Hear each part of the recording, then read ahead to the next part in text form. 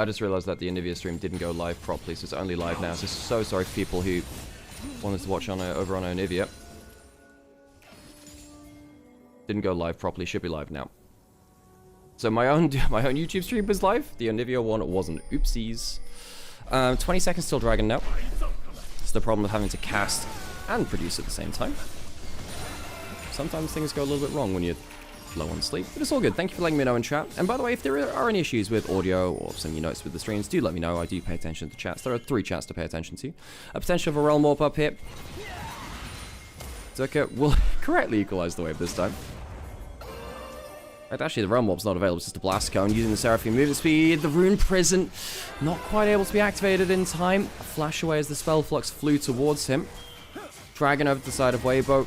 2.5k lead. Weibo getting themselves up in the objective game as well. Most of that gold in that jungle matchup. JJ ahead of Wei. Two junglers who've been 2 of our better junglers so far across the LPL.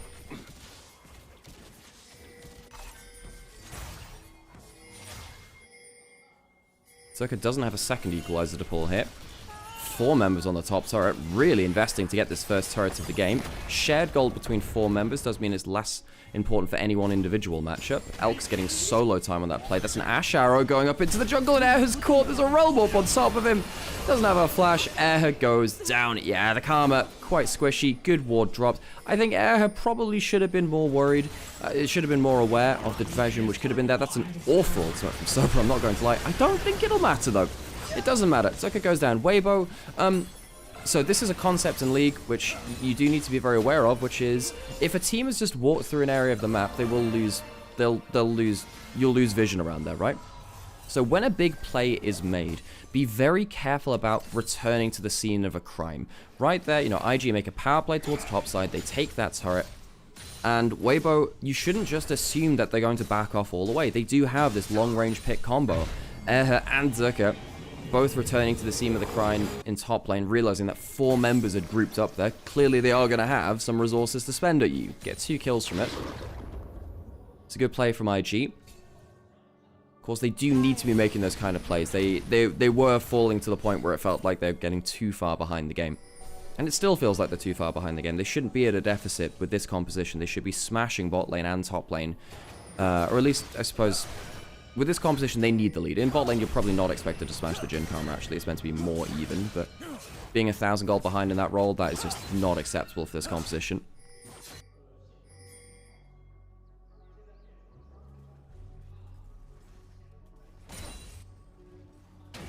YouTube stream is online. I don't know what that person's saying. yeah, I mean, so I run 2 YouTube streams. One of them is for a restream over to Onivia's highlight channel, which is where a lot of our YouTube viewership comes from. But then I have my own channel as well. I know it's a little strange to have 2 YouTube channels, but it basically means that I have like an archive of my own games on YouTube this way, because the Twitch VODs don't last for forever.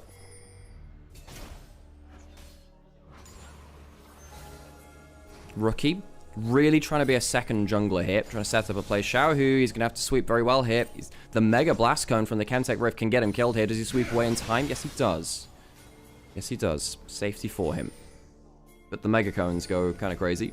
It's like the Monster Energy Blast Cones. Why don't we get energy drink sponsors on the Rift itself? I'm telling you. It's like Blast Cones sponsored by like Red Bull X Games. Rookie doesn't have a flash, gonna get swept back into that very Ved Pantheon, and he will go down. Shinzao alone trying to DPS the Azir. He probably will get the kill here if he sticks on him, but how much health is he going to have for the rest of the fight? Gets the kill into Xiao, who's Sobro's here now, but I'm not sure he's gonna have enough damage to see through the rest of this. Sobro's teleported in, and he just can't get enough done. 2 dead for the side of IG as the fight continues. A flash away, but I don't think it'll matter because his health bar has been equalized to 0. And Seraphine has been sold for in this equation. A very decisive play from Weibo.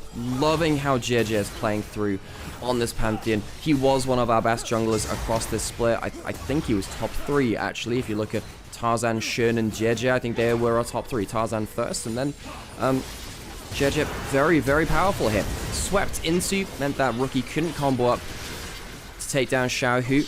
You know, if Xiaohu had been burst out by the Rise as well as the Shinzao, maybe you have enough HP to take down another person and the fight's playable, but because of the very slick combo from Xiaohu and JJ, it just wasn't really possible.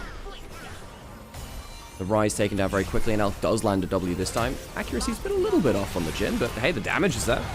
Can't discredit that one. Elk, very far ahead of the game. He's gone for the Mosquito build, the Collector Rapid Fire Cannon, but against a 0 tank composition where you just want target access, it actually does make a lot of sense here. You just need to be able to hit people, and this helps you do that. Dragon spawning in under 30 seconds. What ultimates have we got to play with? There's a Realm Warp. Actually, most ultimates there from IG on the other side from Weibo. Won't have that Grand Star fall. Oh, the arrow lands on Zucker. Wasn't paying attention for that long enough range. Played that. Jeja trying to flash out. So I don't think it'll help him. Equalizer's not even up and available right now, by the way. And it's a great sweep. It's a great sweep from Xiaohu. That'll finish off the fight. Who even needs an Equalizer? We're done with maths today. Now, there's no smite for the side of Weibo. Sobro looking to potentially catch someone out as they go back towards that mid lane, and in this case it would be Elk. Did have that ultimate. Doesn't matter here though. Even with no smites, Weibo will claim themselves their second dragon. Sobro isn't going to hit Elk. Isn't going to hit him either with the ult or the Q. Didn't have that cleanse. That could have been a kill. Swiftness boots, max range of that skill shot though. Makes it quite hard to land it. Almost long since the days where Varus ult was the most missed skill shot in the game. It's okay. Yeah, I don't know, man. It just a sidestep. It just fancies getting stunned by the equalizer, by the encore as well. You know, why not? Immobility. It's a fun pastime. Great sweep by Xiaohu. And this is the problem with having no frontline. What do you do when the Azir flies at you? What do you do when an equalizer drops at you? You can't do much. You need to have such a crushing lead that Weibo are poked out before fights because you have such a powerful Varus, the Ashe, the Seraphine poke you out. If you're coming into a fight of full HP, as IG and Weibo, if both are full HP, then Weibo win 100% of the time. I don't think IG should ever be picking these kind of fragile compositions. I just don't think they have the laning phase to pull it off. And as we saw in this game, yes, Sobro did eventually get ahead of Zucker from the help of his team, but bot lane didn't do well enough. And Sobro, of course, died on the play too. And now suddenly you've got, you know, Jeja's 7 kills deep. He's at 2 items. He's got the Motreds. He is ahead of Wei by basically that boot's completion. Equalize. Oh, crap, that's a lot of damage. He's used all his skills now.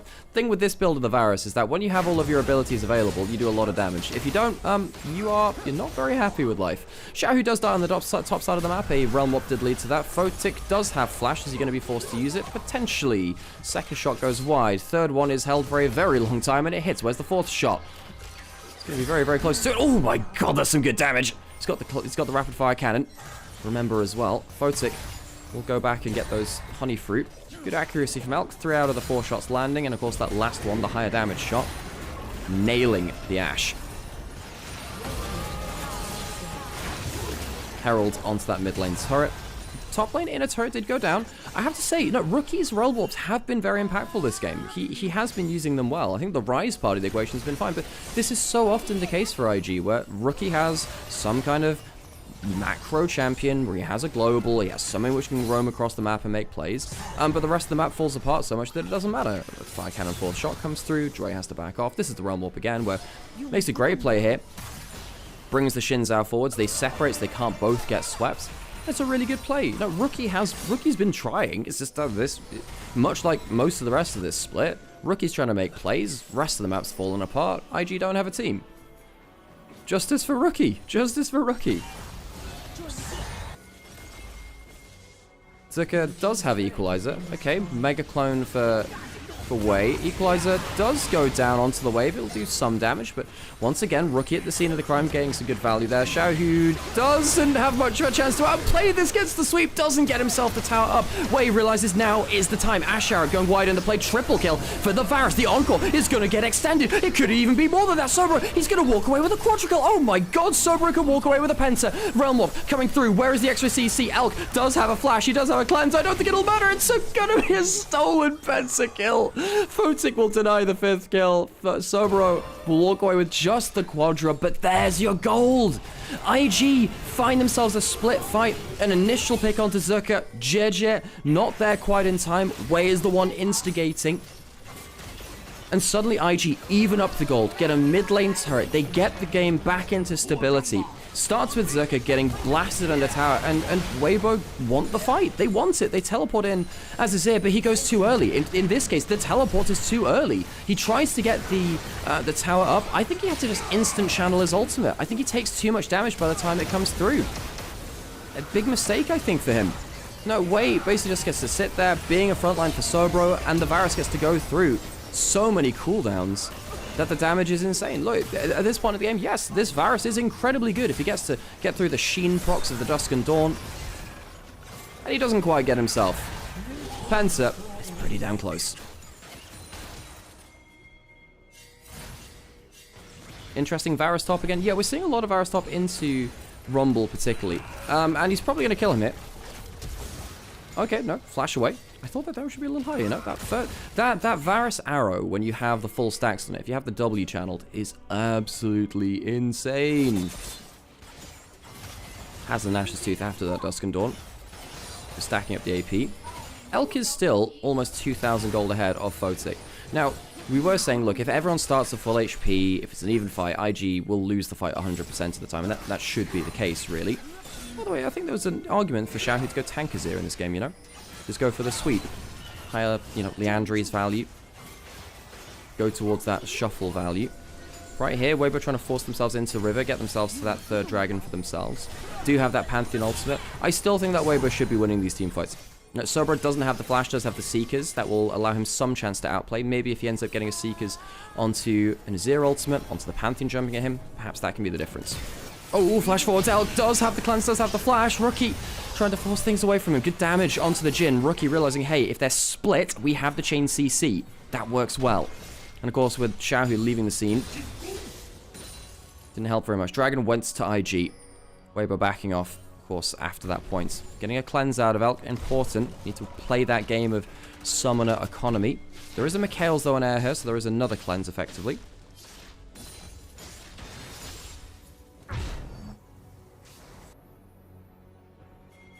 Rookie being down the flash, though, of course, very important. That Rise flash has been pivotal to IG's playmaking. So now we're at a point where we revisit this conversation again. Do IG have the gold to make this work? GA onto Wei. Very powerful Varus. I think they can outplay in fights now because Sobro is going towards that Zhonya's. Oh, God, just as we say that, though, Wei goes very, very low. A couple of shots missing, but the fourth shot won't. On course coming through. Xiaohu will get stunned, but he's slid away already. God damn, the Jhin damage is intense. He's got an Infinity Edge. Yeah, that'll help. Jia goes forwards, and Wei will be put down into the Guardian Angel. Be waiting in Purgatory for just a second, but I think the judgment has been put upon him, and I don't think it's a particularly good look for him in the afterlife. Jia will be getting the better of this. Rookie very nearly getting the spell bounce to get a kill back, but Weibo, this is the power of this composition. It's so much easier for them to get the burst out. Rookie doesn't have the flash.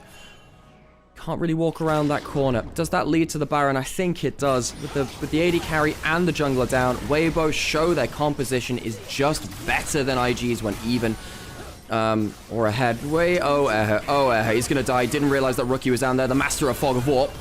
Very powerful at that. Now, Xiaohu's taking a lot of damage. I think Weibo have to back off now. I think Erha makes a mistake. He was checking for Rookie around that corner. Now, suddenly, hang on a second. If he gets the spell bounce here, he can get himself a lot of damage. If he kills Jia, no, not able to get in range. Not able to get in range. So it's a couple of kills. That's it. I think Erha, on the whole, has actually had a very good game, as we were saying. But the problem is now he's actually just a very squishy play. He's trying to play around, risky vision plays. But right there, Rookie, he is the Master of Fog of War. You can't always criticize someone for getting caught out by Rookie of all players. So Wei and Jui get caught out in River, and the Seraphine just doesn't get to play. I think he's very lucky to get away out of here alive first. Dodged out a lot of those skill shots. Xiaohu sliding away. Just look at the damage. The Infinity Edge completed for the Jhin. Yeah, that'll hurt. Yeah, that'll hurt indeed. And Sobro doesn't get to determine this fight, really. That's the big thing. If this game is going to be won by IG, it has to be Sobro's damage on the Jhin. The Jhin has to do this crazy work. And credit to Rookie and Wei, they make this a much more even fight towards the end because that last spell flux or two ends up taking enough HP down from Weibo that they can play out the ensuing Baron situation.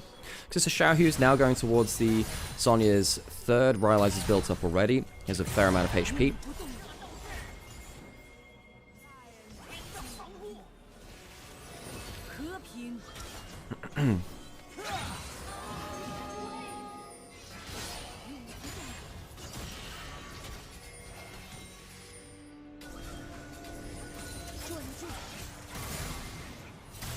Okay, so Dragon now in under 2 minutes, Baron's still alive. We're looking at those freak picks really now. If the game is about these 5v5s, I do just feel like Weibo just blasted. Even with the gold lead not being that much, I'm just looking at this Jhin. I'm looking at a Rumble who, even though he's behind, is going to provide all the value that he needs. It's so much easier for Weibo to get the damage down that they need to. Especially with the Mikhails available for Air, it breaks apart some of the CC chain for IG, so if the Karma is there at the play, don't expect IG to be able to full CC chain in the way that they've somewhat been able to before.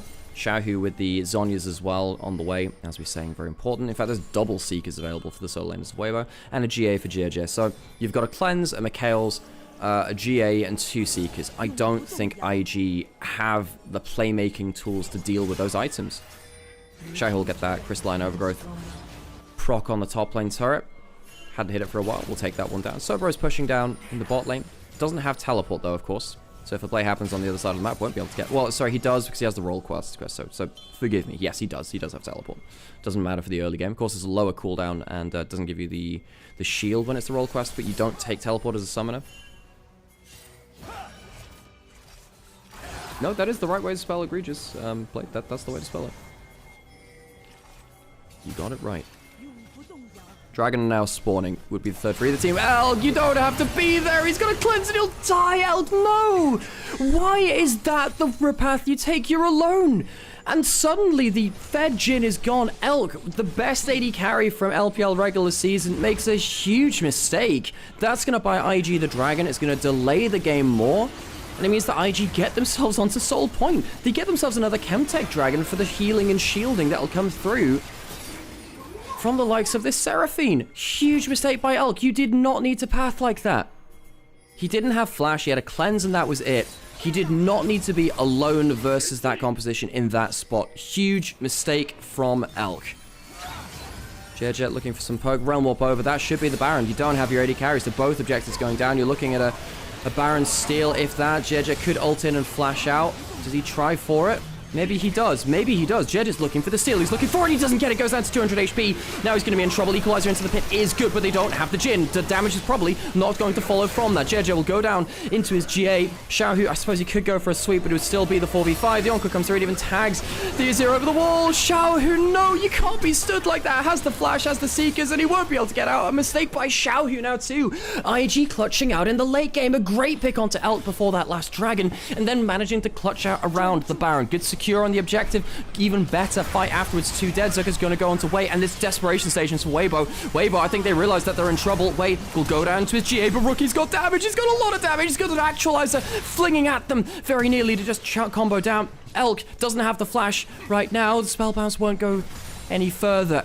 IG clutch out in the late game. The CC chain works. The misstep from Elk, the misplay from Xiaohu around the Baron might mean they can break the base. I don't think this is game, but IG, well, the thing about IG, folks, is that they are one of these teams which does have just such a crazy ability to magic their way through a game. Do they get there the regular way? No, they don't go from point A to B. They'll take a detour through various other letters after that point. They even catch Elk again! Wade stacked up the Q. Elk got him ended up in range, blows that flash. Elk has made some uncharacteristic errors so far this game. He's gone from 2,000 again to 2,000 gold ahead to even. Sobro and Rookie now 2.5k ahead themselves. Rookie, hang on a second, they're going to pull in the Pantheon ultimate. I think they'll be able to disengage in time, and Jeja doesn't have flash. He's actually in danger now, potentially. Hang on, Circus got the equalizer. Realm Warp's coming in. Sobro's gonna die before he can make a difference. Sweep back onto Photic, and Weibo now found a way to pull IG apart at the seams. 2 dead already. It's back and forth and back again. IG, they'd found themselves a miracle way into the team, but just as they ended off their Baron push, they don't retreat orderly. The retreat is in bits and pieces, in drips and drops, and then Weibo just turn on the tap and take down 2 damage sources. Both AD carries, Sobro and Photic, go down. Weibo, they have to be wiping their brow of sweat now. That might have saved the game for them. That might have just saved the game for them. There's still technically a minute left of that Baron. IG clutched their way into it. The CC chain worked so well, and I thought actually if they caught out Elk at the Nexus, could have been game. Could have just been game. But then the retreat was not orderly. They leave people out to dry, and IG lose 2 for free. Oh, God. LPL's not for the faint of heart, folks. Watching LPL is not... It's not there if you've got, you know, heart palpitation issues. Oh, God. Elk gets himself back up to 1,000 gold ahead. Sobro loses 1,500 of his gold lead. Zerka, great equalizer there, of course, brings down the damage. The Rumble, doesn't matter how far behind he is in gold at this point, he's got the items to make the difference. So what does this mean for the game? Well, you have full Zhonya's onto Sobro, so that will be available. Zhonya's built up for both Weibo solo laners. As long as Xiaohu and Zerka... I think as long as Xiaohu gets himself one good fight, I think it should hang on, jumping forwards again. They find themselves the pick, and that's going to be Sobro down. Has the Zhonya's, can't use it in time. Zerka's roasting Wei alive, and Xiaohu will get flashed away from in terms of his sweep, but I don't think Photic's got the damage, and indeed he won't. Rumble goes down on the other side of the fight, but the damage, I fear, is already done. Actualizer pop by Rookie, but cleanse from Elk means he'll escape the combo. Pantheon ult flying across the screen, and even the Jhin trap coming in to help. Jhin W dodged away from Rookie. Doesn't have enough to survive this, though, I don't think. Spellbounce, how good's the damage? It's pretty good, actually, and he'll combo up with Wei. Gets a kill onto the AD carry. Wei doesn't have the damage, I think, to survive the 1v2 afterwards, though. IG still, again, not going point A to B, but they're still ending up at that eventuality of the morgue. Weibo outplaying in that team fight. A great pick under that under turret. Sobro caught out so much of the damage from IG. If he goes down, the fights are pretty much gone from IG. I don't know what to make of the whole path of this game. You know, Weibo doing very well through the laning phase. Let me just refresh the stream there. Not exactly what's happening. There we go. Into the replay now. So, Sobro has Flash, has Zhonya's. Doesn't use either. Perhaps his Zhonya's was on cooldown. And if it was, why do you walk up like that? I saw that he had the full item, and forgive me, I can't remember whether it was on cooldown or not. I just saw that the item was completed. You can't walk up like that. That's a huge mistake from Sobro. Dragon now goes over to the side of Weibo. IG will not take this chance at Soul. This is why we love the LPL. Just fight, think later. Particularly between these two teams as well. IG and Weibo are teams which will... once it gets to mid and late game, IG and Weibo are actually very intelligent teams. A lot of the time, they are. They are. And this is why, actually, both of these teams beat JDG, who are a team, I think, struggle with the more complex macro of games. Weibo and IG, they can really roll with the punches in mid and late game. They can figure things out on the fly. And when you've got players like Xiaohu and Rookie at the helm, Wei and JJ in the jungle as well, you expect that to a certain extent. They can really upset certain teams. So what happens when they come together is both of them try and problem solve these complex, ever-evolving equations at the same time, and there's so much variety in the gameplay. It's very, very fun to watch. This is one of my favorite matchups to watch in the LPL, because both of these teams, if they do get to mid and late game, give you a lot to be excited for. Okay, so we're grouping up around mid lane again. Photic does have Infinity Edge. He's a 4-item AD carry. Elk is close towards the GA, doesn't have it yet. GA's and Wei's GA's both up. Good damage there from Elk. And if Elk gets a clean team fight on the Jhin, damage is going to be intense. IG, do they have enough damage outside of the Varus now to find another fight? Wei going into the enemy jungle.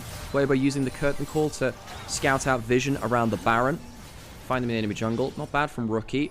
It's a little bit caught out there. Uses the actualizer and he's gone. The W comes through, flash through. I think it's a bit too ambitious from JJ. Not bad in terms of the equalizer. JJ's going to go down, but what happens with the Varus? Varus out of the play. Xiao, who doesn't end up really getting that much value. Another auto attack might have taken down the Varus. The Varus is still out of the play. JJ is down. One kill, just the one play in the fight right now. Photic's got so much damage with the Infinity Edge. Xiao, who's going to go down. The sweep gets nothing. Xiao, who it's another fight which just goes wrong for the legendary mid laner. Rookie, it started with him getting caught out, but it was all a ruse. It was all a bait, and Weibo can't get the damage. They lose the fight 3-0. A teleport towards topside. Are they going to go towards like an inhibitor push? What's the plan now? They don't want the Baron. They don't want the Baron at all. They want to end the game. They want to end the game. They want to see if they can break the inhibitor. IG realize, well, screw it. We got the good fights. Let's see what we can do. There's 30, 40 seconds on the other laners. IG, this composition was meant to get ahead early and stomp through the game. This wasn't the way it's supposed to win, but it's IG. Who gives a damn? Weibo, a couple of fights going against him in the worst possible ways. It'll be the inhibitor down. The end of the game, not going to happen. IG call off the base push. I do wonder, chat, whether they could have gone for the end. I think on another day, perhaps they would have done. Thank you for the follows, by the way. If you have been enjoying this gameplay, think about dropping a like or a subscribe. It does make a lot of difference to me streaming this. This is basically my job. Ash Arrow is going to go over the wall. They cancelled the curtain call. Worst possible timing for Elk. Actualize comes through. JJ not able to get in a position at time. There is a Mega Cone. Now what happens now? The fight is split. Mega Cone into the backline from JJ. Equalizer is good. I think Weibo think they can potentially walk away with this because the Rise is now down and they're corralled. They're corralled IG. Again, we've gone from nowhere near point A to B. It's not a clear route to the finish line. It is just an absolute maze. It's a maze all over the place. It's a zigzag. It's a wiggle across the rift. Joy's going to go down as well. 2 dead. And I think folks, Weibo can get themselves the Baron of this now. I think they can get the Baron. Okay. It's not normal gameplay. It's not normal gameplay at all. Someone check him PC. He is not normal gameplay. Oh, Jesus Christ. Oh, Jesus. Oh, I love the LPL, folks. I love the LPL. Well, if you wanted some entertainment this morning, you've turned up at a very, very fine time and a very fine occasion. Oh, bloody hell. So we're in a 7-dragon game right now. Baron did get taken. Sorry. I'm dumb. Baron did actually get taken by IG. Baron got taken by IG. So that one was the one which I just skipped my mind. So that's not going to be on the table for Weibo, but 2 dead on the other side. IG significantly happy with that now. Game's so crazy. The cast is missing the giant objectives going down. Whoopsies. Teehee. Okay, Sobro, 2,000 gold ahead. A better game from him than I thought we were going to have, actually. JJ was so very fed, but he's struggling to be, you know, one-man army. You know, you're not a late-game teamfight carries the Pantheon. You can do a good amount of damage, but not everything. Dragon now up in 30 seconds. IG using that Baron to try and get some wave control. Xiaohu has not had a clean fight in a while. Really looking at this Azir to have a better time of things. He's a level 18 late-game scaling champion. Elk has flash, no cleanse. There's a Mikhail's. There's a Zhonya's for both solo laners of both teams. So we have 4 ways to go golden. Dragon going down. Are we really flipping for this? If it goes into a front to back, IG feel a lot happier. The Ash Arrow is coming through. That's the air. Mikhail's coming through. The equalizer, honestly, is not great. The soul is stolen. It's stolen. JJ manages to go back into the pit. Chemtech soul for Weibo. Big victory for them. IG, they'd managed to force them off the dragon. They managed to force them off it, but they can't get the smite skill. Oh, God, the recalls are coming through. JJ doesn't have the GA. He's trying to ult his way out, and he'll get out. He'll get out. The CC doesn't land in time. He'll get out to the Nexus. Elk will recall in the enemy jungle. All 5 members of Weibo slink their way away from the objective. IG got that last Baron. Doesn't really get them that much, and now Weibo walk away with the permanent objective of the Chemtech Soul. So what does that mean? Well, you have triple boost to your healing and shielding. So Karma's heals and shields will be increased by 18%. And then with the soul itself, when you get below half HP, you get 10% damage reduction. And damage itself. JJ has a great smite secure. IG were going for the flip. Didn't want to fully force him out. Dragon was too low anyway. Perhaps the curtain call would have led to Weibo. Or rather, just the extra damage coming through. I can't remember if the curtain call was even up at that point. Oh, God, it's so hard to counteract the diesels. Chaotic game, folks. Chaotic game. But yeah, perhaps I think at that point it was coming down to a flip. Weibo would have had the damage to burst it open. Dead on even in gold at 41 minutes. Dead on even. Secured, not stolen? No. Weibo were forced off of the objective. No. Weibo were forced off the objective. At that point, it's a steal. IG were on the dragon. JJ had to walk up to press the smite. He was not on the dragon anymore. I suppose you could call it a bit of a flip in the purest sense, but I would consider that. I would consider that a steal, actually. Because IG were the ones who were choosing to keep it leashed.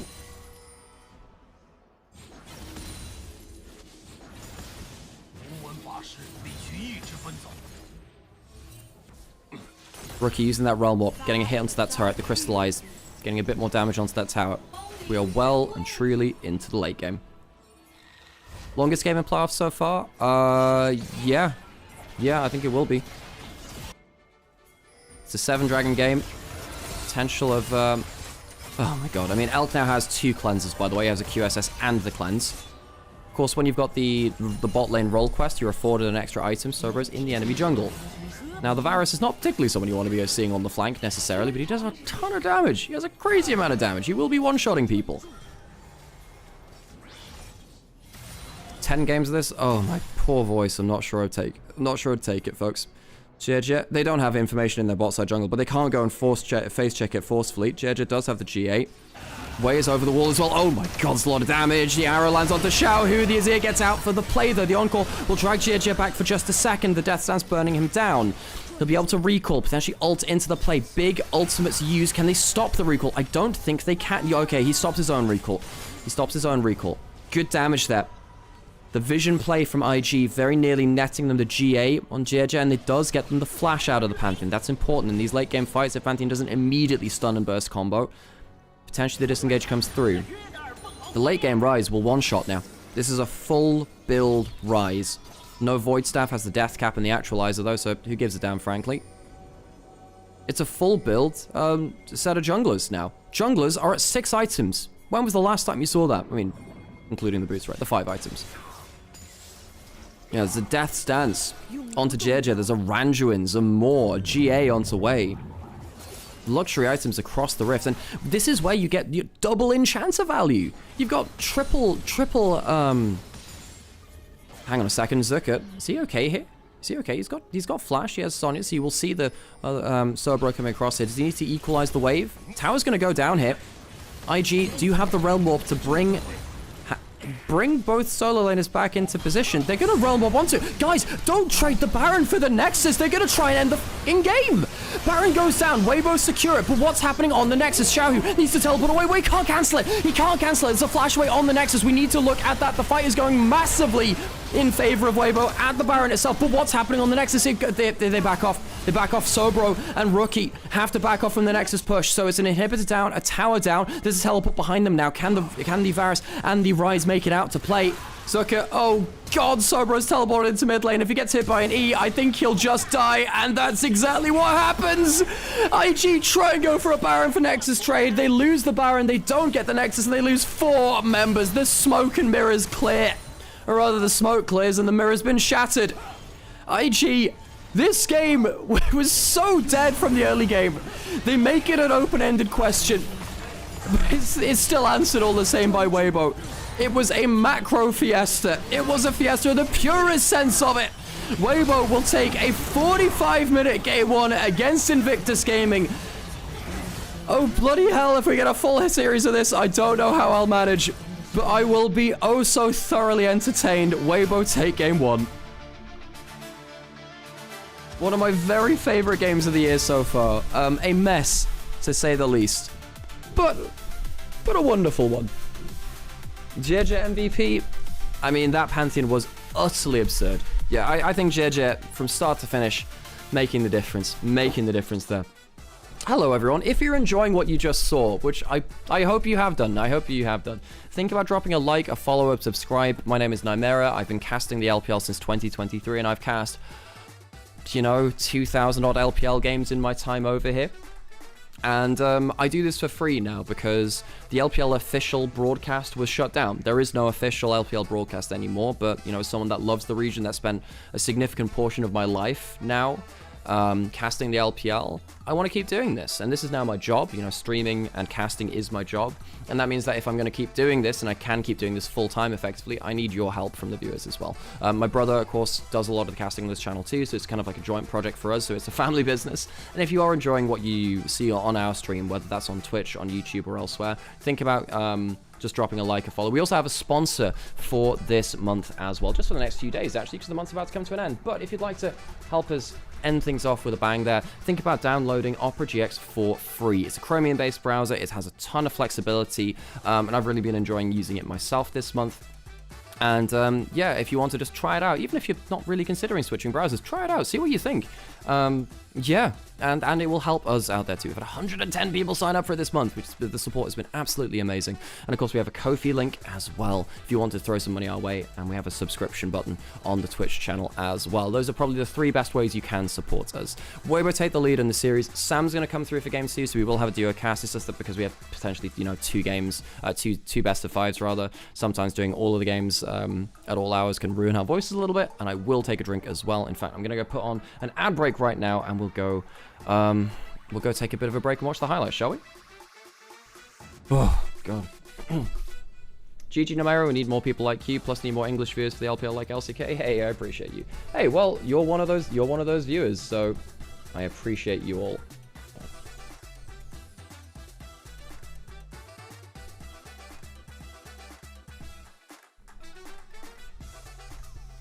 What a game. That is one of my very favorite games of the year, folks. One of my very favorite games of the year. I like her dress, it's very cool.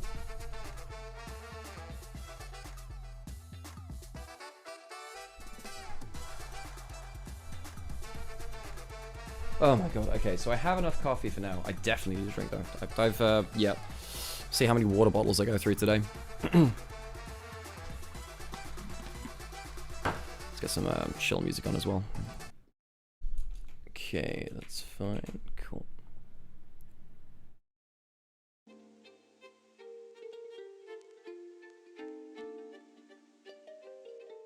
Oh man, if only IG had a laning phase. If IG had a laning phase, this team would be so much better. If they had a laning phase, they'd be so much better. Is the post-game stats? Oh my god, man. Elk's damage is... Elk just put... Oh, Jesus Christ. That's a 50,000 damage game. What? Yeah, it's all good, Blade. I mean, we'll figure it out, right? End of the day, if it gets to the point where we're getting ads in-game, people just have to subscribe. So, yeah. I mean, I will say, I think that Xiaohu and Elk didn't have the best games. Look, Elk put out a ton of damage, but I think Elk had a couple of fights where it wasn't fantastic. I mean, really, it was that one mid lane death, right? And then I think Xiaohu had a lot of messy fights. Granted, there was a lot of skill shots being thrown at him. But yeah.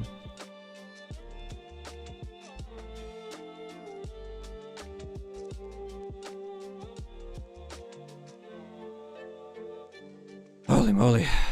Holy moly.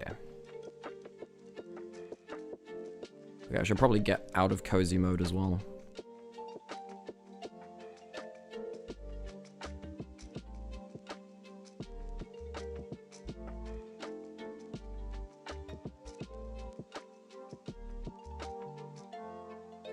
$35,000 damage from Pantheon is more impressive. That's very true. I actually missed that. Yeah, the damage from Pantheon was absurd. That was an incredible Pantheon game.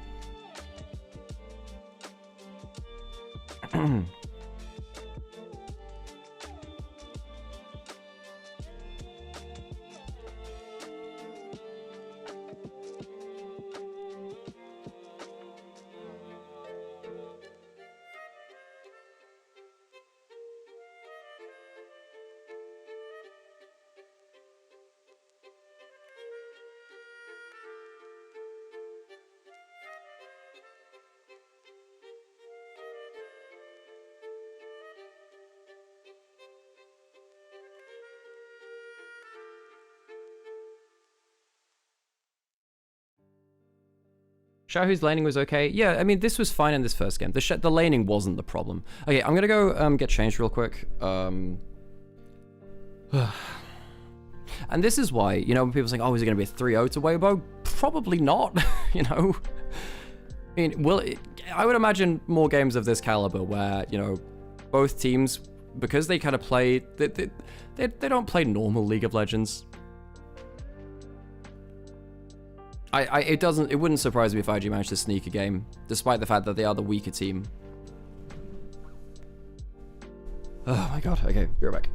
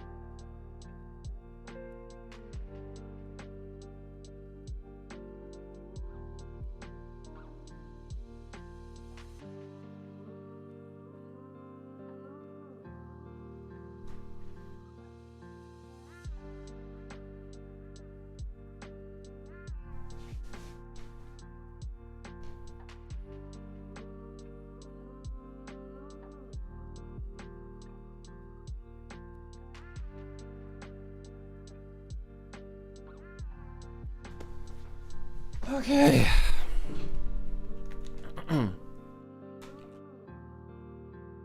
And JJ gets player of the game. No surprises there. No surprises there. Jesus, that's game one. That's game one.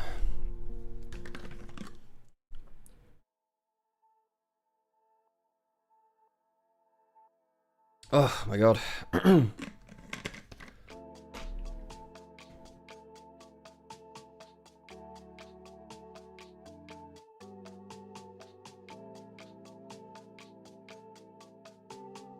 45-minute unexpected banger, one of the comments in the chat. The thing is with these teams, like, okay, put it this way, folks. If you were going to see a team, if you're going to predict a team in LPL to go to random 45-minute bangers, it probably would be these two teams right at the top of the table. Oh, God. Well, there's one way to wake you up. Well, wake yourself up bright and early in the morning. Anything to do during the break? I don't think Airhead did enough to get it, but it's nice to see someone appreciate his work in the game. Yeah, I think Airhead's laning phase was really good, actually. I mean, mid and late game was always going to be more difficult. But yeah, I think that Airhead's mid game was a little bit more ropey, but then again, just the composition means that it's harder to play that out. Oh, do you like my mug, by the way? Oh wait, I say this. This is one which I keep for Angie. This is like a Tower London mug. It's cool as heck.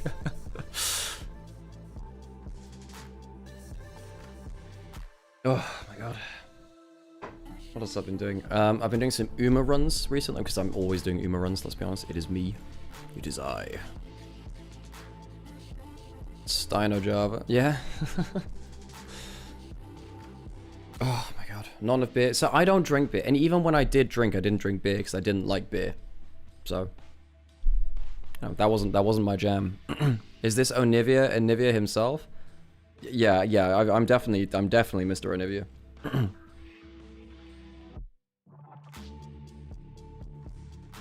What a ridiculous first game for this series.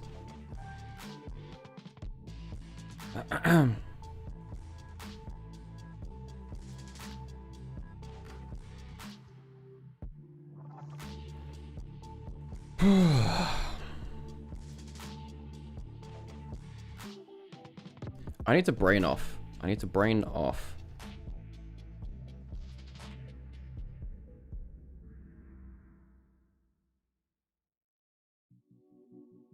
Oh, okay. I guess I could do so. The problem is I don't want to open up too many browser tabs because it kind of kills my PC. Hello, who do I prefer to win in LCK, BFX or DK? Oh, that's a good question actually.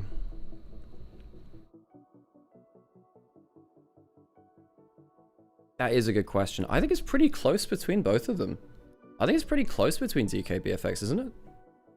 Because I think that Shiwu Clear is not going to be a blowout matchup either way. Because I think Clear's been playing really well recently. Probably Shiwu has the advantage, but I don't think it's going to be a blowout. I think that Raptor has been super good, actually. But then Lucid's been excellent too. Lucid was so good versus T1. Lucid was insane versus them.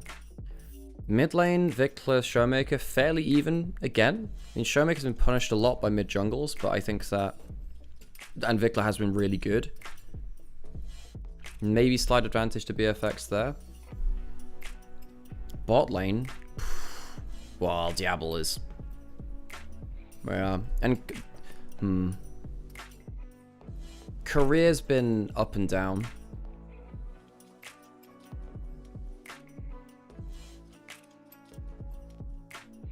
There are some really exciting LCK rookies. They've got some rookies which could just fuel a generation of top tier teams in LCK. Has there ever been a Scottish pro? Yeah. There was Snoopy, right? Snoopy from EG, way back in the day. He was on yeah. So from Evil Geniuses / CLG EU, their jungler Snoopy was Scottish. That's the one I remember. Might have been some others, but that's the guy I remember. Oh god. Okay, well I put on one ad break. I probably should put on another ad break at some point. Let's have a look. I will be fine, I think we'll be fine. We'll just put on a minute and a half after draft and we should be okay. Haven't heard Snoopy's name in a while. Well, the guy's a goat. The guy's a goat. You guys, one of the real legends, pioneer of the scene. Thanks for searching later. Go watch some of those CLG EU games /EG. They were a really fun team. They were a really fun team.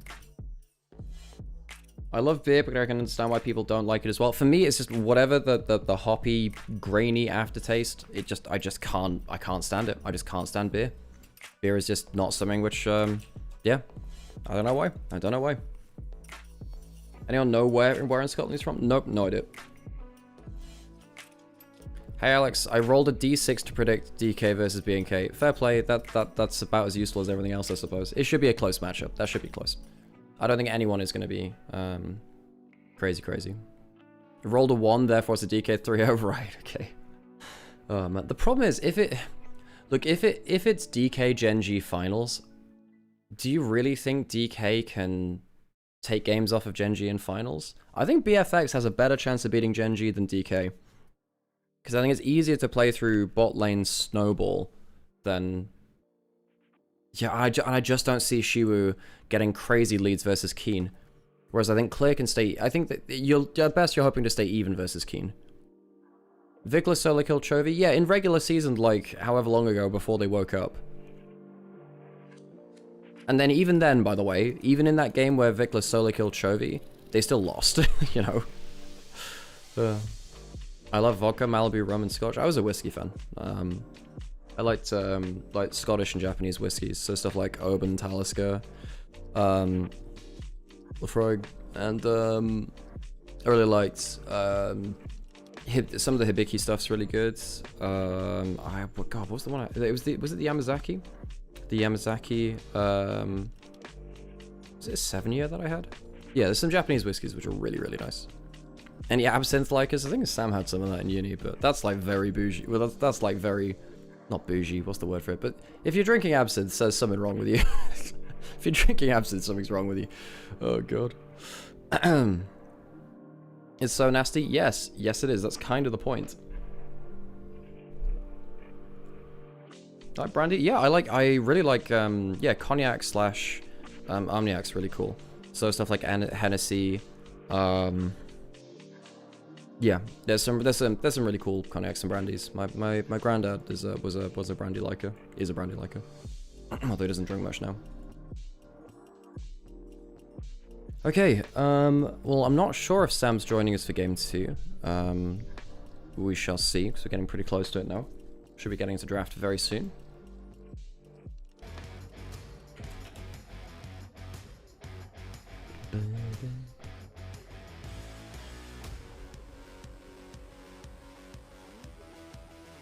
Oh, for God's sake, the YouTube stream's gone down again.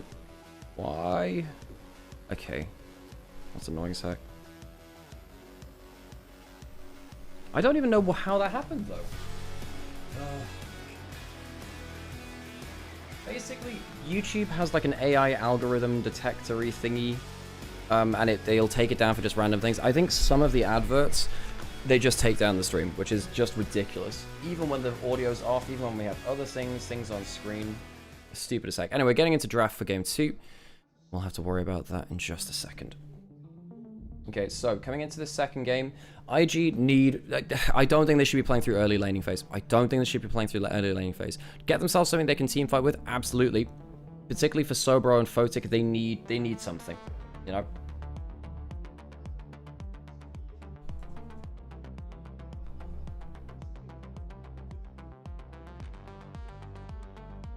Very annoying.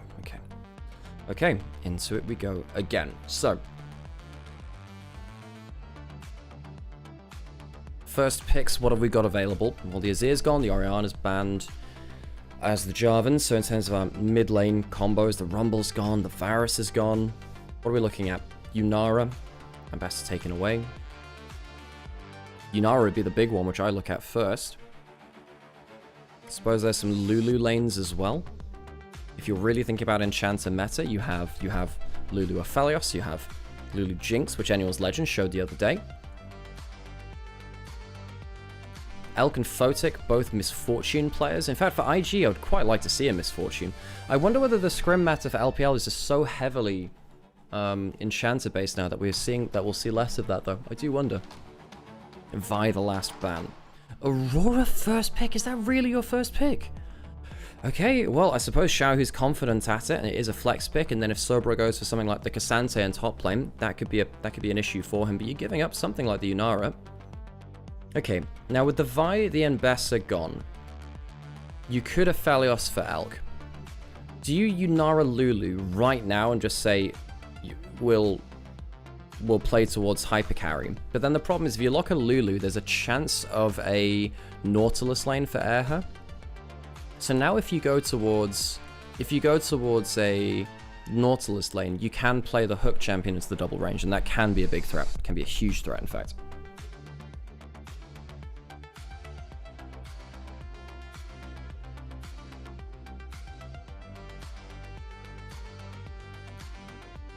Corki being thought instead. Wondering whether it would be something like the Phalios. The Corki is a losing individual matchup into the Yunara, and you don't have a Karma. You can go for the Nami. Corki Nami is fairly powerful. It means it's a competitive 2v2. It's competitive. That being said, I do think that the Yunara Lulu does have a lot more scaling value. Like a lot more. I don't think it was even that worse in the early game either. If anything, it's even better at points. Corki Nami, that's the easy one. So we're really in an Enchanter meta. We're in such an Enchanter meta right now. You know, before this you'd be seeing just spammed Alistair, Nautilus, Braum. But we're really into the Enchanter side of things now, which is really pushing some teams to play some different compositions, find their engage from elsewhere. The Wukong in for Wei. It gives you some engage. I think both these teams are going to have to be looking for those big engage threats somewhere. Sion, Cassante, both quite valuable, I think. When you've got these hyper carries, you do need some way to... Well, I say hyper carries. When you've got enchanters, right? Because you want to be playing front to back.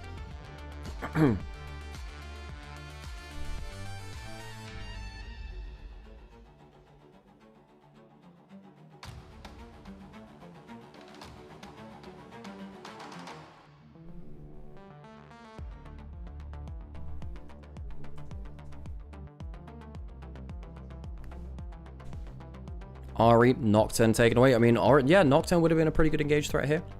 For the side of Jejeb, you know, our player of the game from game one, you want something again that can really instigate here. Jump forward, combo up with the Aurora. You don't have the Vi, Jarvan, Shinzao, Nocturne, Poppy even. What do you go for Jejeb now? Is that Aurora mid? It could be flexed into top lane if there's a Cassante or a Renekton, so don't assume that it's going into mid lane, but it's likely to be there.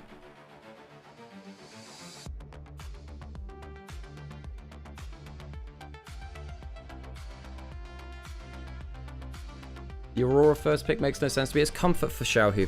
It's comfort for Xiaohu. I think Rookie can still go towards something like the Talia here. The Talia is fine. I suppose you could even go towards something like the Syndra. Syndra's not awful, although not fantastic into the Nami. Okay, if you lock the Renekton as a safe blind pick here, you can flex the Aurora top lane now. That is a good matchup for the Aurora. So there's a chance that goes top lane and something else happens mid lane, but you don't see the matchup mid lane, so... whatever, really. You need an engaged threat. Malphite would be that. Not fantastic into Yunara. It's okay. It's not fantastic into the Wukong either, actually. He's got so much armor shred. But it is engage. It is engage. Wukong is actually not bad into this champion because the crushing blows do give so much armor shred.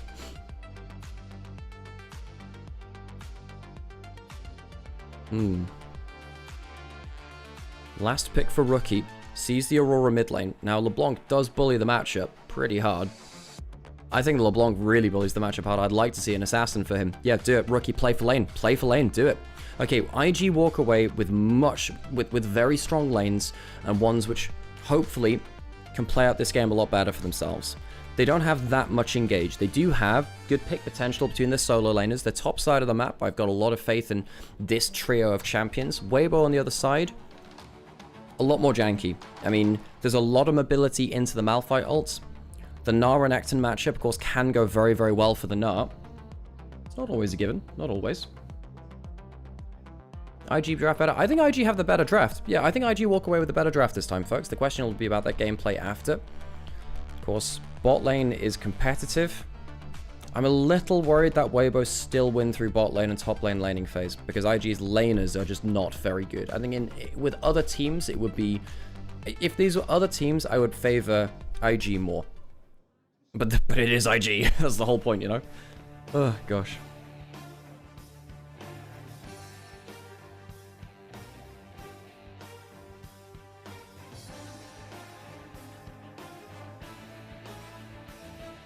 And into the second game we go.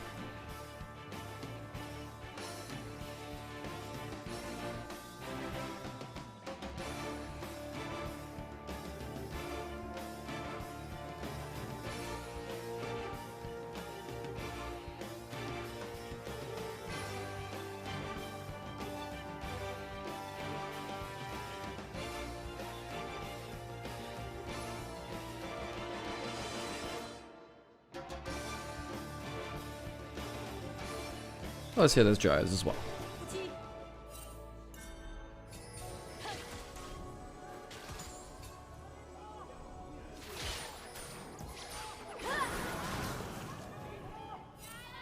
So fighting over those wards in the bot lane brush. Ooh, Way not spotted that. Way not spotted, clear in that bot side, in the bot lane bush. Way is going to be able to start on red buff. Okay, this is a good early start from IG. They're going to be able to isolate bot lane. Malphite wouldn't really want to walk bot lane anyway. But it does mean that he can't really enter the bot side of the map to do much. So Elk and Air are on their own. I have to say, though, heal for heal, trying to space out, get the extra auto attacks. Not bad trading back from Elk and Air, actually. Again, the level 1s have been... The laning phase has been good from Elk and Air. I think early on in the split is one of their weakest parts, but I think it's been very strong as the split's gone on. They've developed well in that area of the game. Oh, hey, Sam. So I was wondering if you're going to join us or not. Okay, well, we're through draft already, and we're already into game, so let's get set up.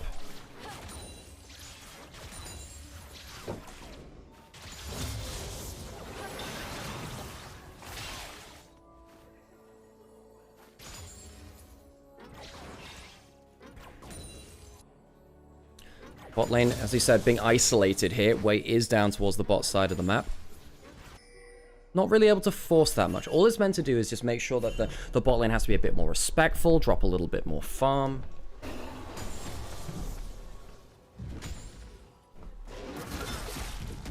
And hopefully that means that Photic and Joy survive the early game, which has been a problem for them.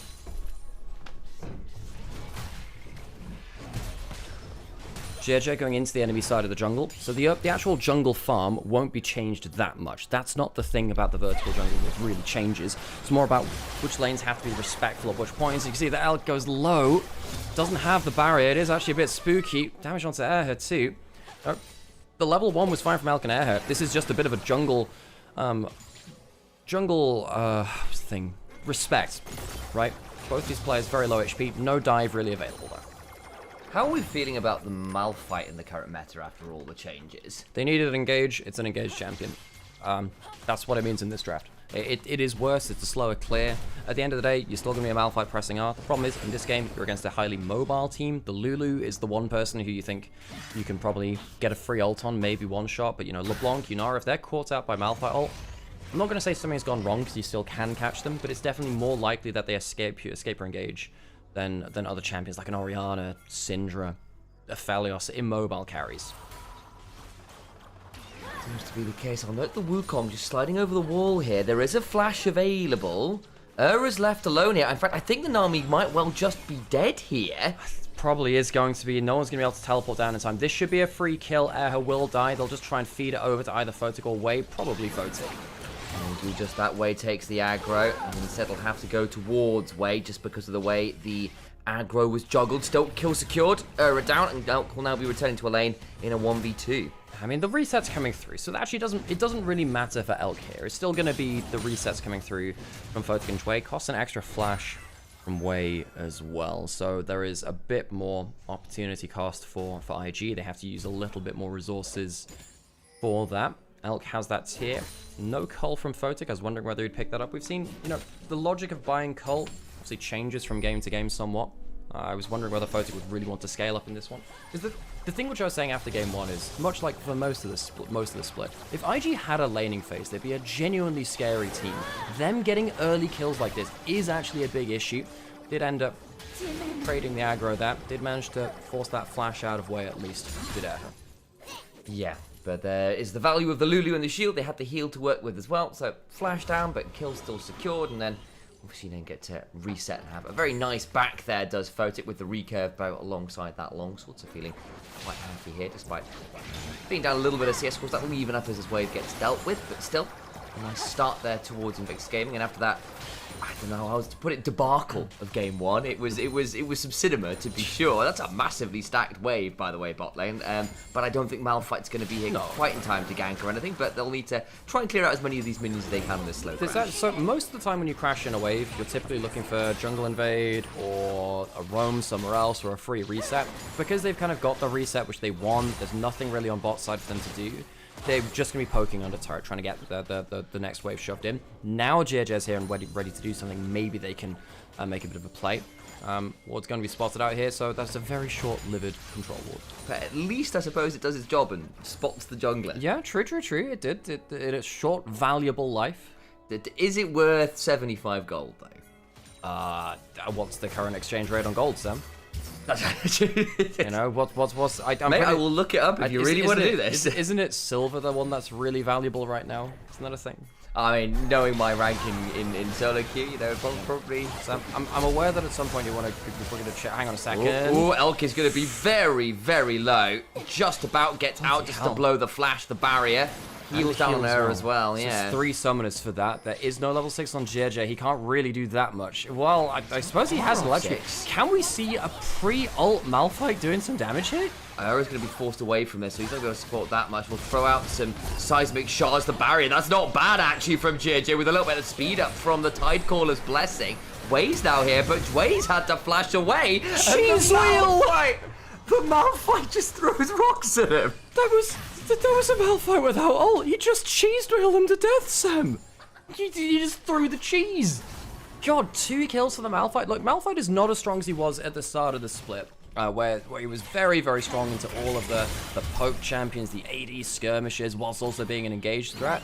It's less good now. Hang on, looking for the passive here is Xiaohu. Rookie will get his passive taken away from him. There's unfortunately Xiaohu in a dangerous spot, but there's the Malphite ult afterwards. This time he's got a little bit more than just the rocks to throw. Way goes down. Dude.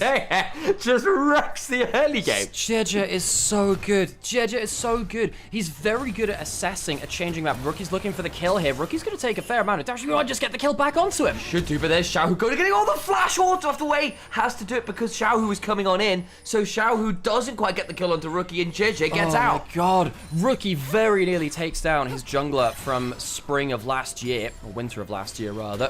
1 auto attack off. That was so close.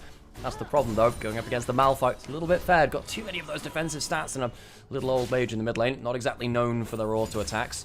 JJ has been so pivotal to Weibo. Now, of course, he was on IG last year. He was one of the most important parts of them on that first kind of spurt of last year. Photic jumping onto L, uses that ult, doesn't get the kill though. And now, of course, JJ goes onto Weibo, and he's been critical. I think he probably has been. Look, he's top 3 jungler. It's whether he's 2nd or 3rd. I actually really liked what Shun was doing this split. I don't think it's disparaging to JJ to say he'd be 3rd instead of 2nd, but he's one of those 2, with Tarzan being, of course, the 1st within the LPL. JJ makes Weibo function. If this guy wasn't there to have his crazy early game pathing, his ability to assess the map, and much like last game, play out that very frantic macro, and same way that Way and Rookie do on the other side, right? You wouldn't see a team perform like this as Weibo. JJ getting ahead from this early game is so important. Shroud's going to get hit by those ethereal chains there, and that'll keep him chunked and low. Malphite's coming towards his bot lane, but he's still over by his Raptors. That means this dive should be pretty done deal. They do at least get 1 back. The second turret shot comes on through, and suddenly they pick up another kill. Way will begin to cyclone his way around, but unfortunately the Malphite's going to be hit by the Aqua Prison, and JJ, I don't think he's going to be miles off getting involved himself. Tries to get back onto Era, flashes with the auto, the heal, and it's just too much. The great legendary battle between natural enemies, monkeys and fish. The fish got teeth, Sam. They got teeth. That's a shark. Maybe, Sam. Maybe. Wait, a shark? Yeah, I mean, sharks are fish. They are. They don't have scales. The scales are a requirement for fish. Actually, no, probably. Well, I think there's no such thing as a fish, is the thing. It's such a wide evolutionary term. Yeah, they don't have them. But they're older than trees, the sharks. There they are. So they've been around to see a thing or two, like a couple of dives in the bot lane. You know, imagine being alive to see, you know, the volcanic nature of the planet, and then also dives under turret here in 2026 for Invictus Gaming. I mean, Wei knows he's dead at this point because the Malphite's on the bot side of the map, so he at least tries to get that other play. That's why he ends up going for that. But now we're walking away with IG's early game, once again, just not being what it needs to be. IG's early game has been a big issue for them. It's been their biggest issue, because they're actually a very talented mid to late game team. They just very rarely make it there by any regular path. If they make it to late game, he's going to get doped by Malphite. It's going to get doped by Malphite. It doesn't even need to be. They just kill him into the turret, and now Jeja's going to run aggressively at the Lulu. Finally presses that R button, and Dway goes, I hate everything to do with this game. This has absolutely fallen apart in 10 minutes. It has, IG, if they had an early game, would be an incredibly scary team. They just don't. They don't have that. They played for this early invade from Wei, and I think Wei is a very talented jungler too. I think he's been one of our better junglers in Group Ascend. But he's up against JJ, and Wei isolated his bot lane matchup, got that dive off early, and thought, okay, well, the Yunara Lulu, surely they're going to be ahead. They're even. Much like last game where they had the Ashe Seraphine, they should have been ahead of the game, and it just didn't end up being that. Of course, one thing led to another. We had a 45-minute banger. It happens. It's the LPL, it's Weibo, it's IG. This is more what you expect from this matchup. Every so often, it'll flip into the late game, and in an even late game, both of these teams are two of our best late game teams in the LPL. But they just, IG can't consistently get there. And that's why when we look at next split, we wonder whether they'll pick up different AD carry, bring back the Shy, Mako. Zuka's gonna get though. He is a Mega Narf. He is. They'll get the root and the stun, but there are 3 members here. I think it's still going to kill. That's a good double crunch, though. Doesn't matter as Rookie gets that kill and gets involved. Should get out from under that turret, and that time, it's a clean dive. Okay, Zuka does go down. Takes a lot of HP with him. Xiaohu not able to stop those recalls. It's a good dive by IG. Of course, diving in Mega Narf, very rarely a... Oh, he does stop the back there. Okay, stops 2 backs. Okay, fair play. Well, nice though. Protobelt is one of those items which is really, really good at utility for things you don't expect. It's the best anti-spell shield tech in the game because it's a very low cooldown and you're always going to hit it. So if you see someone with a spell shield, rocket belt them. And it's really good for just randomly checking bushes like that too. Can very much help you in ways you don't expect. Chat, for those of you who were not around for the Protobelt Ari era, there's a reason why Nymaera still refers to it as Protobelt, because it was my favorite build of all time. Precisely, that they still live in pining for the fjords. Yeah, dude. But like, the thing is, I know Ari's back to building Protobelt, and the saddest thing is, it's actually not very good on Ari in terms of like, it's fine, but it's like it's low damage because it has no magic pen on it. So it's like, okay, if you're actually doing damage, build Lich Bane. You know, build Lich Bane, build Shadow Flame. Protobelt is fun for utility because you can stop your ult mid dash, which is really fun. So you can kind of like slide and kind of like do a banana. It's the original banana combo, you know. Okay, so Elk showing some really nasty damage onto Dway there. There is technically Dragon up in a minute. JJ's here again. He has an ultimate. The Zeke's gives him lower cooldown on that.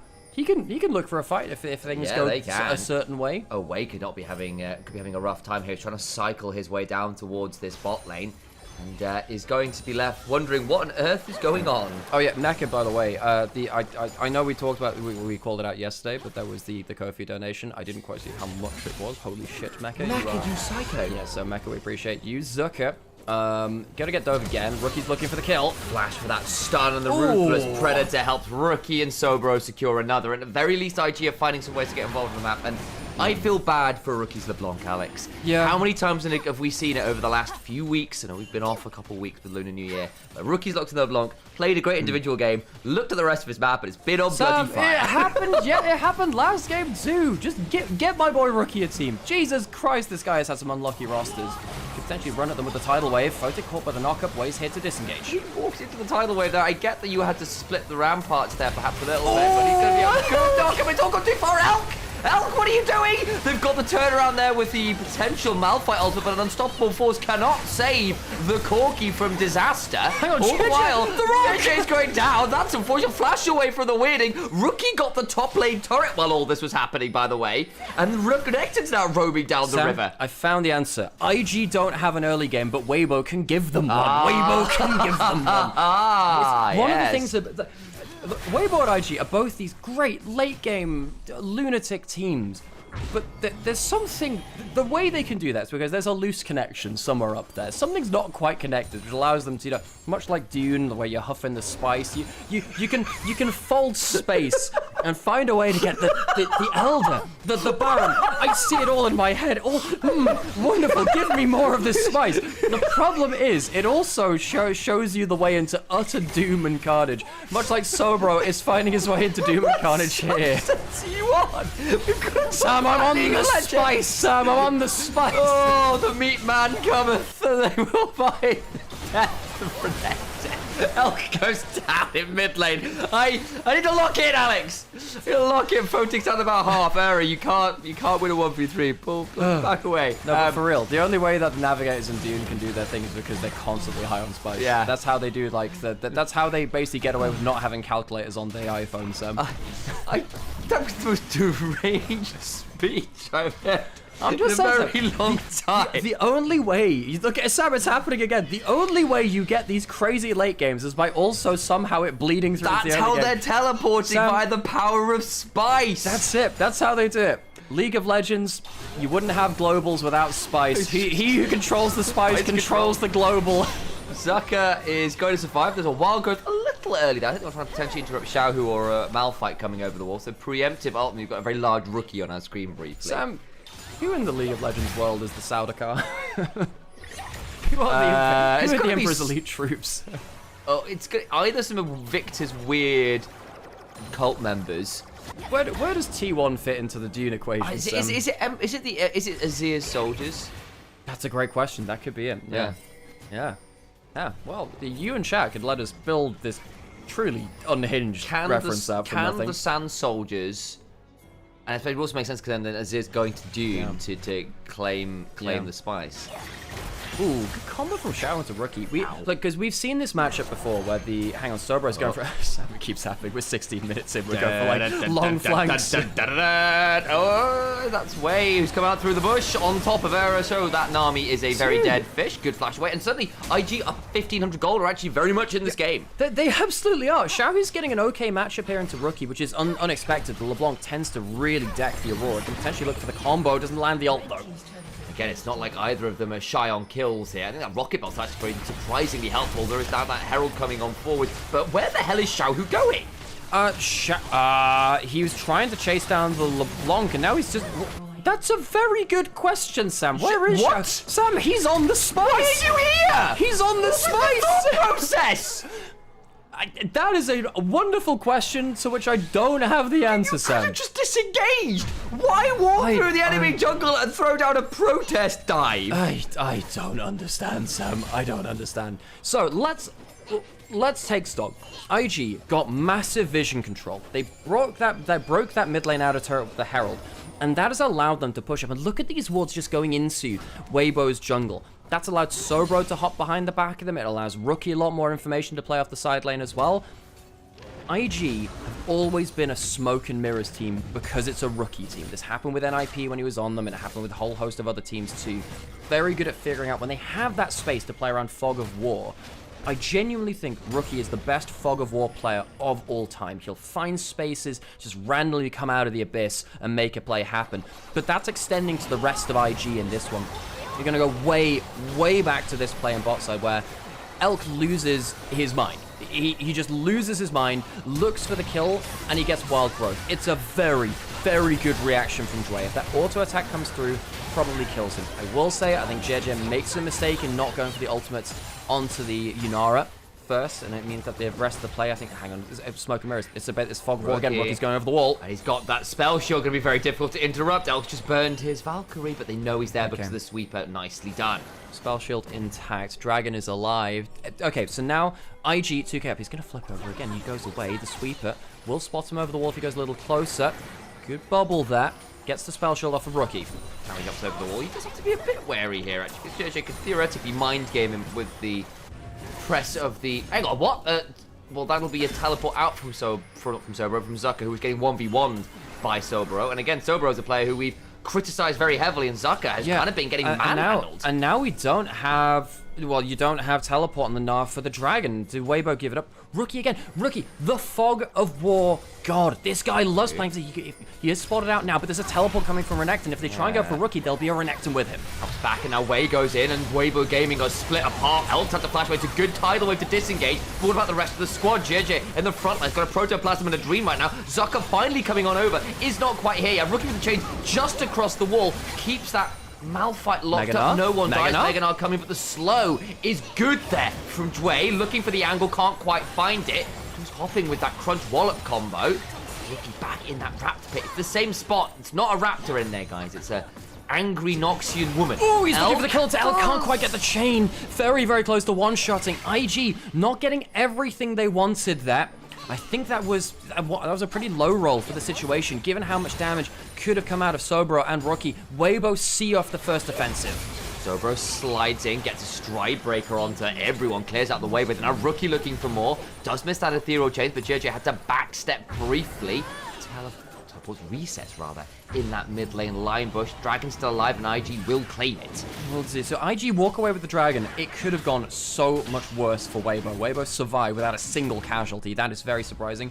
Worth noting, by the way, we haven't talked completely about builds just yet. Obviously, JJ going towards the Protoplasm second is very important for a lot of tank champions right now. Just a very broken item. Zeke's is very cool. Big thing I want to talk about though is Xiaohu's build. He's gone for the Malignance, whose ultimate's going to be up there a lot more of the time. Very bursty, less about killing higher HP targets, have a little bit less damage against the Renekton. But Xiaohu has survived the matchup against the LeBlanc. We've seen this matchup before. Showmaker's played it in the LCK when you play the LeBlanc side of it. We've seen Rookie play it here too. We typically expect the LeBlanc to be very far ahead of the Aurora, and the Aurora falls behind the game. In fact, it was, what was the big game where it happened? Heretics fight KC in LEC. We saw a big game of this where it was Yehu destroying the Aurora early on, and it really took the skirmishes for the Aurora to come back into it. Once you escape that matchup, though, the Aurora in this kind of game can nuke the backline. Yeah. It's got the family atomics somewhere locked up, Sam. That'll be very good. Yeah. Yes, very good.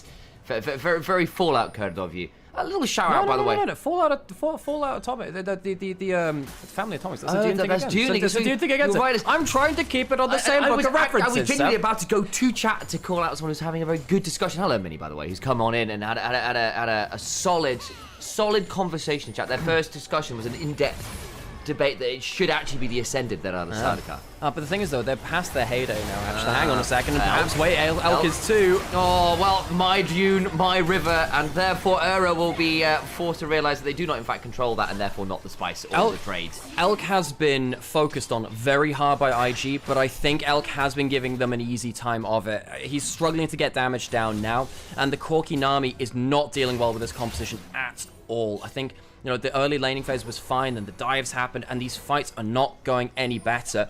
A lot of the damage will have to come through from Zucker and from Xiaohu. And now JJ's got to do that horrible job of just face checking forwards, and when a Malphite has to ult away, it feels really sad, and he does not have it, so he'll just, in fact, die. Yeah, the Rock is very stationary there, Sam. Sedentary. IG will get themselves a Baron. IG, if they get out of the early game, are a scary team. Weibo gave them that early game. We thought, especially if the JJ's early kills, surely that'd be it. Xiaohu, it has to be on him. They do. Between worlds goes Xiaohu, forces Dway to flash out. They're still in the back of the pit. Over the sliding forward. There's a strike break. Elk's back. With the Ruthless Predator, but Ura is gone. Elk is back. Gets a massive pro. Sobro's now in danger. The Baron is thrown. I can't believe it. I can't believe it's like IG, they get out of the early game. They're such a scary team when they get out of the early game, Sam. They threw it. They threw it after all the hard work, Sam. IG, how could you do this? They got themselves the gold lead. You're meant to be better at this point in the game. You were the chosen one. You were the chosen one. God, this is not the golden path at all. This isn't the golden path at all. JJ will come over, he'll smite it, and Weibo, they stabilize the game. They secure the Baron, they get Baron onto all but her, who doesn't end up respawning quite in time. IG, they must be kicking themselves.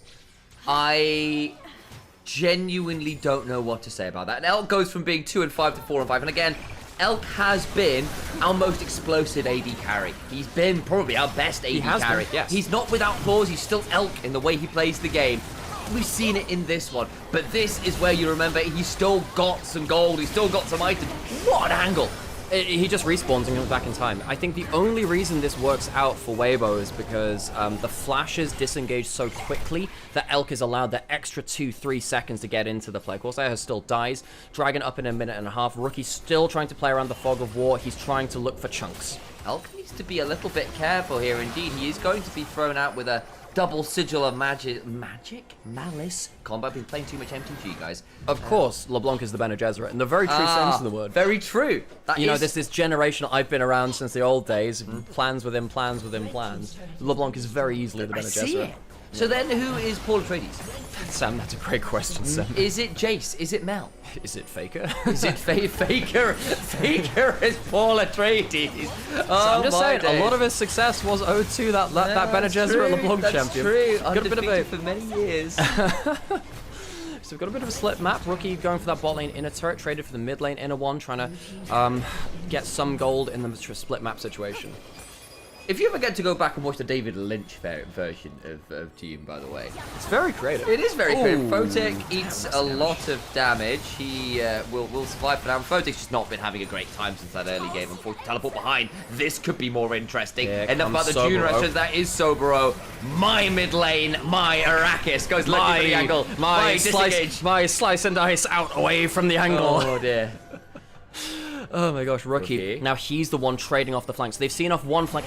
Oh, spell shield used. Nice idea there from JJ to try and smite off the spell shield, but again, he was doing it blind, didn't have vision to smite partway through the flight very easily. It's never going to be entirely simple, but away flashes in with a Cyclone. The wall growth after Elk has to flash away. That means your mid laner is going to be doing the damage afterwards, though, as Shao gets it between worlds and murders 3. He could look for a 4th here, as the cannon minions are allowing him assist. Shao who wants a Quadra. Xiaohu picks up 4, and if it goes long enough, we could still see a Penta. He has, what, like a minute left to try and get it. This could be the end of the game with just one last wave with the Baron buff. They might just look to end it here. They will walk towards the Nexus turrets, and another game that is full of cinema.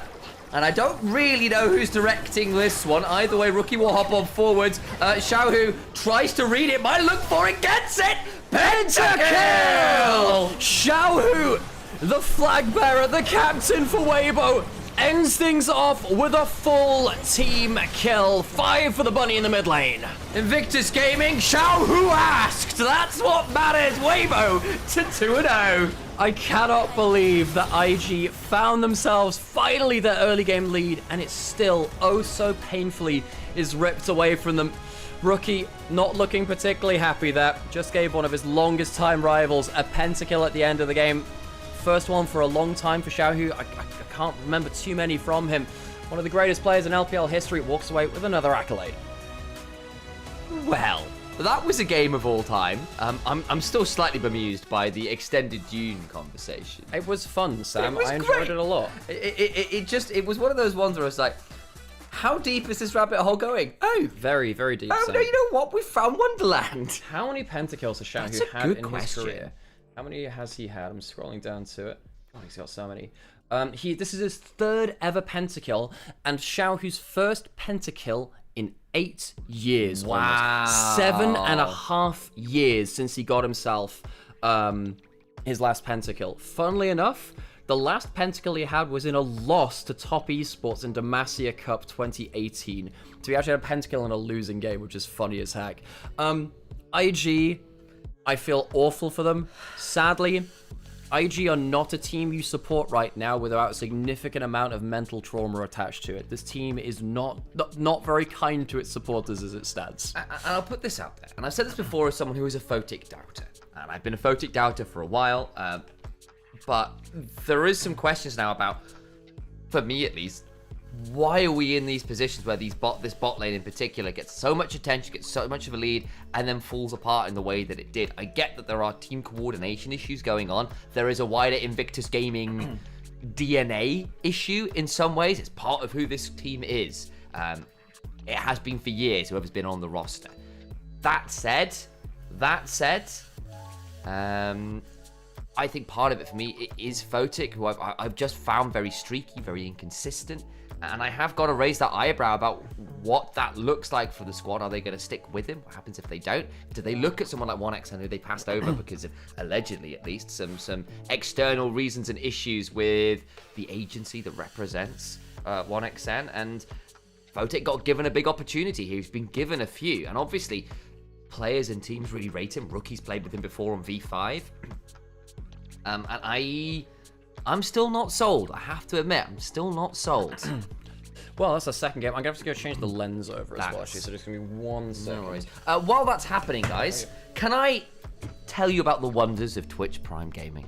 You can certainly try. If you guys don't know, it's a wondrous thing that gives you a free subscription every month. Could you imagine that, guys? A free subscription. I've never actually seen one. We're visual learners, by the way. We're visual learners, by the way. So, I think if you've got the magic of Twitch Prime, I think everyone in chat would love to see what a free subscription looks like here in the big 2026 after Rookie lives in despair after Xiaohu gets a pentakill like that to end the game. Free subscription? Yeah, I wouldn't put. It's definitely not like you play pay for something else. Oh, exactly. No, still gives you some kind of cost. It's still free, right? Yeah. It's free. I need to go clip that pentakill. That's a going on Reddit. Wait. Keep editing. We'll do that. Well, there is the 2-0 as it stands, and you can see the good damage numbers. No. And actually, credit to the side of Zaku, who I thought actually had a really tough time for a lot of that game. Ended up doing just fine. Xiaohu as well. Big Between Worlds with a combo that was supposed to deal with squishy members. What do you know, Alex? It dealt with squishy members. Yeah. So funnily enough, if you're a student, you get Prime for a lot cheaper. So then you get like Amazon Prime in general for a lot cheaper. So there's an easy way to get it.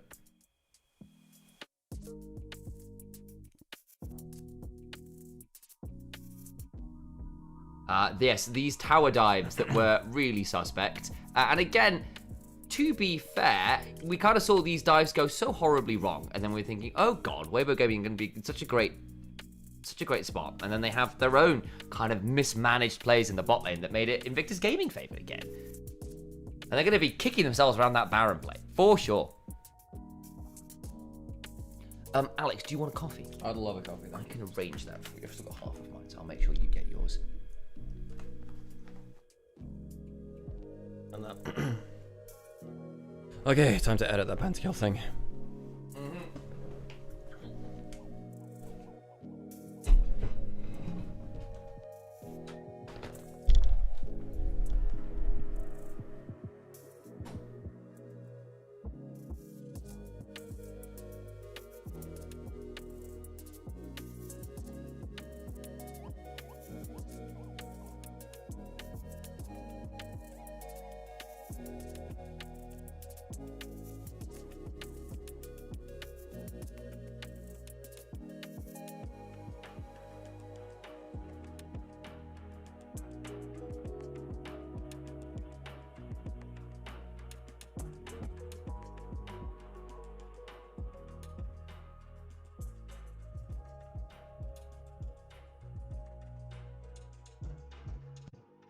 Okay, is the Shy coming back? I would imagine. I would hope so. I think he needs to come back. I think that Sobro is like, he's not been good enough across too many aspects of the game, really.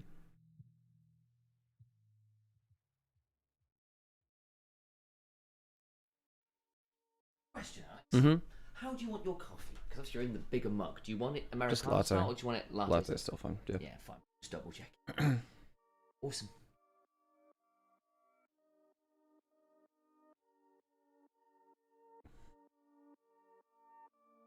The Shy needs to come back to save LPL viewership. Same with Jackulov.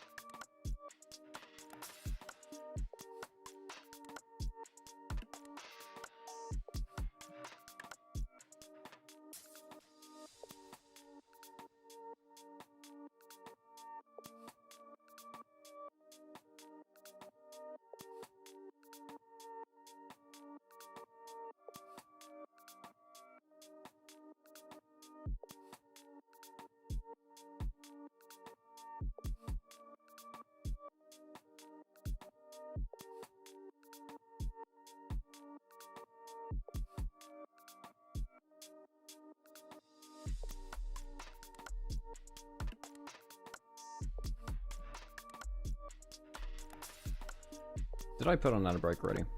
No, I didn't need to do that now. Oh yeah, by the way, this is just another thing too, but one of the best ways to support the channel is that if there's a clip that you enjoy from the scene, from the stream rather, think about posting it, because that stuff actually makes a huge difference to us. That's probably the best way to get our name out there. I've not been great at clipping stuff this game. Not this game, but like this split. I was much better at that last year.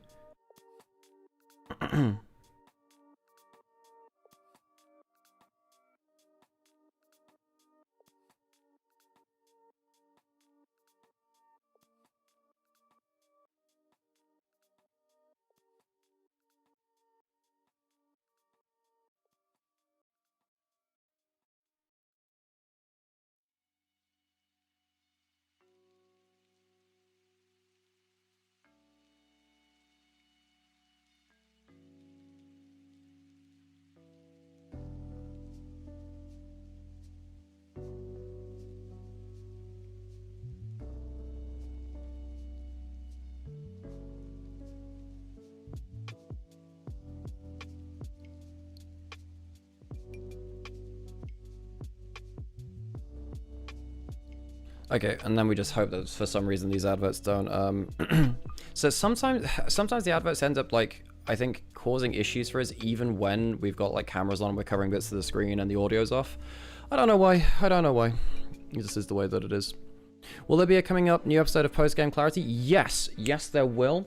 So we have one coming about Vampire the Masquerade Bloodlines 2, which is going to be quite a mixed review actually, because we liked the game, or rather we liked what the game could have been, and we accept that it's a flawed gem. So that's one of the big, yeah, so I enjoyed playing through that. And also, funnily enough, Resident Evil Requiem is coming out in 2 days time, and I'm going to be playing that after stream, after streams in LPL. So I'm going to be playing that on stream, and then we'll be doing a review of that as well. So we're going to be doing Resident Evil Requiem. We're going to do Silent Hill Townfall when that comes out as well. So that'll be in the next month or two. And we might actually end up traveling to, well, because I can just go back to the UK, and we might end up going to the town which inspired the location.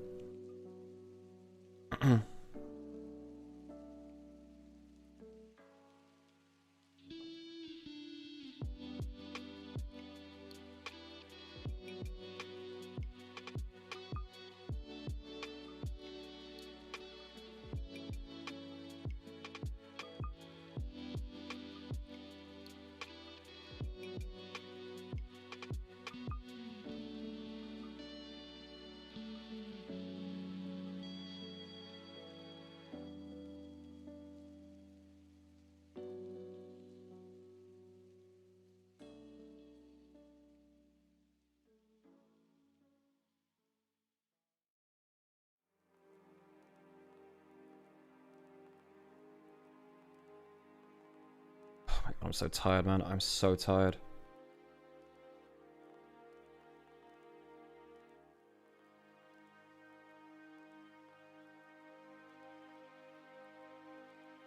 Okay, hopefully that's fine.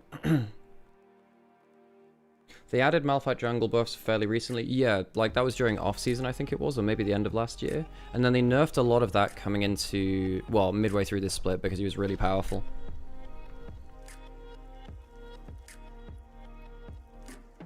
Okay, well, I guess this is just a 3... This might be a 6-game day, folks. This actually might be a 6-game day. I don't think Malphite could clear jungle well enough back then. I think he actually could, weirdly. I think that a lot of champions can clear well enough. It's just that people don't respect it, yeah. I think he's always probably fine. NIP clears BLG? I'm not so sure about that one.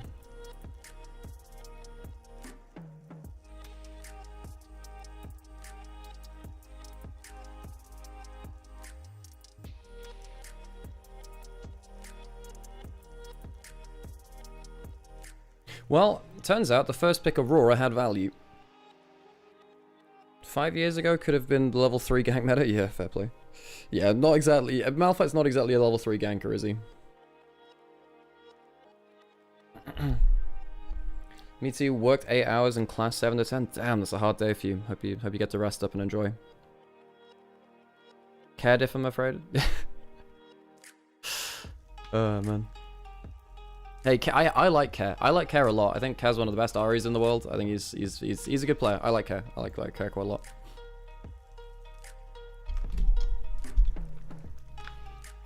But yeah, no, in terms of like the game review stuff, yeah, so basically, it won't be on my YouTube channel, but there's, we're actually, I think is it going to be rebranded or is it going to be a new channel? But yeah, we're going to do I'm going to be doing some more game review with the likes of Rich, who you'll know from EuroLeague, and then from Monty as well, Monty and Doa from Last Three Nations / esports fame.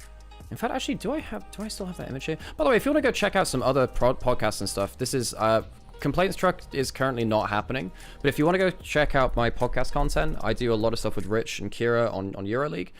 So if you go to Rich's Wrath on YouTube, you'll be able to find some of that. So for instance, we were talking about the EWC stuff with the Mere Masters yesterday. Yeah, so and you know, I was talking about how concerning it is that Amir Masters is now tied into Saudi money and you know, stuff like that. But it's yeah, a lot of things about talking about the scene and talking about how old is that image? It's about a year and a half old, Hexy. Yeah, about a year old, I'd say. But yeah, we were talking about, hey Stripples, how's it going, by the way? But yeah, so if you want to hear about some happenings on, that's about the European scene. That's a good way to hear my thoughts on it. But yeah, Complaints Truck, we didn't do it last year, I don't think. Okay.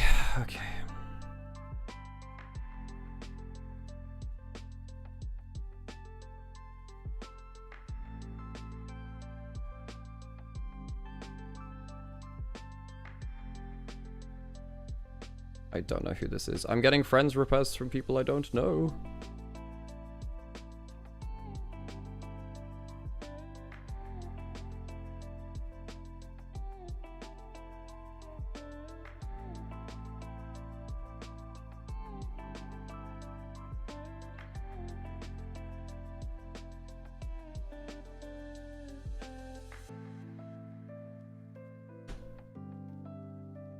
Milk-related disaster resolved. What does that mean? So there's two settings to. Yeah, one of them is yeah, there's multiple settings for it. Anyway, I need to go on a quick break. Go for it.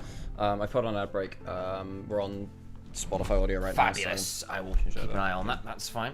But yes, I had to. Am I a Pokemon fan? Yes, I am a Pokemon fan. I've got a Lapras plushie in my bag there. That's true. I think our first consoles were Game Boys. Yep. Game Boy Advance SP. That was the one.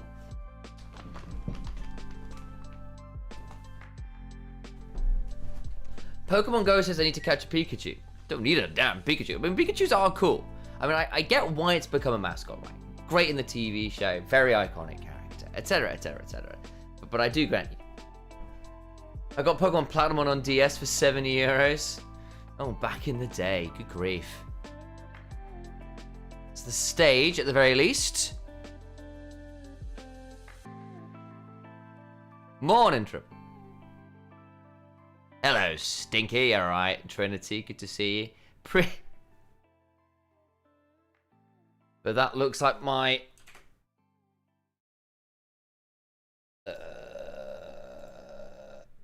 players on stage. I'll get our volume in here as we're about to head into draft.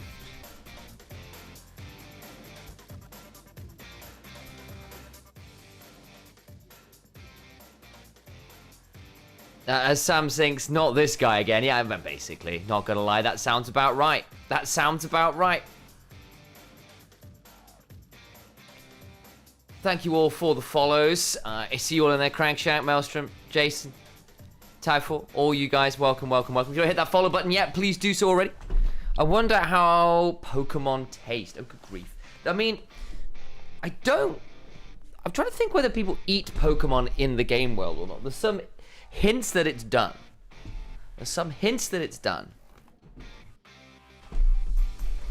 Oh gosh, what's happening here to my chair? Lord. I keep sliding back this way. Very obnoxious. Oh, I see. Right. 1 second, guys. Boop. Should be getting into draft pretty much now.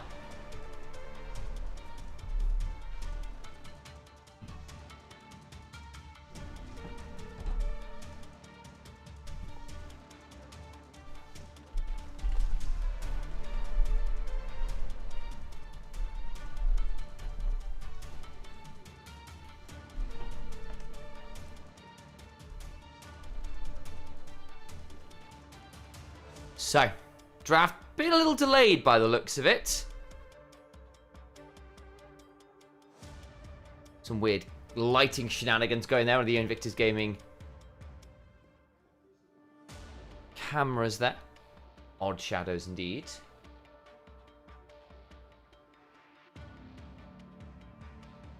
What's this about God of Wars now? Jesus, guys.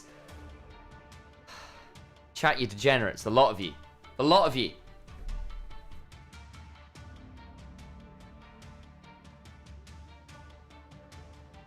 Suicune. Good favorite Pokemon. I can get behind that. Flygon. It's mine.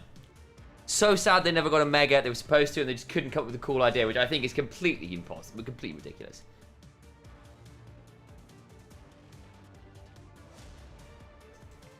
Arcanine. Very majestic indeed.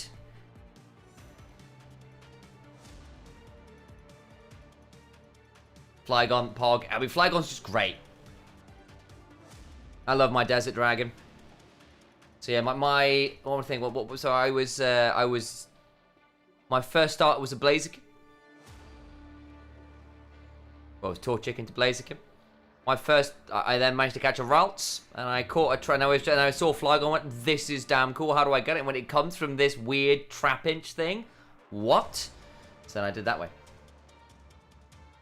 They bombed 90% of Megas anyway. Yeah, true. I was a little bit. I'm still not sold on the Dragonite Mega. I know Alex actually thinks it's pretty cool. I'm still a little bit underwhelmed by it. But yeah, I pretty much whatever game I'm playing, I will always have a Flygon if I can. I will always have a Gardevoir if I can. I will always have. There's one other one. Dragonite. Dragonite tends to be in there. Missing one. Oh dear, that's not a good sign. Caesar. Caesar if I can make it happen. Totodile in my shop is called Toto Deals. Oh, that's actually really sweet. Fire Red released on Switch now. As is Leaf Green, yes. I had Leaf Green. Alex had Fire Red.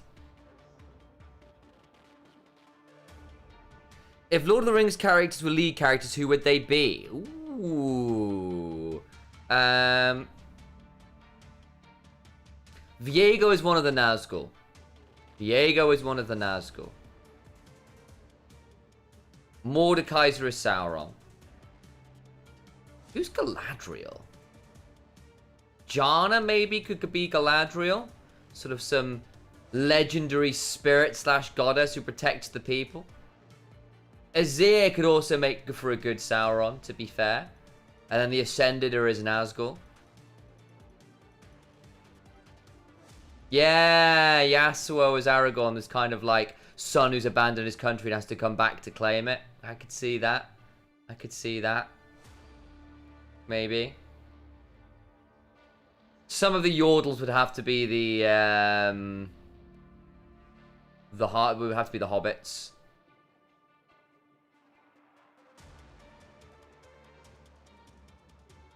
Is a Mumu Gollum because he's this horrible, he's like this friendless zombie mummy who's been corrupted by powers beyond his mortal ken? Into draft we go. For game number 2. I'll move this up a little bit so we can see what's going on. Sorry, game number 3. Apologies. For your ads, you need to go away. Thank you very much. So, Weibo on blue, Invictus Gaming on red. It will be Weibo Gaming with first pick as well, which means I suspect IG, interestingly, will be looking for the counter pick here. They often do like that.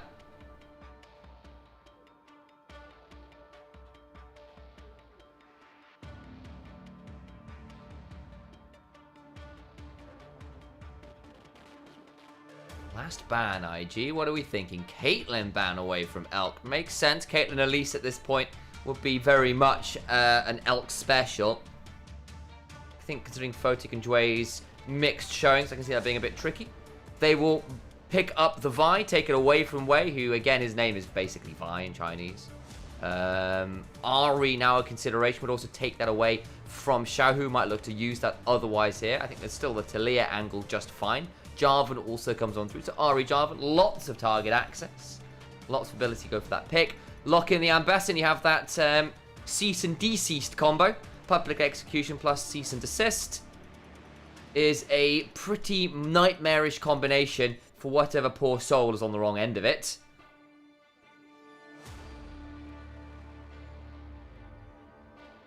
Galio to go with it. Vi Ambessa, Galio, holy moly. Well, they'll be going for some diving then. Fair amount of mobility from IG to potentially disengage it and also throw some of their own big combos out. I think there is going to be a worry here that you put the Jarvan ult down, you go in with the Ahri, and immediately have that turnaround come on through of the Galio plus double point and click CC. The Ambessa Vi. I know the Ambessa is strictly a name skill shot, but when Vi's there, it really isn't anymore. We think of Zahening into the Ambessa. We are, okay. One of the ways to deal with that kind of dive is just say, fine, you dive me, I'll come back to life and do it all over again. How do you feel then in the extended fight? And the Vi and the Ambessa go, not great, actually.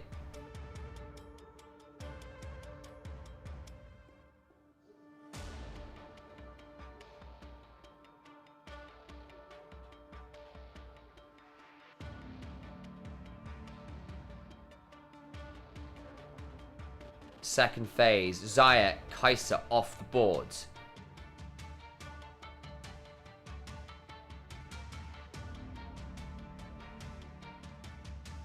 The more AD carry bans, I have no doubt here. Photic loves his caster AD carries. Elk, lane dominant options often his way to go. There is still a world where something like the Lucian comes out at this point. Wouldn't hate it for Weibo. Already got the double pick CC, it's good mobility. No one here who really wants to tank up a kind of 2-item Lucian. Ezreal, very much a consideration for Photic, I think, or actually either team, but I think Photic in particular has often been an Ezreal specialist. Sivir ban, as the wave clear would have enabled Dway onto something like a Nautilus or an Alistar a bit more freely. Neither of which have been picked, actually. It's been enchanted, but we'll have to make the decision on their bot lane now. Lucian an angle, Draven an angle if you're feeling really spicy. Still got the Aphelios Thresh if you want to go that route. Misfortune up and available, plus an engage option. Probably also very strong here. Don't hate that when you've already got the very easy lockdown to ensure a bullet time will be hitting someone. There's that Nautilus Ferreira. Ezreal at this point, I think, is a no-brainer for Photic.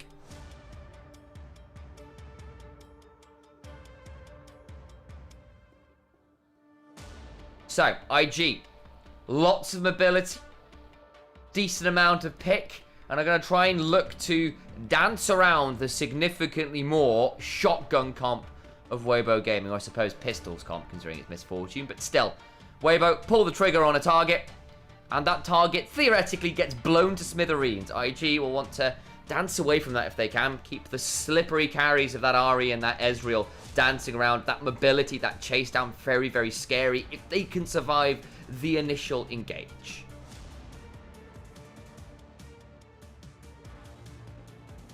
Not necessarily that simple. Hot Wheels, I believe, is just tomorrow. Also, do you have any Zenith Blades in your Riftbound collection? I don't think I do. I've got an overnumbered Leona Legend, but I don't have a Zenith Blade. Let me run a last second of ads here before we get into game.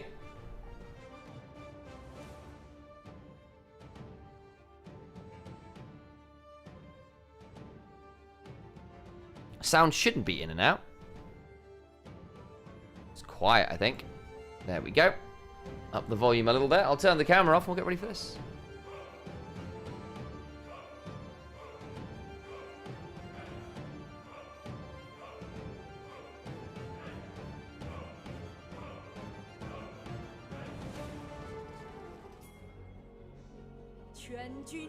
On to the riff we go. Let's have a listen to those gyros. Oh my god, flash at level 1.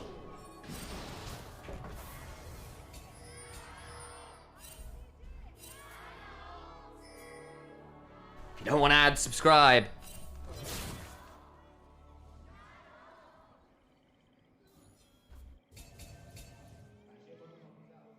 There go those gyros.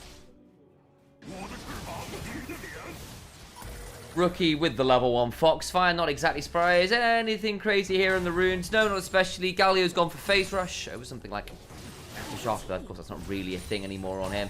So pretty standard there. That is the hook at the level 1 onto the Rakan. Nautilus can be a bit annoying for Rakan. A lot of CC to keep that mobility down for the camp. But again, as long as you hit those gleaming quills, still very happy about the additional sustain you offer in lane.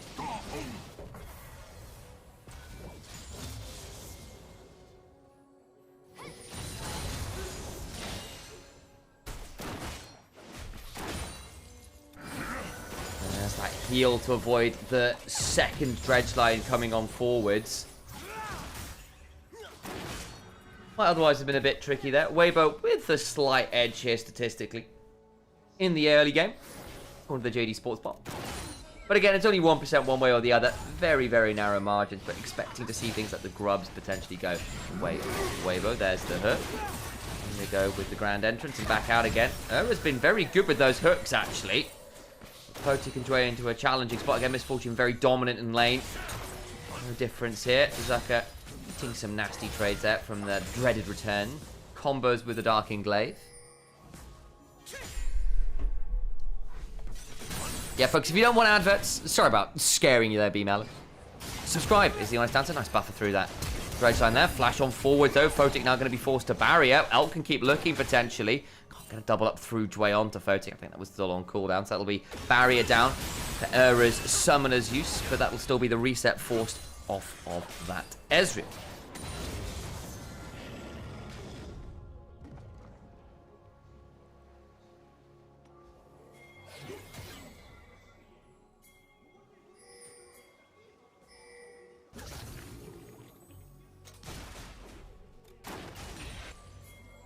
Dway's found his way into this bot lane, trying to break the siege a little bit, interrupts some of the dredge line options. Dway hops back out with the battle dance. Getting body blocked by Elk, who steps on forward, not going to get it onto Photic. Flash for flash, can't quite get it. Dway now in danger. Good autos back, flash out from Dway. Now Way on top of him, last auto would get Photic, doesn't happen. One for Photic, one for Way. Extra summoners blown, but no one dies from Invictus Gaming. Nice gank bot from Way on that Jarvan. Early gold lead now to IG's bot lane. Rookie lands that charm. JJ potentially looking at a dive here. Rookie going to be forced to run away. Has got a blast cone. Flash for the shield of Durant. And that'll likely be a dead Ahri. And indeed it is. No flash was available there for Rookie from that level 1. He got surprised by the Nautilus. Becomes an easy target there, despite the attempted save from Way. And that'll get a kill back for Weibo Gaming. Have a look at this bot side. Players Way just wraps around. Not really allowed here out. And Elk thinks, you know what, we can actually play this. Gets close to getting both Photic and Dway. Flash for the auto, can't quite get it. I don't think it would have been the kill anyway, actually. 100 HP left to go with, would have needed an auto after. I think an auto Q probably is in the picture-in-picture. Zucker's gotten the kill on the Sober. Is that a solo? I think it is. What happened there?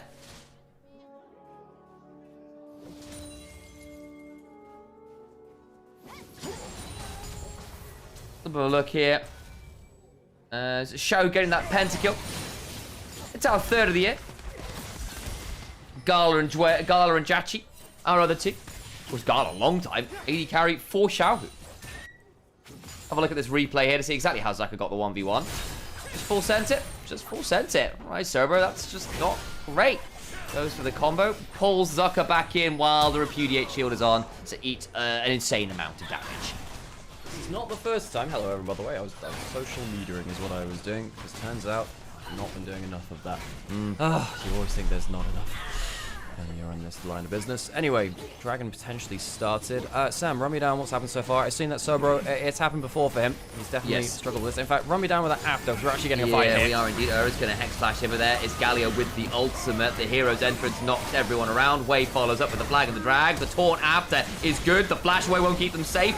Elk looking for some more autos. Doesn't have a bullet time really to follow up, though. And so for all they've sent forwards, can't quite find everything they're looking for. Looking for that flash charm, and indeed there it is. Elk will go down. Invictus Gaming find another. That's good. And the big thing here is that Rookie gets a bunch of Alt Hunter stacks, and I don't know whether he has a Dark Shield. Yes, he does. There we go. I guess 2 stacks onto that too. Nice for him. Slightly ahead of the curve now. Sam, IG have got another good early game. Despite Sobro losing that top lane matchup, IG do have 1,000 gold lead. Dragon, I don't know if it's going to get finished here. He's going to take the Scuttlecraft. I'm not sure he's got the HP to stick around, or the teammates really around to get the most out of this. Let's have a look at this replay again as Era goes looking for the hook here and immediately follow with the Galio combo, but they just don't have any damage. No, and they don't get onto the important targets either. JJ gets a full combo through, so does Rookie. Rookie just gets the reset, and at that point, well, you know, you're just kind of done. You don't have a bullet time at this point. You don't have that big combo available. It's a risky fight from Weibo. They don't have the Vial, they don't have the Misfortune ult, which you get two big combo pieces. Oh, Sobro might get soloed again. He'll have to Grim Deliverance away, so ult for ult, but he's left at about 20% HP. Will not die necessarily, at least from this play, but could set him up for catastrophe a little later on. A little bit of a recap on what happened in the early game. Wei managed to wrap around bot lane after Elk and Ura got really good shove and forced summoners, and then got basically both the bot laners down. Gosh. Elk nearly won the 2v3, but flashes from Joey and Photic kept them safe from the last autos from the Misfortune respectively. Gosh, and then mid lane, Rookie got dove by JJ at the same time. Oh gosh, right. Well, that's a good kill onto. If you can get kill onto the Ahri early, you can sometimes shut down the snowball. Obviously, hasn't quite managed to stop him from that first fight of the game. Wait, just hanging on the back of this. Shrahu with no flash. If he gets dunked on, he won't be able to get out of the Cataclysm. He needs to Justice Punch away and does so. Chicken never rests. Yeah. In the well, sometimes you do need to let it sit in the pans, or let it sit before serving. Yeah, maybe it should be let to rest. Yeah. Maybe Justice should rest. But I suppose just reacting, doing the react content, what you were saying. Elk and Erho have had a very good 2v2, I think, so far. I think that they've been doing quite well in the very early game. Beyond that, I think Elk's had more issues. But I think the bot lane, on the whole of Weibo's doing well in that early game. The fact that they're the ones getting punished now, that changes the paradigm a little bit. IG, of course, have put some pressure down onto them. The last game as well, really tried to dive them. But in the straight 2v2, Elk and Erho have been doing well. Sobro, ooh, he could be in a bit of trouble here. Could well be flash away. Sobro does try to get out to safety, has the Grim Deliverance again, and should get out just about off cooldown. Literally, as he flies through, it's a second off cooldown, so Sobro is able to get out. It's going to be ult for ult, but Sobro forced out of lane. He'll lose another wave. Zerka is in a great position. Yeah, and this Ambessa with the Vi, you've got that cease and deceased combo, right? Vi ult plus Ambessa ult is a very dead target. Add in the Galio, add in the bullet time. You know what Weibo's comp is all about. That said, as we've noted, or I noted in draft, IG, everyone's got a lot of mobility. It's not easy to lock down characters for the entirety of a combo. Sure, you might catch someone initially, but the extended fights, that kind of mobility and range, could be quite tricky for Weibo to manage, especially if that combo doesn't lead to a kill. Yeah, if that combo doesn't hit, the extended fight goes to IG. Unless the Ambessa does mad things. Yes. And Ambessa is really quite fed right now, so there's a worry of that. One of my worries for IG is that I think they might be able to survive the initial combo because they're quite a mobile team. So they might be able to space out the combo if things go well. I think if Ambessa goes into the backline, though, they don't have fantastic ability to immediately explode the Ambessa, unless everyone is very much within range and killing her. Of course, you're also very mobile at trying to disengage the Ambessa too, but just as such is the way of Ambessa that sometimes it doesn't matter. She hits you with the ult and then no amount of ability saves you. Sometimes it happens like that. Eclipse already before 10 minutes. Ugh. That's tough. And again, Ambessa theoretically often has quite rough lanes until she gets Eclipse. We've seen Ambessa down 10-15 CS, and then the Eclipse spike comes in, there's that crazy trade and everything. Looks so different again. Not the case here for Zucker, who has managed to earn himself a lead, then got the little bit of assistance afterwards to extend it. The problem is IG, for Weibo rather, is that IG have managed to get a very strong early start in this bot lane. Photic being 3-0, the Ezreal, who's already going to be tricky to lock down, being that ahead, should worry you, I think, as Weibo Gaming. IG do have this early lead. I mean, credit to IG. Their early games have been better than I thought they would be. I thought that IG would just get blown up in the early game and then maybe they'd scale back into a game and take it.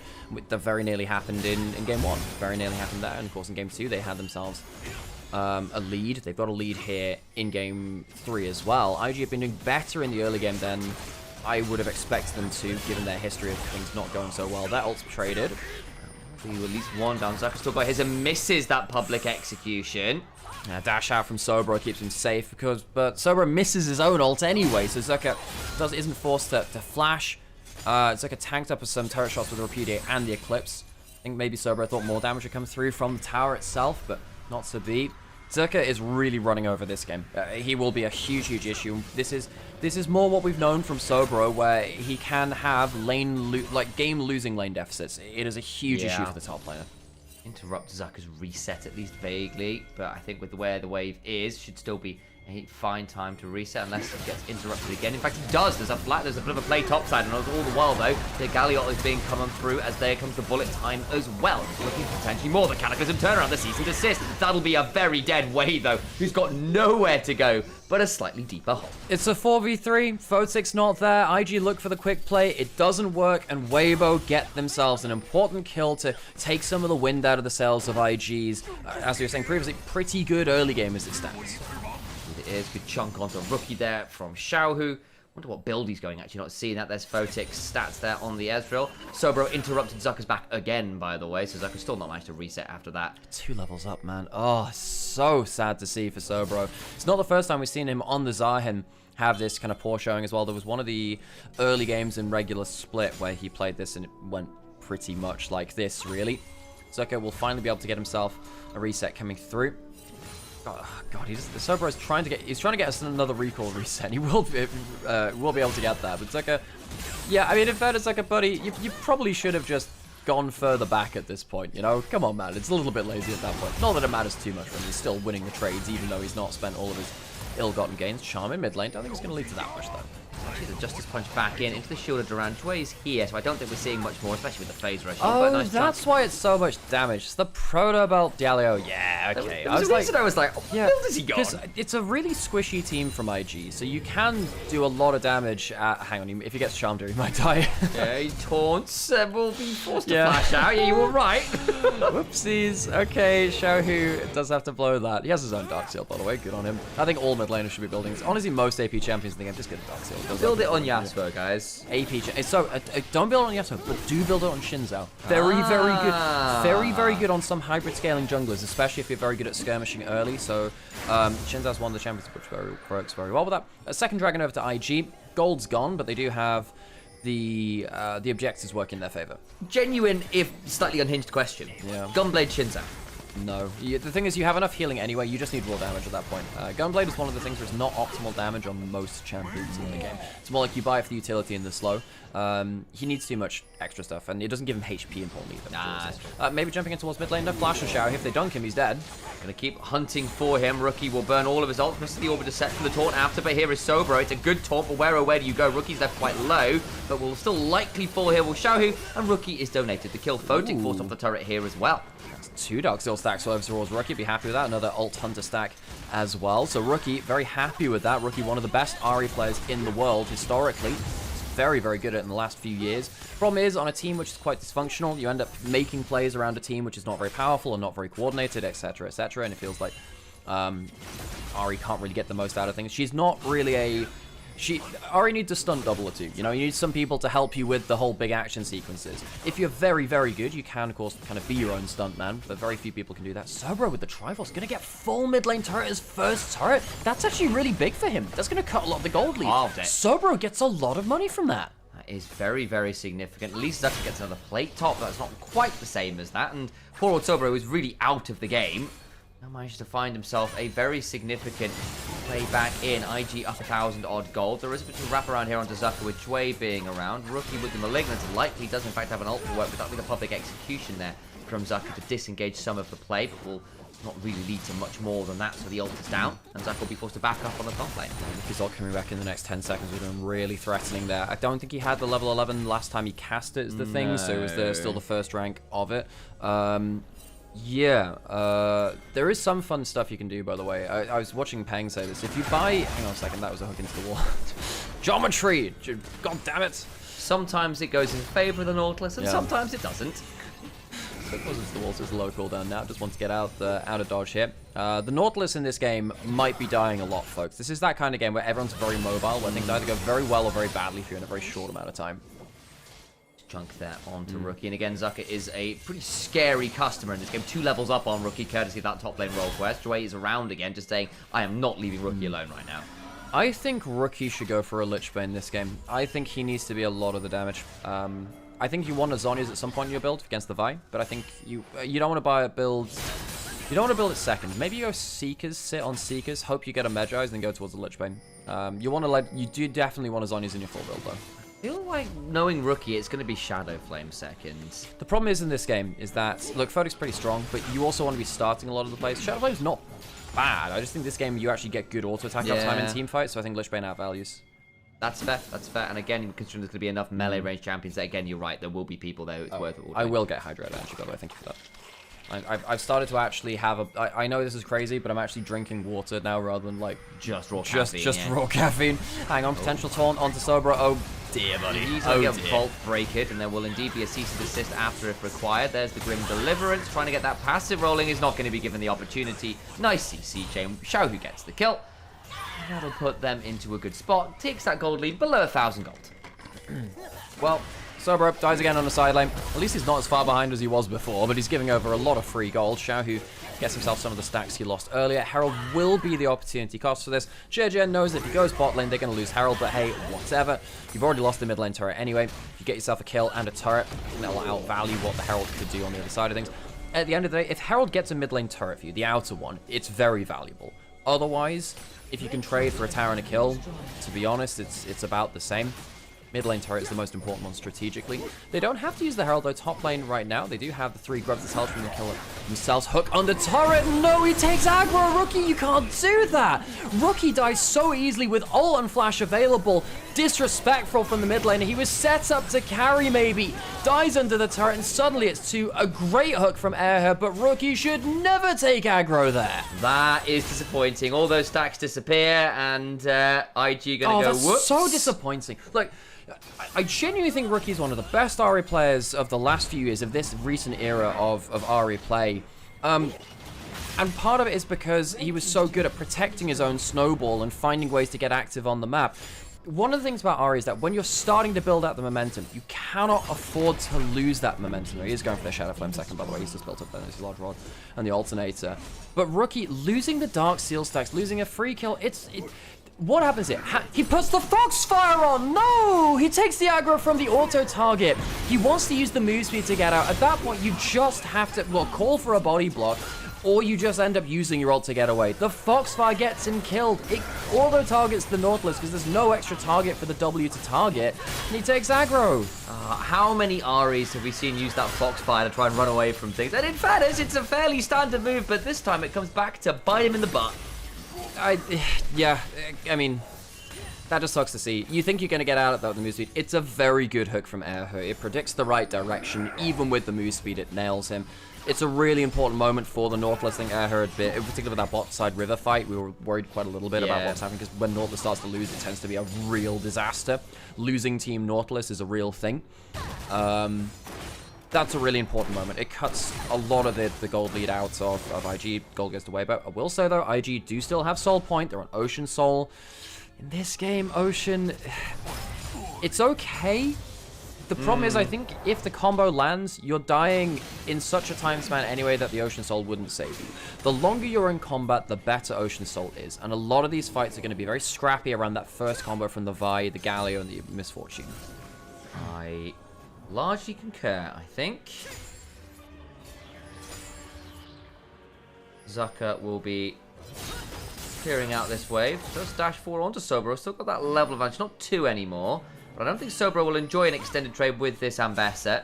If there is a wink on here, Ambessa at 2 items could be it for Weibo, who are up now 700 gold. Elk also now at the second item has gone towards that collector into the squishy composition. We'll go to the Infinity Edge after. Basically saying, I want to hit as hard as I possibly can at this 2-item spike, even if it's slightly less good at the scaling terms. Yeah, I mean, I understand you want it. It's a good mix of stats for the Misfortune, because of course you need that crit and you do want the armor pen. Typically, LDR feels better beyond second item, really. Yeah. But I mean, it's just Misfortune builds. Collector feels really good with the ultimate. The thing about Misfortune, why you get slightly more value out of the Collector, despite mathematically doing less damage on the whole, is because your ultimate and your E has such a higher tick rate. If someone is on bang on the threshold to get executed, you're pretty much going to get them. Yeah. So that actually is quite useful for the Misfortune, because you're pretty much always going to get max value out of the collective passive if you're going to use it, as opposed to some people which just do very bursty damage, when it's like, oh, you would have just, like, you're killing them anyway, yeah. like, you have to hit them for like 5% H, or like 2% HP or whatever, right? Or you just kill them beyond the threshold. The threshold, yeah. So you do get some good value out of that. Jed jumps forward into River. Rookie, I was actually wondering if there was an angle for a bit of a play there, but I suppose with Galio potentially coming out of base off the map, didn't want to go towards that. Rookie really needs a Seekers soon. I think that what Rookie wants to be doing after this point is to be that pseudo-engaged chance, right? Where you can kind of buy out some skills with that Zhonya's. Indeed. Eyes on Photic as well. 3-0-1 has been for the majority of the game. Fight so maybe far. coming through air, maybe looking for something. No. Public execution lands onto Photic. What? Oh no! Here comes the Galio. Has to flash away the quickness blown as well, and that is not good from the Ezreal, who's supposed to be damn safe this game. Turnaround though, as the flag, the drag comes on forwards. Grim deliverance, but Sobro is possibly the sacrificial lamb for his team's crimes.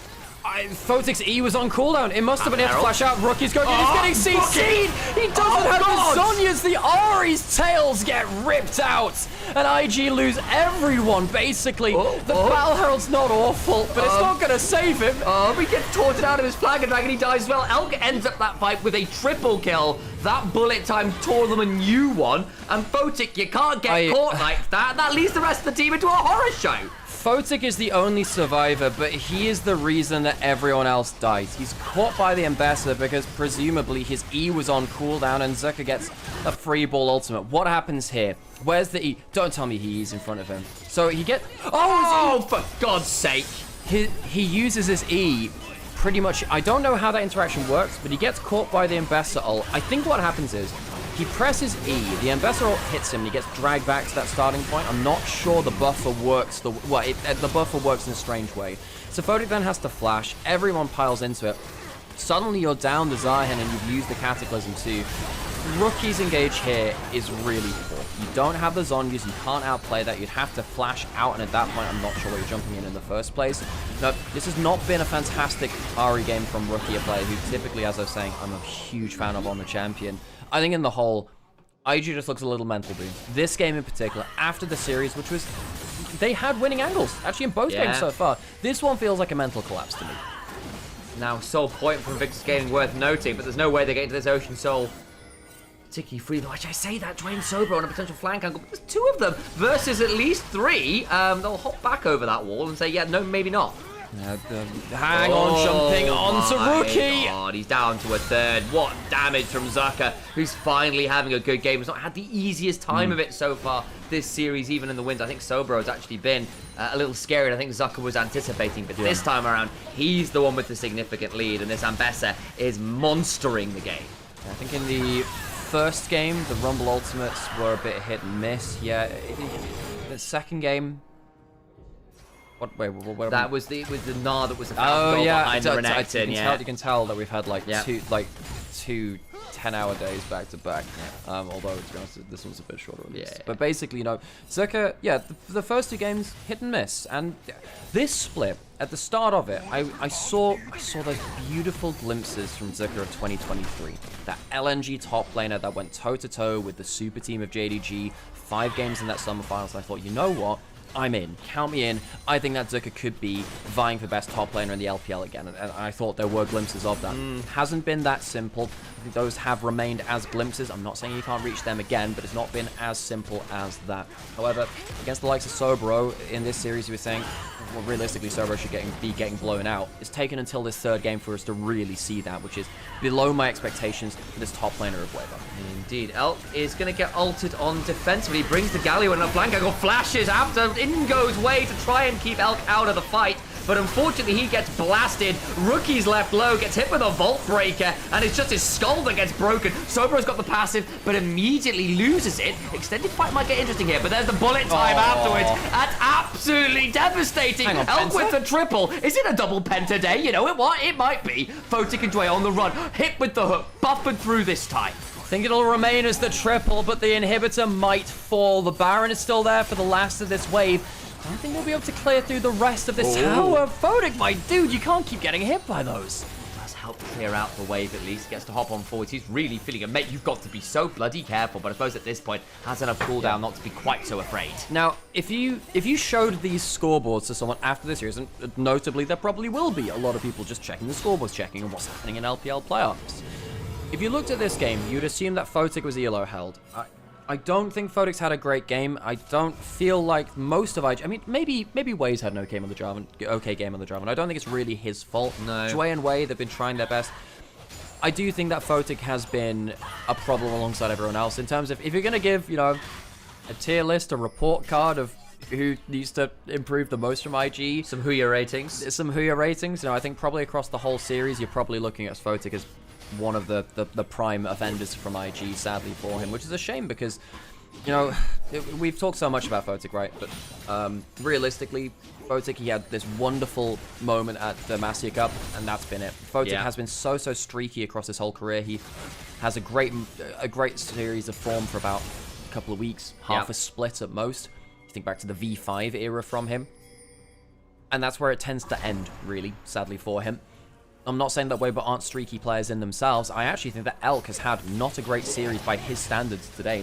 I think that's some of his skill shot accuracy, some of his positioning we expect more from, because if you look back at regular split, there's a genuine argument to say Elk perhaps is the best AD carry in the world. There is an argument. Now, you might not agree with that. I think that players like Ruler, like Diablo are up there too. There are a bunch of very exciting AD carries out there, but Elk is on the short list. I think he's minimum top 5 and certainly best AD carry from the LPL in the regular season. It's hard to judge them until we see international play to see really who's at the top of the tree. This series, the early laning phase went well. I think Airho was a part of that as well. And Air has, on the whole, been way above my expectations. I thought he might be one of our worst supports in the LPL. Instead, he's been one of the best. I've actually put him as my 3rd best LPL support. I think it was on Kyle and then Airher. I think he's been very, very impressive and a key part to Weibo's success in this split. So looking through into this series, first from playoffs, a couple of weeks off, we were hoping that teams would level up somewhat.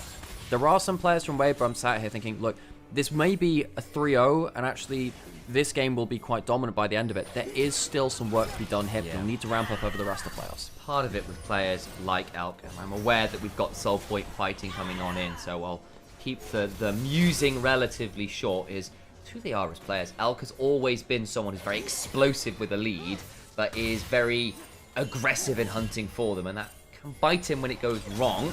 Rookie may need to be good here, as there is that fight for this Dragon. You were right, there was Rookie looking on that flank angle, but Photic has to E away defensively again. Zucker hanging around. Photic's trying to get this Q poke down, and you do have to play towards the Razor's Edge a little bit, but all it takes is one skill shot landing, and this whole fight goes with it. IG have forced their way into River. There we go, spotted out. There was a ward there, and that Tri-Brush actually spotting her out now as well, which we need help. We'll be helping JJ pick up those honey fruit. Dragon spawning in 8 seconds and counting.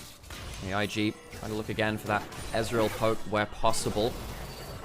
Nautilus manages to get a hook. Gets that ult on target. Does have the ult and the flash. Starting zeroing down on that target. IG really wanting to contest this. This would be Ocean Soul. That is their hope for this game. Oh, Xiaohu gets the taunt. That's a lot of damage onto Dway. In comes the public execution. The bullet time. The Rakan is down for the count, but it's only the Rakan. It's worth noting. Charm after. In comes Gallia with the hero's entrance. May need to Justice Punch away. That's not fantastic from Weibo, actually. It's the one kill. It's only one. They've used all of their shotgun shells now, and I wonder whether IG feel like, okay, you've used your ults. We can look for a 4v5. Yeah, I agree. And you're the ones with the Ezreal, the better. So, bro. He's trying to again get into the right position to look for the fight. Not able to do so. Ezreal ult hoping for a steal. Not able to find it. Weibo find one kill. Use a lot of ults for it, but it will buy them the dragon. 7,000 gold-ish now in the lead. And they'll get themselves a denial of that soul from IG. What is the price of a dragon? A kill. Well, that's an extra thing on there. They don't have to pay a price, and they didn't lose anything. So. Oh, wow. Dragons are free? So I don't get the reference there, Sam. It was almost there in terms of that dude on the bridge of Doom. So it's what is the price of a soul? Oh, Wither's Big Naturals. Yes. Yeah. My favorite Baldur's Gate character. I think possibly my favorite bit of social mediaing that's been ever been done on Twitter was when basically Larian put out a post saying, you know, 1 million downloads of mods. and the zeros are around with as big naturals, which I thought was oh my god. You know that was incredible. one of the mods that they added onto like the console release where they have to like approve the mods to Oh, go onto super. it. So- Baldur's Gate 3, my favorite of the, my favorite of the. Did you see that someone unhinged paid for gameplay. Wither's VO to do a cameo? No. Basically talking about the Oh, big Jesus naturals. Christ. Please stop these giant badonkalonkadonkas from hanging on me. Their weight is too much. Guys, the game has gone so far that we're talking about things which are very, very much not League of Legends related. Zucker has the Death Stance, so he's going to burn down a little bit more from the damage there. IG were looking for a bit of a vision play, a little bit of a play out of the fog of war. Not able to find anything really, and there's a catch now from Weibo. Oh, well, Way has no way home, and he ain't Spider-Man, because the Nautilus is on the other side. There's a teleport coming in, and so for a mate, you do not want to be there. Flash away and pray, but I don't know who's listening right now. Dude, you know, on Dway's debut year, I did use the no Dway home. Like, I'm glad we're on the same, glad we're on the same page. Jungler down, no smite, that'll be Baron. IG, they've tried to clutch it out around objectives. Credit to Weibo, they've not really given them much of an opening. They've looked for simple first picks. They haven't gotten too greedy. They got the first kill, peeled back to the objective, and they've taken both the Dragon and the Baron in the last few minutes. Because they've gotten so far ahead as well, what could have been in a shotgun issue, where you fire your shot, realize you didn't kill the zombie, and you've got to now fight without a weapon. It's not been the case here. People are far too... Oh, that's nice. That's really nice. Once again with a great Nautilus play. And even though the reaction from the Wei is fast enough, he gets dragged away from the flag, so he actually can't complete the flag drag combo. That's really nice. Pulls him out of range of that standard. He can't get over the wall. Good play from Air. Shout out to Shao, who's got a 10-stack Dark Seal and nearly a death cap on the Galio, by the way. We could actually be seeing like full one-shot Galio combos at this point. Do you remember perhaps 17-12 or 17-4 or whatever it was, 7-4, back in 2017? That was when Galio had his AP changes come through to him, because he was like this tank MR bruiser before then. And his Q had such a high AP ratio on the percent HP that if you got basically 3 items, you would end up doing over 100%. Oh, the Winds of War. You would end up doing more than 100% like max HP damage on the AP scaling. Oh, AP Galio, full Q team one shots. What an incredible patch. I remember you spamming that and having a hilarious time. It's so funny, man. Because I played Galio a little bit AP around that time anyway. I just before Galio got reworked, he actually became slightly meta for the first time in his history. Oh, what a time it was. Because Faker played him with All-Star. That was the time. I remember Gangplank having a similar scenario where Cabochon was playing on Gambit. That was Runeglaive. Yeah. Runeglaive, I think, went crazy. Hang on, Jeja going maybe too deep for the first time. Will have the GA pop, but he does have the GA, and now the quickness comes on force, but Way's forced back, and he'll lose his own GA. Shao to the backline, nearly one-shots the Ahri, who has to go right back to the fountain, but does have defender's advantage, 2 inhibitors down, make that 3 as that bot lane one is about to go down. They'll pick that up, and then there'll be a reset, and of course, in comes the re-teleport from Zucker to come back into the play. Next starts of the siege. Bullet time is still available. There's a whole artillery line. Guns to the left of them, guns to the right of them. IG falling to the artillery. They absolutely are. The cannon barrages keep on forward. There's no gangplank to be seen. Zahen can ult away all he wants, but the Grim Deliverance is only into a casket. To the fountain they go. Xiaohu will finally die, but it will mean very little because Weibo are still going to 3-0 the series. A clean sweep from Weibo, perhaps not the full story. The earlier games were very much back and forth. IG had winning angles in game 1 and 2, definitely not in game 3. Weibo, clearly the better team today. I think it was an expected win. I didn't expect a 3-0. I thought they'd slip up in a game. Didn't quite end up working like that. It did slip up, just not to a game-losing end. Yeah, it did end up being the full sweep. Weibo walk away with the victory, and of course, next series up on the table after this will be BLG versus NIP to finish off our first round of matchups. IG will go down into the lower bracket. We do have a double elimination for the entire bracket with 8 teams involved. In terms of the other teams which are currently down there, we have Top Esports, we have WE, and now, of course, we have Invictus Gaming as well, waiting to see if BLG or NIP join them. That would be an interesting one, though. Again, I fear that BLG may be quite a scary opponent here for NIP, but we'll come to that when we get there. As Weibo Gaming, some thumbs up from Elk. In the end, they'll take the 3-0 and credit to them. I think their later stage of the game were strong. They did a really good job of coming back from potentially tricky scenarios. When they did get a lead in that last game, it was actually quite clean. That last game, on the whole, was pretty good. A couple moments here or there. Again, Photic getting those early kills got me quite worried. But they did a really good job through those mid stages of coming back into it with more coordinated plays. And I think Invictus Gaming were able to pull off. Yeah. Report card for Weibo. I think that there were some individual performances, I think, despite this being a 3-0 victory, I think there is some work to be done there. I think that Elk had some positioning errors, which is very much unlike him. I think he was fantastic in the regular season. We covered that quite a lot in that last third game. Xiaohu, better in games 2 and 3. His Aurora was very good, and I liked what he was doing on the Galio here. The game 1 Azir, he struggled to have clean team fights, and I think actually he had positions to carry that game. One of the reasons that game got so late game in Flippy is because he got hit by random encores because he was not quite stood in the right position, didn't quite manage to get the sweep in a game where actually the shuffles were very, very powerful. So potentially some work to be done there. Zucker took until that third game for him to really come online. Fairly happy though with jungle support. I think Sergio and Airhead were actually very good across the series. I think that Airhead, very good game 3. I mean, the karma from Error in early game, in game 1, was very impactful from him too. Yeah, the mid game was a little bit more harsh, but then again, you're an enchanter in mid game. Sometimes things go wrong. The team was in a crazy scenario. It happens, right, when games get messy. So in terms of my player of the series, I'm probably looking at Jedge, probably. I think it's him or Xiaohu if they want the two. They count the 2 games more highly than the Azir being a little bit more lackluster. And in fairness, the Aurora won player of the game, understandably. I think this was a very good game from him here on the Galio as well. But yeah, I think I'm largely there with you. I think JJ might be my shout out personally. And then the side for IG, realistically, I think they were lucky to be in playoffs in the first place. I think that actually the Knights rival stage, the Knights Road stage, I thought there was a real chance that they could lose to an LNG, a WE if they came up against them. Of course, they did play against NIP and they lost. They lost against the one Perseverance team that they played against. They had to beat OMG, one of the weaker teams in the bracket, to make their way through. There was a world where, if OMG didn't upset EDG, there was a real chance where they would have not even made it to playoffs. I think they're quite lucky to be here in the first place. I do really wonder, again, whether IG make changes coming into next split. I think a lot of players wanted to avoid the player auction from the off-season. Going into split 2, I mean, obviously we've got the rest of Blast to play first, but I wonder whether the Shy comes back. I wonder whether Mako comes back. What happens with Photic? I think probably Photic, if IG want to be a contender, I don't think they can do it with Photic. Yeah, and again, are you happy with Wei? There's always been this question about what's going on with Wei. Is he good enough for what you want to be a top-tier team? Tien is on the market. Is that someone you look at? So this is the thing, right? Because apparently JDG were talking to Tien as well, because they're not happy with Ginger. And I think that Ginger, I know he got player of the match yesterday.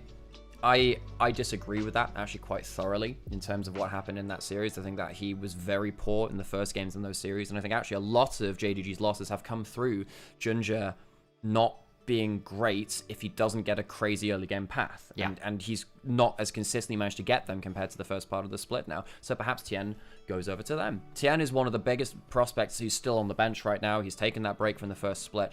I think a team will pick him up, certainly. Chat, if you want to avoid getting picked up by the advertisements, now is the time to subscribe. Do it now. Do it now, or you will be hit with adverts.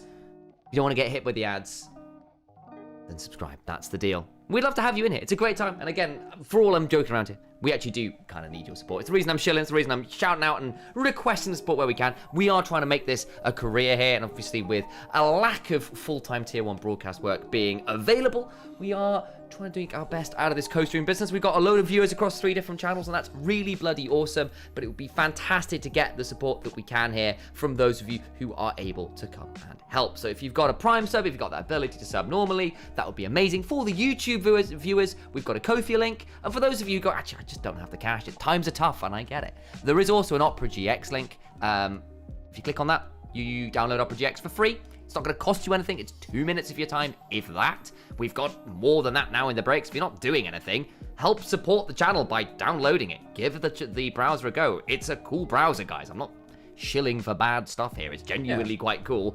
And it also helps us. It's one of those things where, like, I have to say, once you have your favorite browser, sometimes you become a bit entrenched with it. This one's been pretty easy to switch over to with me. So I've managed to, put my bookmarks over. Like, getting the logins in, sure, it's like a little bit of annoyance there, but Yeah, and at that point, you get a lot of customization with it. I have actually genuinely been enjoying using it. So second series coming up will be BLG versus NIP. BLG come in as favorites, but NIP are not a pushover, and BLG have had their own inconsistencies. We have an interview on stage. For those of you who are Mandarin speakers, we will put the audio on so you can listen to that. 恭喜 WBG 赢下了本场比赛的胜利。在赛后，我们请到了小虎和二哈，来先打个招呼吧。大家好，我是 WBG 的中单选手小虎。大家好，我是 WBG 的辅助选手二哈。欢迎二位，也是再一次恭喜你们，今天还算是比较顺利的3-0拿下了一个比赛嘛。在短暂的休赛期之后，小虎也确实是没有诚不欺我们啊，这个收假回来状态是非常的好，觉得状态和手感拉的怎么样？大家都？感觉还是多训练了2天，手感掉了一些，还能够更好。来二哈。因为我们收假比较早嘛，所以训练的也比较多，感觉状态都比较不错。今天能够感觉到大家拉的都还是比较满的。最近我们的猛虎队长啊，这个 carry 和松弛感完全是两不误。第一个队伍的 BL5，觉得可以给到大家什么样的一个评价呢？今天前边的沟通可能大家还没睡醒吧，漏了很多沟通，给了对面不少的机会。但是中后期的团战大家做的都挺好的。状态也是越拉越好了。那第一局其实都是以一个我们有点没想到的结束方式来结束的比赛嘛。但是我感觉一切好像都在小虎的计算当中。你是第一时间就 TP 回家了，如果慢1秒的话，可能就被萨勒芬尼大中了嘛。这一招还是太懂了吗？就是会比较看拳头吧，现在更加就是脑子清醒比操作那个更重要一点。这个其实也是我们老将的一个从容了，也想问问二哈，因为作为队内可能算 BL5 经验不算太足的一名小将嘛，这一次是抱着一种怎样的心情来打我们的淘汰赛的呢？因为也不是第一次打季后赛 BL5 了吧，所以说压力可能没有那么大，还是抱着能赢的心态来的。能够看出来你是全场在游啊！第一局这个卡尔玛玩出了泰坦的感觉，所以也想问一问你对于辅助的理解，不同英雄的使用。第一局的话，就是我们下路优势比较大吧，所以说可以做的事会更多一点，对。但是能够看到 IT 在今天的比赛当中啊，中期还是给到了你们一些压力的，特别是他们进攻会很猛嘛，去抓一些机会。你们是怎么在稍有劣势的时候，每次都能够抓住这个翻盘的节点呢？啊哈。就我们一直保持积极沟通吧，然后看到对面的失误要及时的抓，所以就能找到翻盘的点。第二局也是以小虎非常帅的一个兔子5杀来结束了比赛嘛，很想问一问你，这么长的 LPL 职业生涯当中，这是第2个，有没有什么心理波动呢？当时是怎么样去沟通的？感觉中单还挺难拿5杀的吧，然后当时觉得鸡哥不会给了。Thank you to Ferguson for translating in chat. We'll read out some of the answers later. 在赛场能够拿下5杀也是一个里程碑式的了。之前我有看到过你们队伍的其他队员们在接受采访的时候去评价你们另外4位选手，还是跟我们想象中的印象会有些不同的。所以很想问一下2位，虎队和我们的偏弟弟的二哈，你们对于其他几位的印象会是怎样的呢？兹卡的话就有一点逆来顺受吧，然后姐姐的话就专业精益求精，然后其实 Elk 的话挺搞笑的，搞笑担当气氛担当吧，然后二哈的话就是努力成长了。那二哈呢，会不会有不同的视角？我觉得几位哥哥们都比较乐观活泼吧，人也很不错，性格也很好。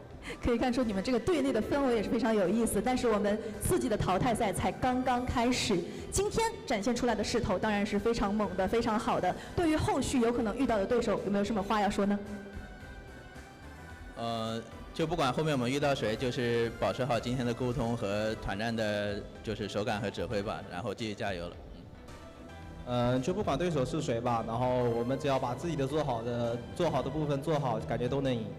好的，也祝你们之后的比赛加油！再次感谢2位来到我们赛后采访的环节，接下来我们把镜头交还给解说席。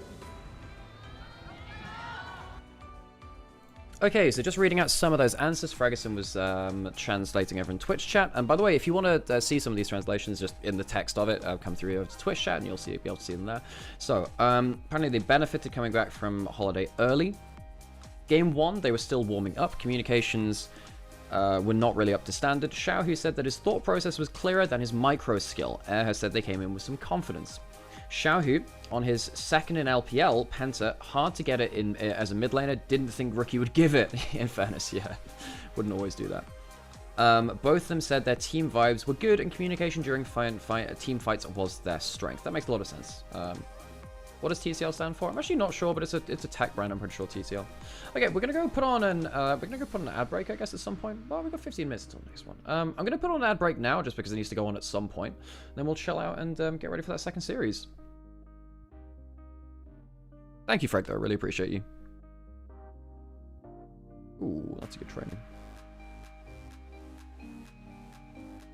I'm trying to get a Valentine bourbon for my team trials team ready. That hook from there was really, really good.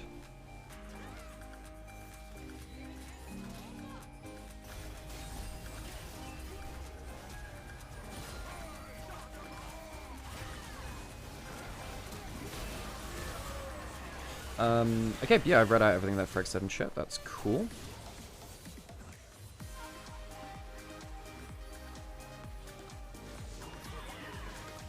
That or the removal of Atakan just nerfed them. The Master Cup is really a fluke. I mean, almost all LPL teams, I think, would have been happy to see the Atakan gone. Atakan was not a friend to the LPL. I just showed up now where the match is really one-sided. No. Game 3 was very one-sided, but everything else was actually pretty even. Game 1 and 2 were very flippy. So this is not, yeah, it's not as crazy. But game 3 really was one-sided. Fun fact for Lana. Let's have a think. Let's have a think for a fun fact.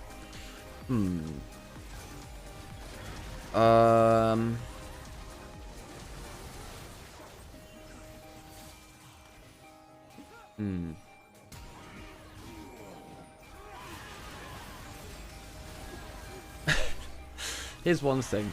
There is a conspiracy theory that Games Workshop ripped off Halo developers Bungie for their logo of the Tau faction. Because the Marathon logo, which is obviously a game they've tried to remake and it's had a ton of drama, is like this kind of like circle with two, like, it almost looks like a beetle shell. It's like a circle with like two, like a circle within a circle pretty much. But it's pretty much the same as the Tau logo from Warhammer 40k. Yeah, so there is like, fun fact, there is some people who think there is a, yeah, there's a conspiracy that Games Workshop ripped off Bungie because the Tower came out later than Marathon did. Yeah. Let's watch Uma Musume. I don't have it set up right now on this. I mean, I technically could do. I'm just, with some of the updates to, well, I don't know. My PC's just really not been playing nice recently, and I just don't want to chance the stream going down. Compliment for Duo.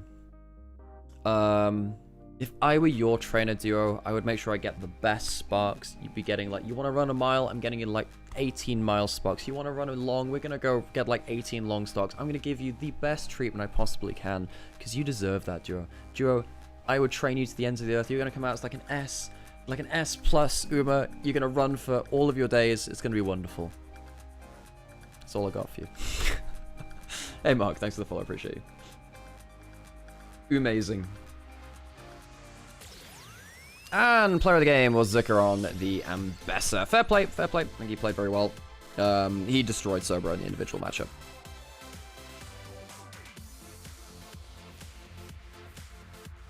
What's your prediction for the next series? Now the question is, how much do we think BLG will glow up for playoffs? I think they will glow up a certain amount. I think this team will lock in when the games matter more. I don't think all of their fundamental issues will be sorted. I think that BLG, when it gets to internationals, well, like if we use the last year as a blueprint, I think they will still have an amount of issues that they need to sort through, sadly. Wikipedia said TCL originally stands for The Creative Life. Huh, interesting. BLG are going to lose to NIP 3-2. I mean, in fairness, Kerr is actually Kerr's a pretty exciting player.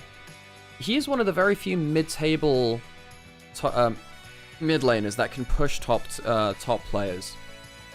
So I think, you know, he's pretty good. Guwon's been genuinely pretty good. I just think that Shun has been second best jungler in the LPL this split. It's either him or JJ, right? Top lane, I mean, Hoya, stuff like the Varus has been fairly powerful, and it is going to be JJ walking away with player of the match. Zucker for game 3, JJ for the series. No surprises, his Pantheon was exceptional, the Malphite early game was kind of insane. It was. And that Vi was, of course, very, very clean in the last game too. What's up, Sam? I'm just going to say hello. I'm saying I've got coffee on the make for myself, but if you want to go take a break now, it's not a bad spot if you want to go do that. Yeah, can do, I suppose.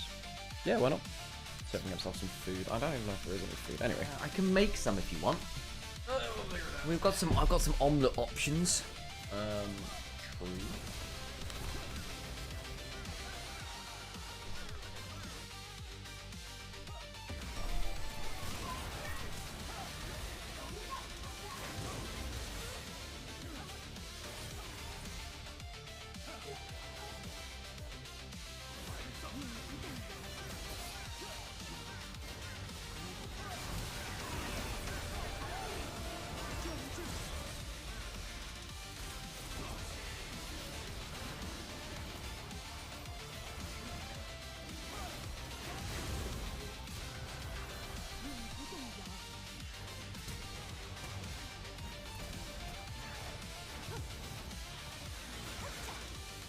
That's a very exciting guitar riff.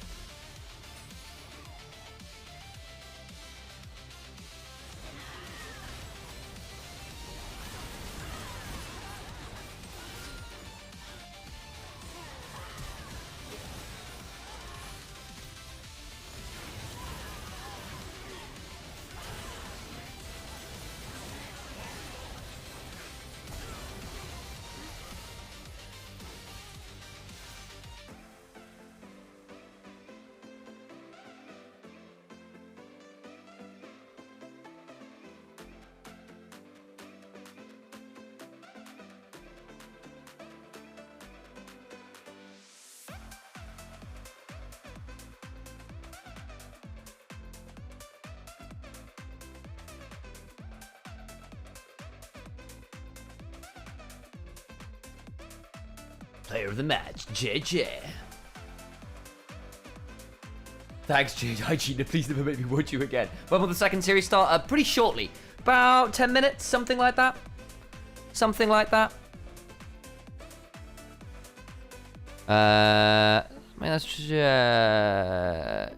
can Junja be given more time, though? It's his first bet in the LPL. Yeah, I kind of wish Junja was given a bit more time as well. I think he's a great pairing with Honky. I think putting him under pressure, say we're kicking you after a split, feels really, really tough.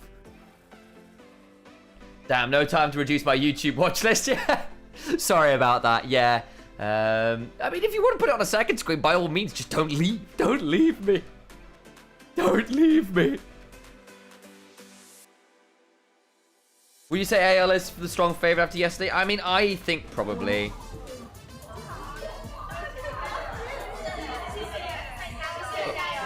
I need to turn this off and give us some Spotify. And we'll put camera back on. Just to get hit by some adverts.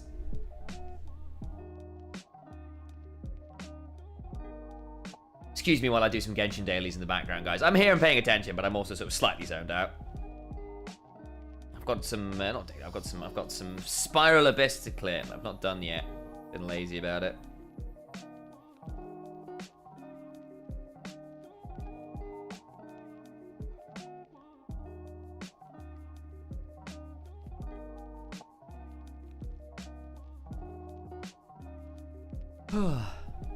G2 winning LEC again. They're definitely looking quite good again, aren't they? Playoffs G2 just hits different, guys. They just hit different.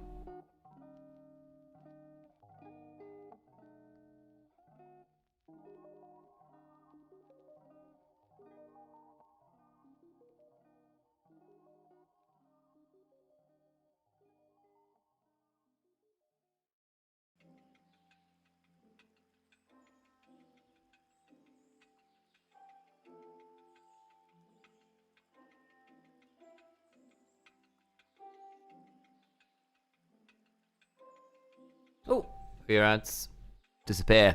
Be gone. Since you and Ali stay in Germany, have you played the old-time classics Gothic and Gothic 2? I have watched a full playthrough of Gothic. I think I'm going to wait for the remake.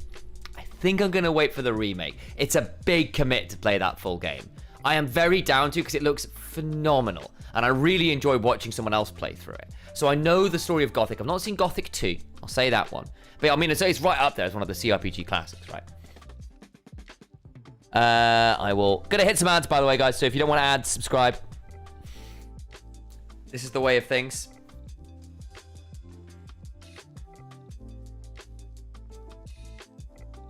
But yeah, no, I think Gothic's a great game. A classic for a reason.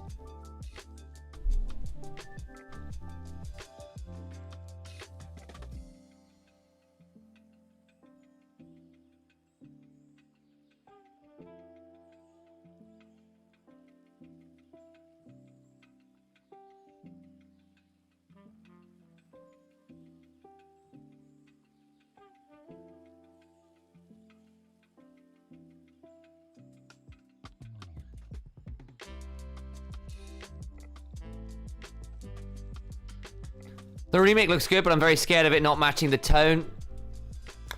Very fair. I mean, it's in the name, right? Gothic is if you get Gothic right, like, how do I put this?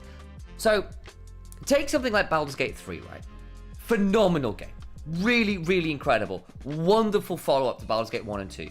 They are not the same genre of game in so many ways. I mean, in a good way, obviously. Like, it's very much the Larian DNA that's gone through that. But it's not real time with pause. The builds are very different. The way the items work is very different. All of that stuff is kind of there and makes it quite complicated. And I think the same deal with Gothic. It's like we've moved past that kind of era of CRPGs being like Neverwinter Nights, BG1, Gothic. I'm missing something here. What's another one in that kind of sense? Arcanum is probably in a similar space. So it is going to be different. Whether that's a bad thing or not, I don't necessarily know, because actually there's some things about those games that haven't aged that well.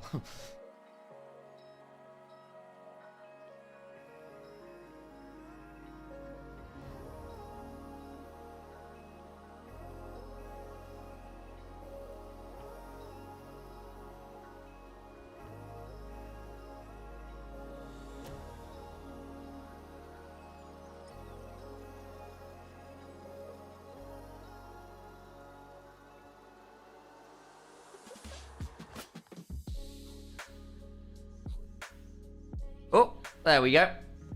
Back onto screen briefly. Hello. Nearly there for our second series. And again, BLG should be fairly heavily favoured today, guys.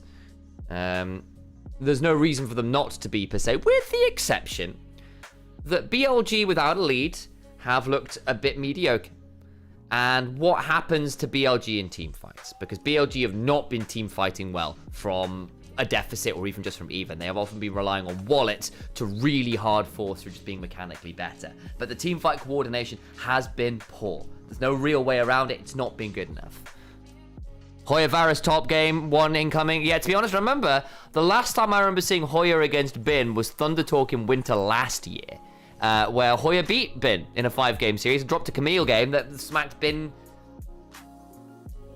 and humbled him somewhat, it must be said. But we shall see. I still think the laning phase on the whole from BLG has been pretty good. I think Om's been solid across the split on the whole. We've not seen too much off. But I think Knight hasn't been as consistently dominant as I would have liked. I think, again, like say, Hongq has had his number more than I was expecting, for example. I have not been as sold on the jungle as I would like or need to be. Although I think, actually, I say that. I take that back. Shun and On have been pretty good. But I think Bin, Knight, even Viper have not been that coordinated as a unit in team fights. So I think Shun and On have actually had a fairly good split. Their synergy remains good even after a year apart. Take back my initial statement there. I said it and went, wait, do I agree with that? No, I don't. Just saying things, chat. Shouldn't be doing that.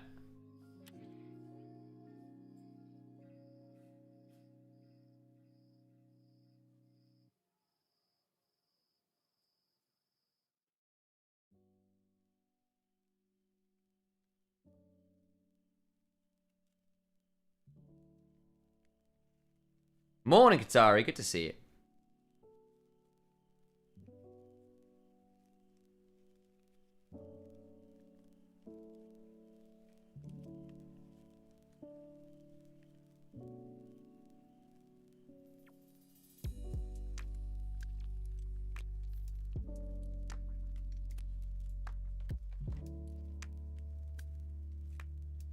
How are we all doing on this fine day? Wait, actually have to lock in for these things? I hope not. It'd be just simple kills, right? Just running away from you. My days.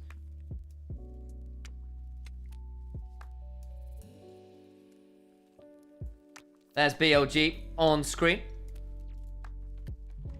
Have they used this 2 weeks off to shore up some of the flaws? They were looking so good and then had a horrible set of last games. I was not impressed. I think a lot of us were somewhat shocked, really, by the level of performance we got from BLG. Expecting much better from a team that theoretically should have been pretty great. There you go. That's the average goal difference. They have been playing so well in the early game, and then they have to do that team fighting thing, which is a bit miserable. NIP in group perseverance, a little higher. But again, that's group perseverance. That's not group ascend, and those numbers lie somewhat because they're against lesser opponents. Don't necessarily take that as the gold standard per se. Key players On and Jort, the supports. I think that is a very valid call out. I think On has been fantastic on the whole this split. CS per minute on a support. That's great. What a graphical choice. Both of them very, very heavily involved in kills. Of course, Duo being the #1 in the league says quite a lot. NIP play heavily through their support getting involved. In fact, I think NIP in general have been pretty good team fighters. If there's a way to deal with BLG, it probably will be through. In fact, let me turn this off so you can see those chaps. It will likely be through those team fighting. A lot of fantastic bar games from Duo. And of course, you can see the occasional chanter here from both players. Bit of that Lulu incoming there. More mixed for Jaw, less so for sure for On, who has just been excellent on the champion. Renata in there as well. Little note on that one.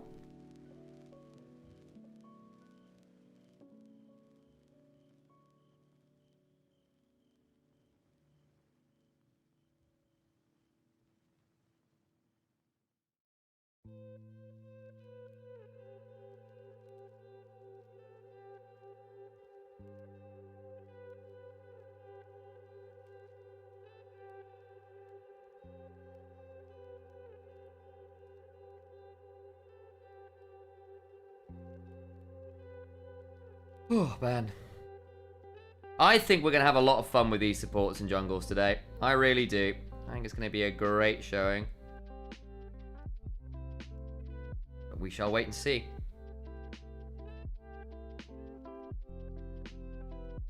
Here come the players into the arena. A little bit of earlier on.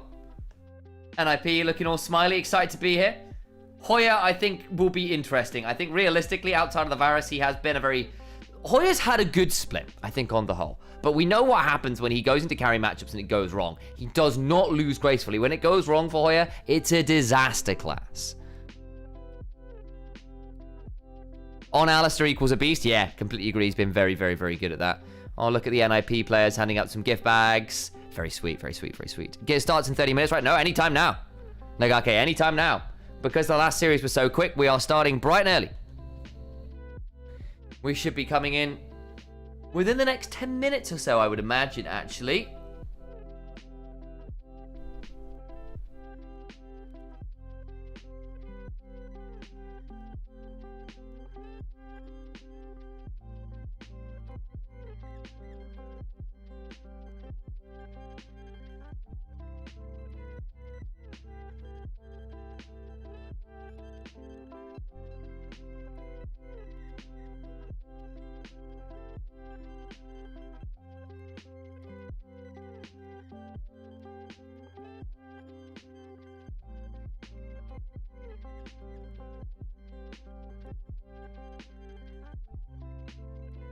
Definitely not. Actually, we've got... oh, no, don't do this. I need to listen to this advert. We may just need to redo this level. That's okay. How am I doing this? Here we go. Let's go listen in on this, shall we? There we go. That's what I get for trying to do some dailies in the background.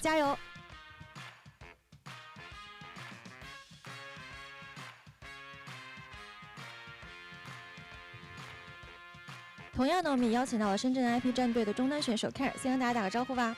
大家好，我是 Listening. NP 的中单 K。欢迎 Care。那时隔半个月迎来 To 你 Cat, 们马年的首战了，休 who 赛期大家调整 Had a 了怎么 really 样？ interesting 有什么 statement 新 the 的收 other 获 day. 和 Well, we're 启发？ listening on this, and I'll have this conversation afterwards. 休赛期的话，就其实前段时间是挺累的嘛，然后就大家都好好休息，然后调整一下自己的身体状态，回来之后就好好训 The 练。 Mandarin 是的，也 speakers 是 out there. 在休 Hopefully 赛期 some 好好 cool 休 things 息， being 迎 said. 来我们今天的一个淘汰赛的首战嘛。那么组内赛你们的表现可以说是厚积薄发型了。淘汰赛首战面对到 BLG，在游戏内容上有没有哪些想要去精进的部分呢？首战面对到 BLG 的话，我觉得首先是需要把我们之前做的不好的地方，然后尽量做得更好吧。其次就是打出我们自己该有的内容就行了。也期待你们赛场的表现了，加油！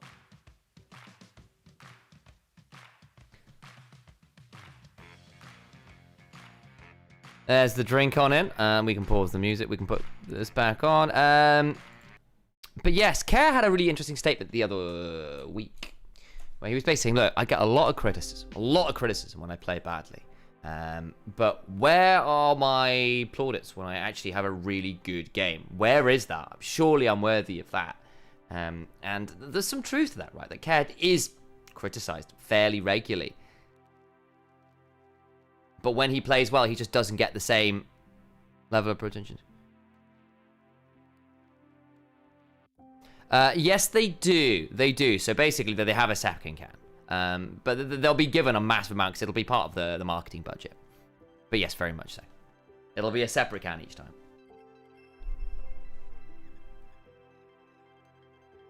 Having done these before. Here come the players onto stage.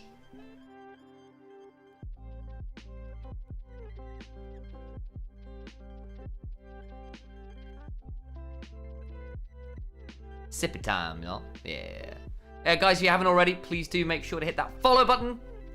Make sure to hit that subscribe button if you haven't done that one on Twitch.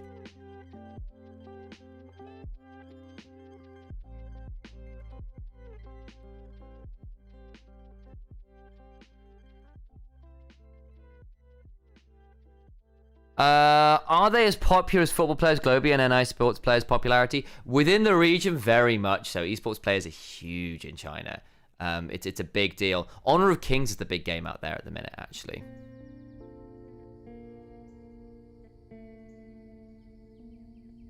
Oh, they did some rock, paper, scissors. Very cute. Had some fun with that.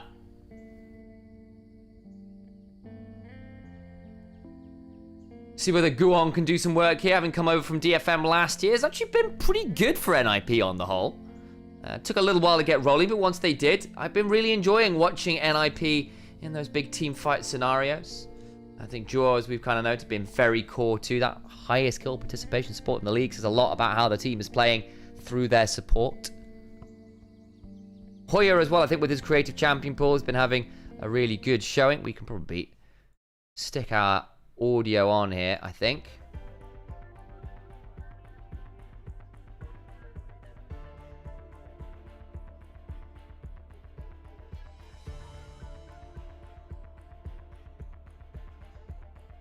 Get ourselves locked in shortly. Shenzhen NIP. Are we in Shenzhen? I actually don't know. We might actually be over in Suzhou for in LNG's arena.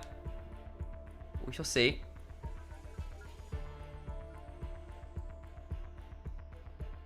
But yeah, so for example, Uzi, for JC, by the way, for context, Uzi became Person of the Year in China, not sports person, just Person of the Year in China a couple years back.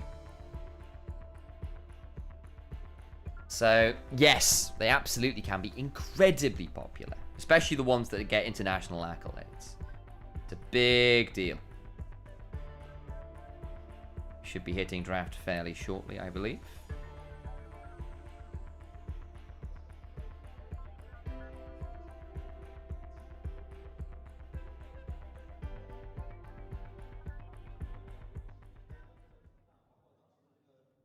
That looks like draft to me.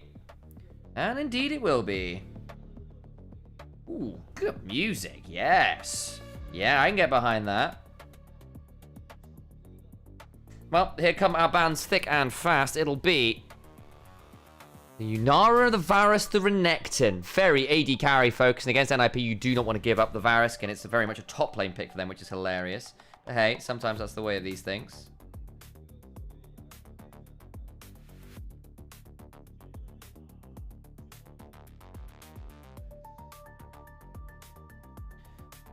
Orianna Rumble. What's getting through? I guess it would have been the Jace, but after all those nerfs, it's not really the same anymore, is it?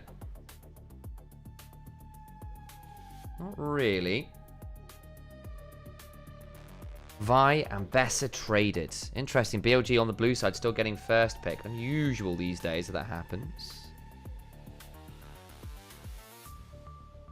What are we going alongside it? Could be something like the Ahri to go with. Very early for the Vi, but Guwon does love it. And Care, big Ahri player.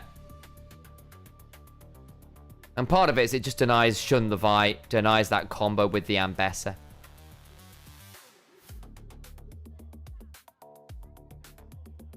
Wouldn't hate that here. Other option potentially is looking at some of those AD carries that are a bit higher power. Again, we've lost the Unari, we've lost the Varus. They're off the table, so you could look towards something on that front. But obviously, 2 engage options locked in. Welcome back. Okay, so you were talking about those first pick priorities. So we have the Vi and the Ambassador. Ow! The Vi and the Ambassador separated away from each other to stop that point and click dive combo. You're right. Just put your elbow on my hair. Sorry about Rip that. some of it out, I think. Ow. Apologies, did we do that one? Yeah, I know it's not. Still painful. Yeah. Okay, right. Potential point and click of the Pantheon in there. The Pantheon's fine into the Vi as well. Also pretty good against heavy dive combos because you can press the E and stop a lot of the damage from that single direction. There we go. Pantheon, as you noted in. Alongside the Ziggs into the Azir is a Knight special. Again, we are done with Knight Azir. The Azir got through picks and bans. It's Ghost of Care, who is a big Azir player, but Knight has an answer. Just play the answer, guys, is the honest way through. Vi being hovered. So the Varus got banned. Hoya is an AD carry top enjoyer. But instead they'll go towards the Poppy, which is another one of those Hoya specials. Could also go towards Jaw. Yeah, it can go towards either, but you're absolutely right. Hoya is one of the few people still playing Poppy top lane in the world right now. In fact, I think he's one of only a handful which have been played through in this. I'm surprised it's not been played there more. I think there are a couple of champions up there where you can play it into, and I think it gets good value in a lot of team fights, obviously, as well. But Knight on Ziggs is already a problem here for NIP, because Knight is such a good player of this. And now you have point and click into that Ziggs. Before you get Zhonya's onto Care, onto that Azir, he is going to be a sitting duck. If the Poppy is out of position or it's more playing around side lane, so the Poppy isn't there at the play, you get Pantheon jumping in, and then this Ambassador ult point and click, the Ziggs ult point and click, someone's going to die horribly, and I'm not sure NIP can confidently save their carries. And one of the reasons we stopped seeing a little bit of Poppy top is the Poppy with her W is great once you come to team fights, but in the early game where the Poppy's locked top, she doesn't necessarily get to stop the dive champions from doing their thing when the snowball's occurring. Another couple AD carry bans, the Kalista, the Ezreal away from Viper, who is a big proponent of both of those champions, even if, again, we've seen some mixed Kalista performances around the world with some unfortunate fumbles here and there. It does feel like there's just been a little bit of that scrim bubble with people saying, hey, maybe Kalista's all right, actually, right now. Yeah, we're seeing more and more of it cropping up around the place. I don't think it's top tier in the way that Kalista in the past were. You know, funnily enough, I believe Kalista may be the only champion of all time to have 100% ban rate at a world championship. Wow. I think it was Worlds 2017 or 2018, maybe Worlds 2018, where Kalista was 100% pick and ban rates. Maybe it was 2017. It's one of those 2 years. I remember Mordekaiser got really, really close in 2015. Pantheon got very, very close in like 2019 or 2020. Very few champions which have done either way. Ashe locked in for NIP, threatening the Ashe Seraphine. Could, of course, still be the Poppy support, though, if it comes to it. BLG, they're looking for a point-and-click dive combo. Either adding more pieces to the combo or more setup works, which is why they think about the MF or the Jhin. They do well into the Ashe in lane, at least they survive in a way that some other AD carries can't. The Jhin would provide more point and click, whereas if someone gets hit by that, the Ziggs potentially has another way to have point and click. Okay. And the Bard, of course, helps with that too. Both of these supports put a lot of time into the Bard. We was having the official broadcast was highlighting that matchup as their matchup to watch. I think The support one? Yeah, support. Azure, by the way, the highest kill participation support in the league. Gosh, He's been all over the place with this team, and now you've got the Seraphine with double extenders of it, of the Encore ult, right? With the Vi, the Poppy, both being very good at ensuring the Encore gets to the backline the way it might not in other realistically, I mean, NIP really want to peel back and play for the death ball. This has typically been how BLG lose games. Typically, BLG, they get baited into playing 5v5s against death ball comps. We saw that against JDG. We saw that against top esports anyone's legend, where actually the team fights weren't working well for them. BLG do have a composition which is probably going to do very well coming out of the early game, pressing that Pantheon and Bard ult for the first time, and the follow-up being very, very strong. The question will be, how far ahead do they get, for one, but then mainly, can they actually convert what we assume to be a very aggressive early game composition from BLG into actual teamfight wins? Because if NIP get to 5v5, that's where we get to learn, are BLG still this flawed late game team fighting team? I completely agree. And again, I also think this Ashe Seraphine could potentially just be a big pressure point in terms of just the lane control. Ashe Seraphine, so much shove could be very, very dangerous, especially if you end up with a bit of support to make sure the Pantheon doesn't completely run over that lane with some good ganks. I think this early game could be quite telling, actually, because if BLG don't snowball, I think the 5v5s look very dangerous, as you noted, for NIP.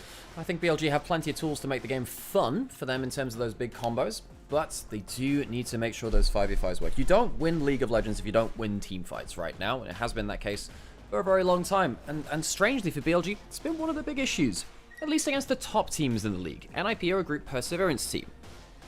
Will that apply to them in the same way? On to the Rift we go. Second series of the day. Let's hear those gyros between BLG and NIP.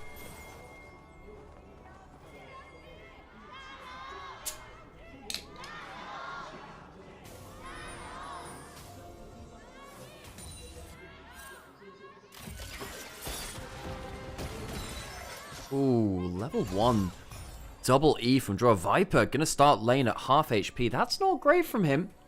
They want to have some lane pressure. They pick the Jhin Bard so they can at least contest this. Ashe Seraphine is a nasty-ass duo, but you need to make sure you're not giving them an extra leg up there. You're meant to be competitive here on blocking the volley for Viper. And suddenly, actually, Assume and Draw, after that great doubled up E, have lost a lot more HP than they should have done.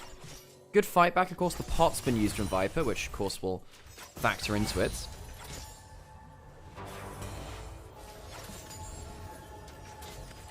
Viper starting with, he started with boots and pots. That's why he's got more to use. Okay, and he'll want to go for the Swifties first anyway. Ow! Viper getting hit by a double E, even though he has those boots. Draw's been on his case. Level 2 hit now by Assume and Draw.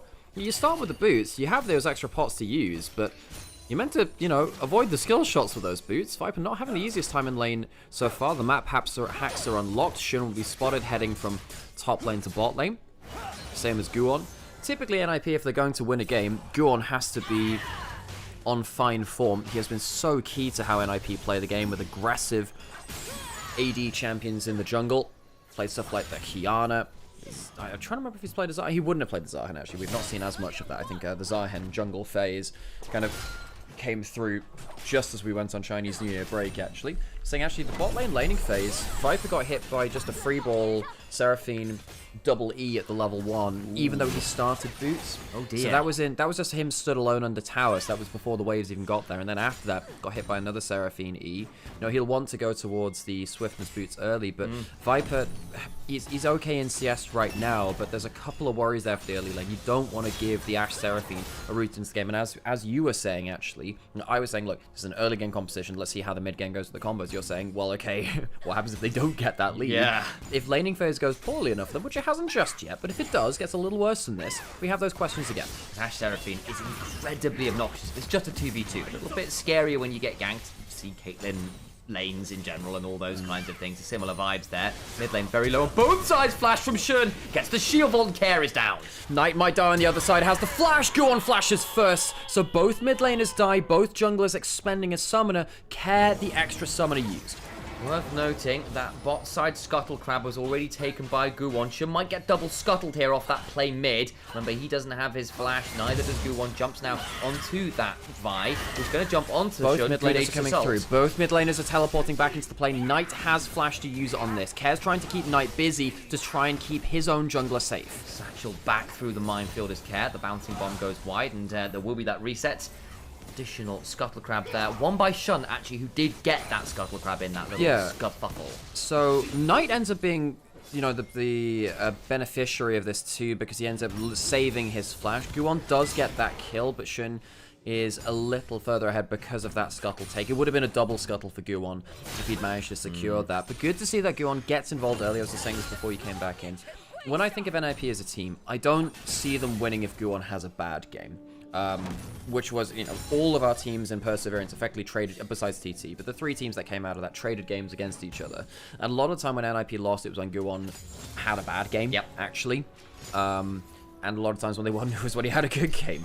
He's had some mixed performances. I think on the whole, he's been pretty good. And for a group Perseverance team, there's definitely a lot of praise to be thrown towards that man in the jungle. Very, very much so. And again, we've seen some really good carry performances from him, actually. He's been one of those ones who just what he really picks. Yeah, when he gets that opportunity, he pulls up some spicy stuff. Oh yeah, putting down that steadfast presence there. Whacking Bim with a hammer shock. Worth noting with the Ambessa Poppy matchup, you don't have to dash with your passive. A lot of what you'll end up doing is just kind of standing still, pressing the S click a lot to make sure you still get your abilities, but you're not spinning through it. It's not like, say, Cassante W, where you're always dashing, right? But that's a big part of your kit. Going to teleport back up towards that top side. Hoy's early lanes with, oh my god, he's going to try to punch him away, and he will do. Trying to stop him from getting the cannon. That's really annoying. Well played from Hoya. And he gets a play, and that will be the cannon denied. Well done. Okay, Hoya, as you're saying, one of the a very confident player of this Poppy, one of the few players in the world that plays the Poppy top lane semi-regularly. He's always had it in his champion pool, and right there, you know, just using the level 6. He's not really going to use it for much else right now. Oh boy. Level 6 not there from the bite. Emperor's Divide. Guwon gets the Vault Breaker. The minefield comes on down. And Knight should survive this play, but will be forced to reset here, most likely. He'll clear up the last of this wave. In fairness, he has a pot ticking. He is a Ziggs. He could just get his next rotation on the wave, see if he wants to play towards that. Does have the ult if a play happens in bot side and he's in range. Soon burns the Ghost just to make sure that he's not being locked down too heavily there. And will threaten a re-engage, but On is swiftly out with a magical gem. Yeah, Knight was locked in lane, so couldn't throw down that ultimate at that range anyway. He has it available for a mid lane wave if he does want to throw that just out for wave clip. Again, about a wave ahead of Care. Both junglers really hovering around this mid lane quite a lot in this early game so far. Knight on the reset means that NIP probably going to get this dragon for free. Yeah, most likely here, I suspect. Bin on this top lane, just reading out with Hoya again. It's minor gold lead to Hoya off that plate. That little cannon deny that we saw as well. But otherwise, it's been a bit of a muchness up here. Some cute interactions, but no one's been truly threatened as yet. So you've been there again, just trying to play the mind game, trying to bait out the steadfast presence there by casting the skill and seeing if Hoya will press the W, but he's standing still, so he wouldn't get hit by the W anyway. I think a lot of these trades do definitely go at the side of the pop. Well, I mean, just in general. If you dash into a Poppy W, you tend to lose trades. It's a big thing. He's going to be going for the Sundered Sky first item, by the way, for that crit Buckler auto, which is really nasty for that poke on tower. Knight will get, sorry, poke onto you, and I just saw the tower getting hit, and Mind did mind things. Knight gets a plate there, and right there, losing the mind game that is Bin, but he's probably looking for a reset now. Indeed, we'll get this last minion and look for that reset. Probably not going to be miles and miles away from an Eclipse at this point. A couple more components to pick up, but I suspect within the next couple minutes that will be on the docket. Typically, first item comes in around the 10-minute mark, so he's a little way off of that for now. At the end of the day, he's only got the pinback pickaxe in inventory. And in fact, he's not going for the reset, so I'm done with that one. Ooh, stun doesn't land onto Assume, goes into minions instead. Yeah, nice idea. Didn't quite work out. Viper had a healing climb behind him anyway, so gives himself a little bit of a speed boost in the heal and gets out safe. He's got that fourth shot. Will clear up the wave well enough. And actually, credit to Viper and On, despite it being the Ashe Seraphine, which is notoriously very lane dominant, actually up a few CS here, which you'll take. Yeah, that's definitely good news for them. BLG do need to get those kind of leads, though. They need to get something. You know, Bin, even with the Poppy, mid lane is going quite well for Knight, actually. He's got himself a decent CS lead and that plate, so he's not unhappy there. But as we were saying, look, BLG, they're going to really struggle to play in the team fights later. You know, you're going to have a Poppy who's got top lane XP, he's going to have a Seraphine buffing them up as well, and double carries you've got to reach. And you've got to somehow get through the Encore and the Poppy W. It's going to be really hard for you to team fight without a lead later on. So BLG, as it stands, they need this one like watershed moment. Is it going to be through side lanes? I think BLG are the best side laning team within the LPL, and they have a really good side laning comp. You're going to have Pantheon flying in, Ziggs ults coming through from anywhere. Jhin ult, Jhin, W ult, you've got Bard portaling around. Of course, the Ambassador's very good at comboing on from long distance as well. So BLG are likely, at this point in the game onwards, looking for those big ultimates to play around split fights before the Poppy and the Seraphine can deathball and cause them huge issues in the 5v5. Problem with BLG that when they've tried this style before, and the game I would point people to if you want to do some homework and see that game while you're watching this series, is that JDG game from the regular season where they played the Azir into Honkyu's Ziggs. Ziggs was the counter there, but they did very well in the side lane. But then as soon as the 5v5s came through, they lost the game. That will be a good blueprint to see have BLG improved since that moment in the regular split. Because again, this comp plays to a lot of BLG strengths, but as we note again, at some point, NIP will group up as 5, and do BLG just do their usual thing of saying, fuck it, we ball.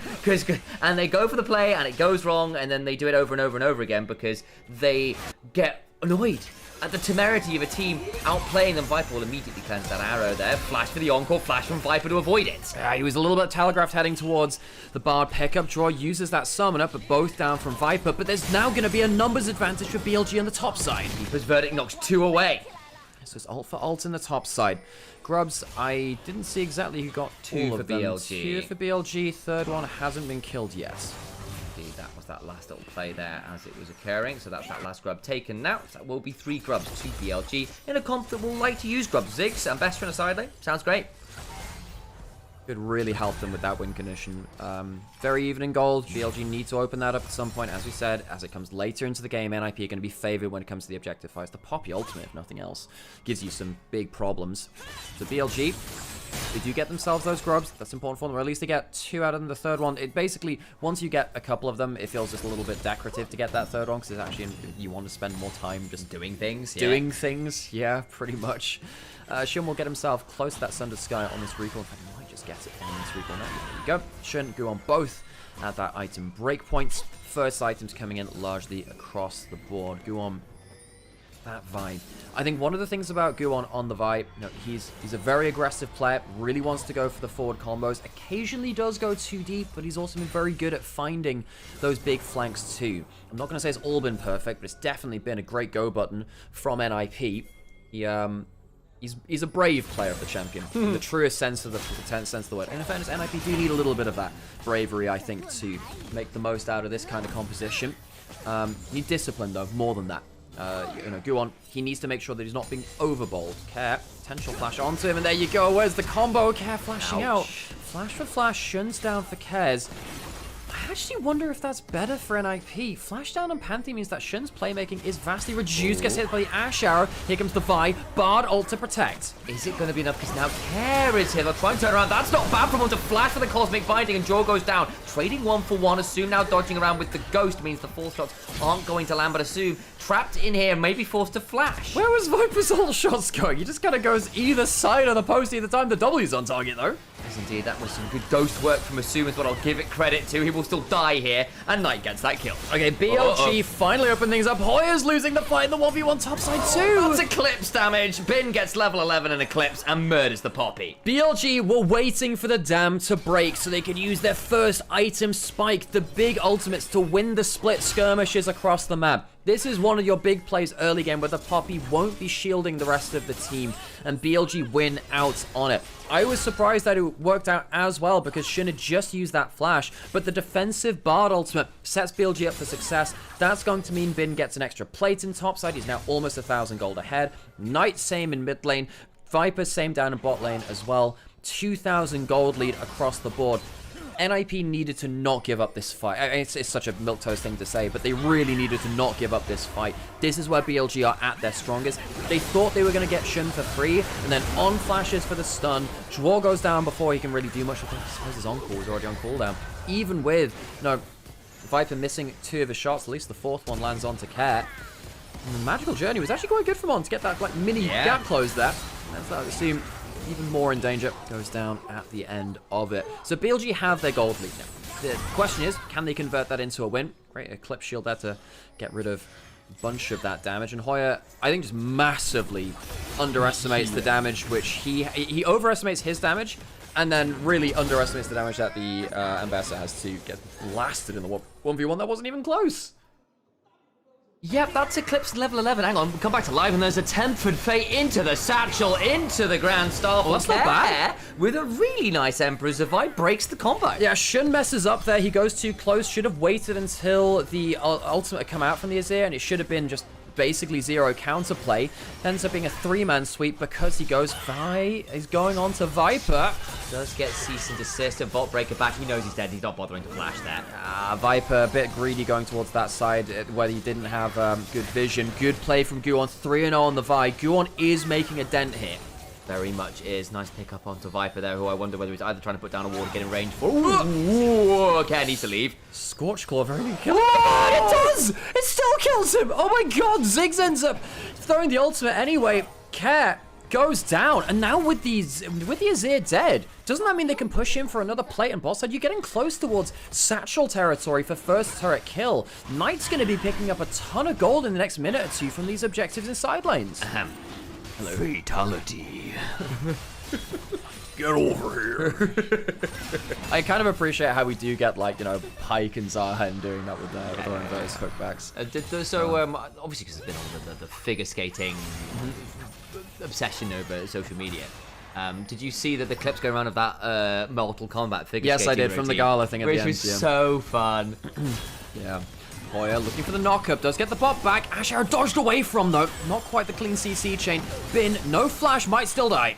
Big Drakehound step in, out comes the Ambassador doing their best to heal on through. The Omnivamp's not bad, but there'll still be a volley and a last couple Rangers focus, and can't win the 1v3 on. Helps get a route onto Guwon, who may now be in a dangerous spot himself. No flash, and that Vi just went over the wall, but Shun again gets the burn, gets the kill. Bin buys a lot of time topside, meaning that no one could really roam away from that. Is there a satchel here? Close. Sweep away. Keeps Care safe, but BLG, this is the kind of gameplay where they should be succeeding. Yes, Bin does go down, but you see how quick their response is across the map. Turret goes down, second one of the game for BLG. They did take the bot one before this, so Ziggs end up getting a ton of value. Herald's going to go down too. That's important because that will allow them actually to threaten the inner turrets. I think the outer turrets are kind of they're a done deal anyway. If you throw the Herald in to one of those inner turrets, though, Ziggs will clean that up very, very quickly.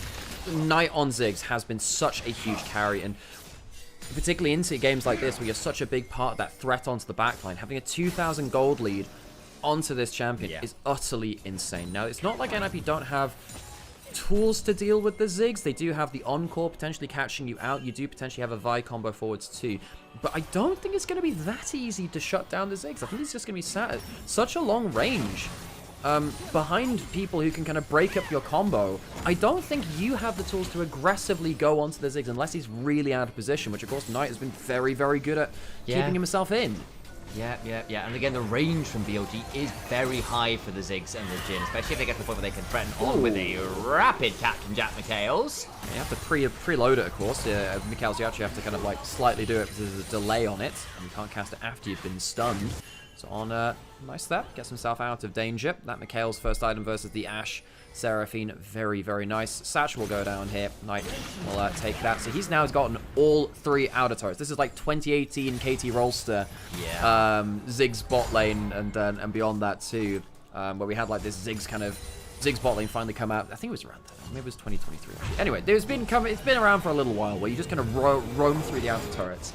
Now you have the Herald to break the inner turrets, which is typically where a Ziggs can get stalled out. That's a danger point for NIP. We're getting to the point where BLG has enough gold to just brute force the game, which is what we were saying. Is like, okay, BLG, you're expecting this kind of gold lead. Can you get more than that, and can you transfer that into a team fight win? Because the 5v5s, we haven't seen a true 5v5 yet where the Poppy is blocking for the rest of the team. Yeah, and then the Seraphine Shield, the Empress Divide, and all the other tools that you've got here to make things very tricky in the 5v5s. We see the thought process from NIP, we see what it's supposed to be doing. You are still 2 dragons deep, so as well, but you get to Soul Point, tenacity this game into a lot of pick CC. Not the worst here with the Chemsol. It's not the best ever, but hey, you're running with a Seraphine. You can deal with some shielding and healing and tenacity power this game, I suspect. Yeah, the base dragons are really nice. And that's tell you what, because we're seeing a lot of enchanters in meta. Ooh, miss on the ultimate there, but Pantheon might come and change the equation. No good ulti wave. Is anyone in this bush? No, they're not, and that means Hoya is likely just dead. There's nothing to be done. I appreciate the attempt with the Keeper's Verdict, but BLG, because they have so much control with all of these towers down, just find it very easy to roam members up, and they can follow up from miles away. The response time is so short. Yeah, look, NIP, they'll death ball later, and that'll be really great for them. But if you're playing around, oh, it's a good stun. Ooh, from over the wall, he wasn't expecting the Vi to be in the Raptor bit. A nice pick back. Awesome. Bjorn didn't even need to use the flash. That was a very dead Ziggs. Anyway, look at it. Went too close to the Fog of War. Good shot from Assume. Opens things up. Doesn't change the fact that the top lane's going down.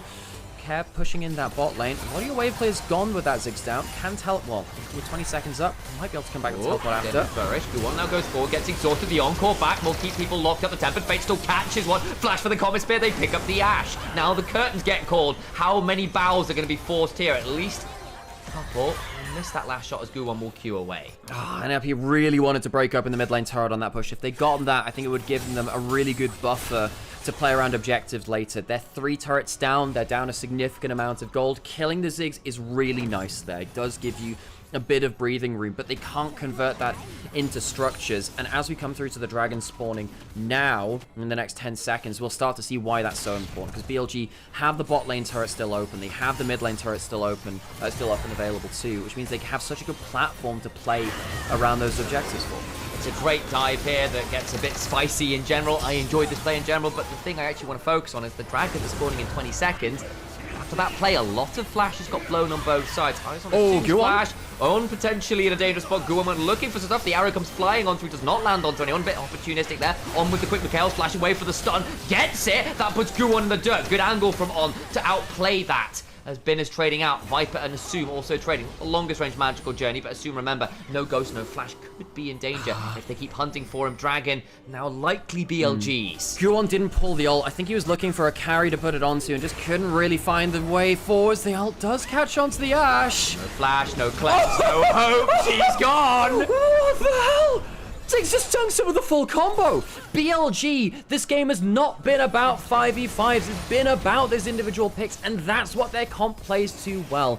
The time off, we were wondering if they'd be able to, use that time to get into a position where they could transfer this kind of composition, which they are by far the best at in the LPL, into actual game wins. Now, NIP, they're a group perseverance team. We're not sure about their overall level compared to all of our Ascend teams, but they're definitely no slouches. No. BLG showing a good game here in game 1 to say, okay, we're playing this game to our win conditions. We're not allowing you to get towards those 5v5 death balls.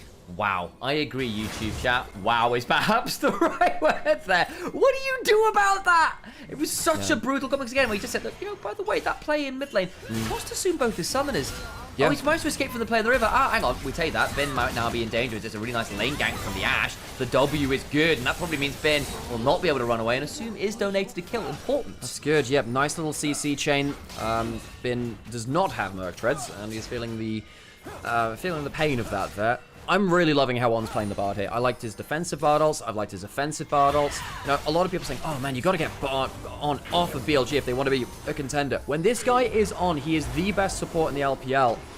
Right now, hang on, Kaz going for the sweep. There is the Empress provide the Mega Inferno Bomb comes forward. Viper dies, but there's a lot of damage back onto Guwon. Where is the rest of the team? This is a bit awkward now from BLG. Well, I don't think there's any more follow-up because Guwon goes down low. 2 dead, though, because, of course, Ambassador died in the bot lane. Viper got blasted there. Good sweep forward by Cat. And that's going to be a turret down there, too. NIP. And this is... The NIP get themselves a bit of gold back. They're going to get themselves potentially 2 turrets. They try and defend this middle one, though. Assume jumped onto it. He's dead. Oh, my God, the damage. Knight has got himself a full squishy deletion build, and Shun jumps on the Ash, who has no cleanse, no Mikhails, no summoners, is dead to rights. And no magic resist either, which means that the Shadow Flame flat penetration means even more.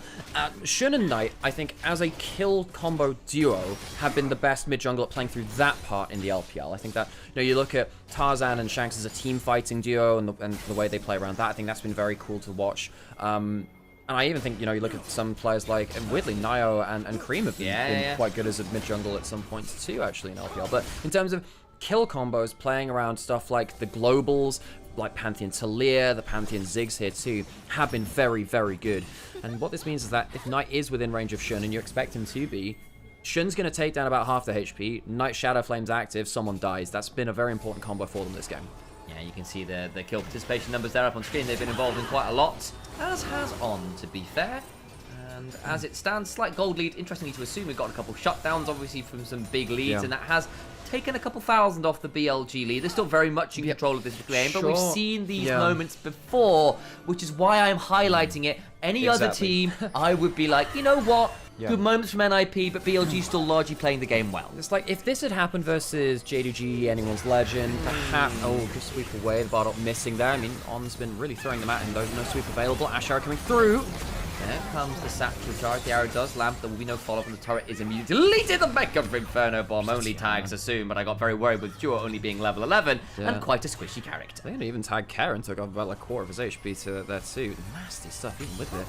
No treads in. Knight doing some crazy damage, likely going towards the death cap next as well. He could go towards his Onis, but honestly, let's just see the damage. Let's go for the damage, I agree. I think if he gets to a point where he has death cap, Void Staff, I think he one-shots without any assistance. At that point, it's not even close, I think. He's got the death cap now. 3 items, 24 minutes. He is a full item. It's like a full death cap ahead, but Viper's in trouble here. But Viper, okay, he's going to be fine. He sidesteps it all. Now look to turn it around. But sometimes you can just be better because you're Viper, and you get to just run at people. There's a teleport behind. The curtains are called. In comes the ult. Shun buffers through it. It's early on the encore. No one was in the audience. And now the public execution comes on through, and the Queen of the Freljord is decapitated. A little regicide from Noxus. Oh my word, the quick response from BLG is lethal. NIP, I thought they were going to catch out Viper there, but I think the reason Viper knows he can go for that is he has those globals over the shoulder. Shun comes in, Vin comes in, and BLG once again take a fight, denying the 5v5 with the high disengage of the Poppy, and this will probably be the game-winning play now. BLG will get the Baron, and right here, Viper knows he's got a Ziggs over the shoulder. He'll be in range soon. Pantheon's not far off. They have the Ambassador teleport, and of course, it's not like there's that many people in position from NIP. Viper plays it pretty close and risky. Encore misses. I don't think it would have saved them anyway, though. And with the Ambassador already there, it does get quite tricky. Assume falling afterwards, having burned the Ghost, feels pretty sad. The Seraphine down both summoners as well. We've just not seen a Death Ball because there's been no ball. We've had a Death Oblong. Yeah. Bit deflated. Yes, an oddly 1v1 shaped ball. Yes. It was a feta, not a ball. Yeah, NIP... Fate. No. How do you pronounce that word? It is fate, isn't it? Yeah. Yeah, just like a little not quite party. Yes. It is kind of a party, but a small I had to think about that. I was like, I see that one written down. Anyway, I don't hear it pronounced. NIP really want to fight. They want a 5v5. I'm just not even sure they win it now because Ziggs is so strong. Vi jumps behind, is still off vision, looking to Oh, slide off. The Guwon special, really looking for that long flank potential. Can Guwon make a game-changing flank against this gold lead? It's a real hard ask. Hoya sidesteps the deadly flourish. Hoya also tanks up that forward shot. He's the one who can right now. Guwon's still in the picture. They go in anyway. He's not there! It's a 4v5, but he's not there. He's still on the flank angle. Wait for me, says Guwon. And BLG say, absolutely not. We're murdering him now. Knight and Bin make sure that the pain sticks. A flash for a shield bolt. Care tries to divide them, but he's dividing by 0. Their health bars are in fact 0. Guwon turns up and goes, wait, where is everyone? Guwon goes in. I think he has to flash out immediately. Guwon tries to go for the flank angle. And instead, I think he's just seen his entire team just die and lose the game. That'll be a 27-minute victory for BLG, who've made it a very convincing one. Who needs to team fight when you could just skirmish and brute force from every pick? Globals from everywhere you look. The range, the response times. BLG at their best. BLG, not the best 5v5 team in the LPL. Doesn't matter one bit when they don't actually have to 5v5. Easy as you like. BLG walk away with a dominant game 1. And NIP, we had questions. Well, you know, what is the difference between Perseverance and Ascend? You know, it looked like NIP, WE. They were looking quite good in that qualifier bracket towards playoffs. Yeah. BLG, Anyone's Legend, seem like they are just a level above, though. These were our top 2 teams quite clearly from the regular season, even with criticism towards BLG that is criticism in the perspective of we expect BLG to be a world-beating team with this roster. I don't think they've shown that so far in this split. We are expecting them to build up towards that, or at least hope we bloody hope they do, because of the level of the roster they put together. It is only NIP, it is only game 1 of playoffs. I liked how they played this game though, to deny the 5v5s. It was much cleaner on converting these individual leads and this combo-based gameplay to find split picks across the map into a win.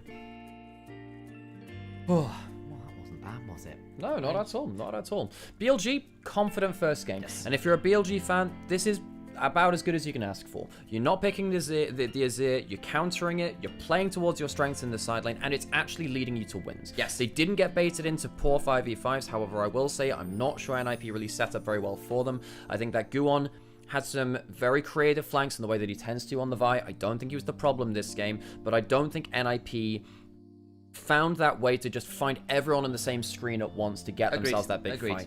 NIP needed to find a way to deathball a little better. I think it didn't help that Hoya lost the individual matchup so hard. I think it really didn't help that they were so lackadaisically moving into sidelines and getting caught.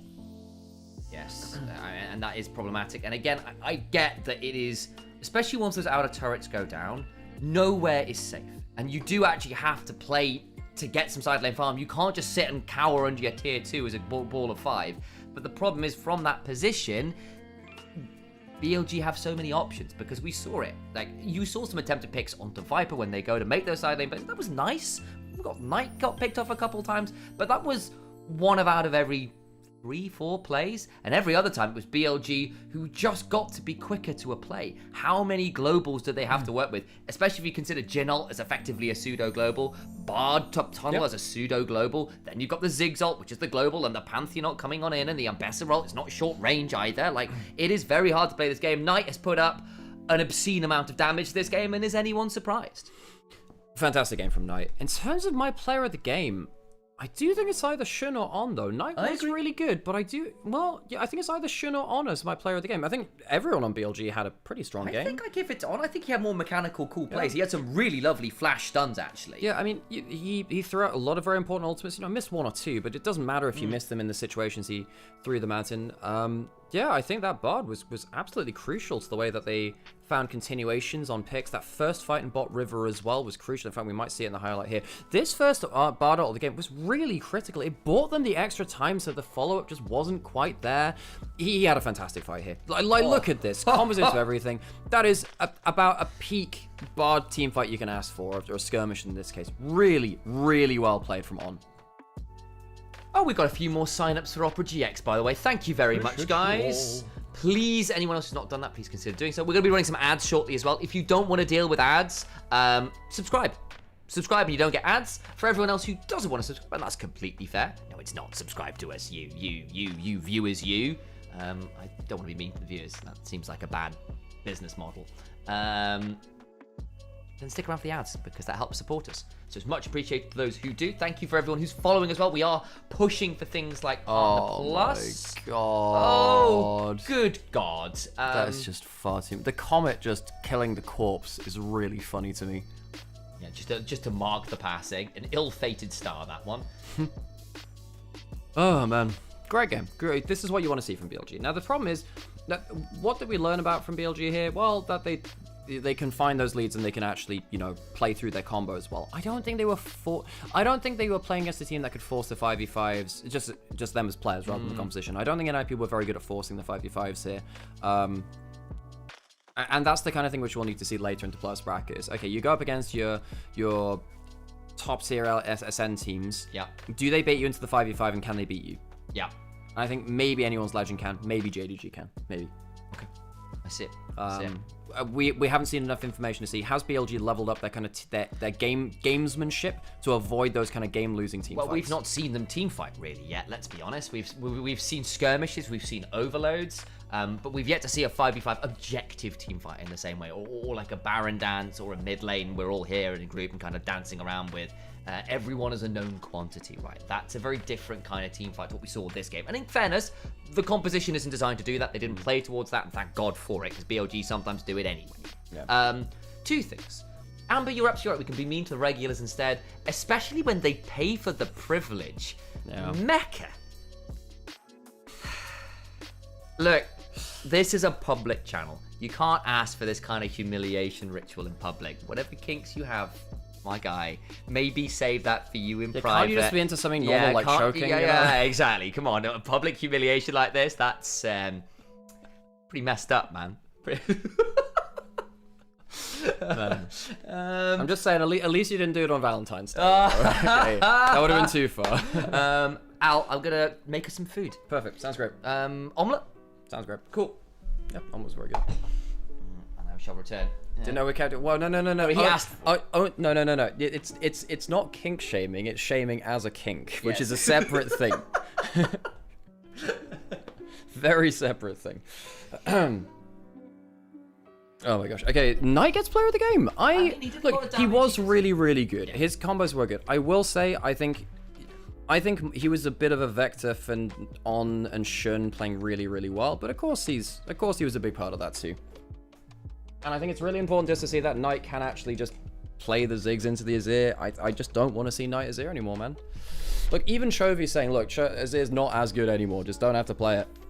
Ugh.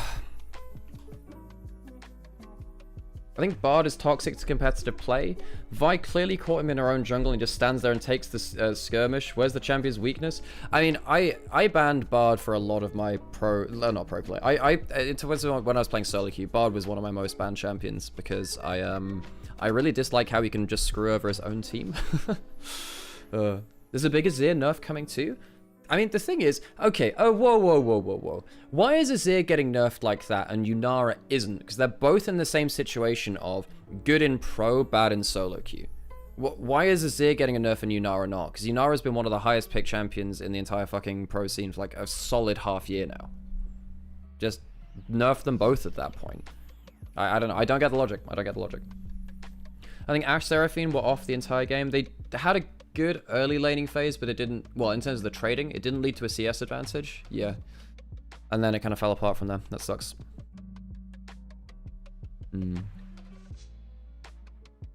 think we should buff Varus again. Are they nerfing him too, actually, eventually? Isn't that a thing that's going to happen?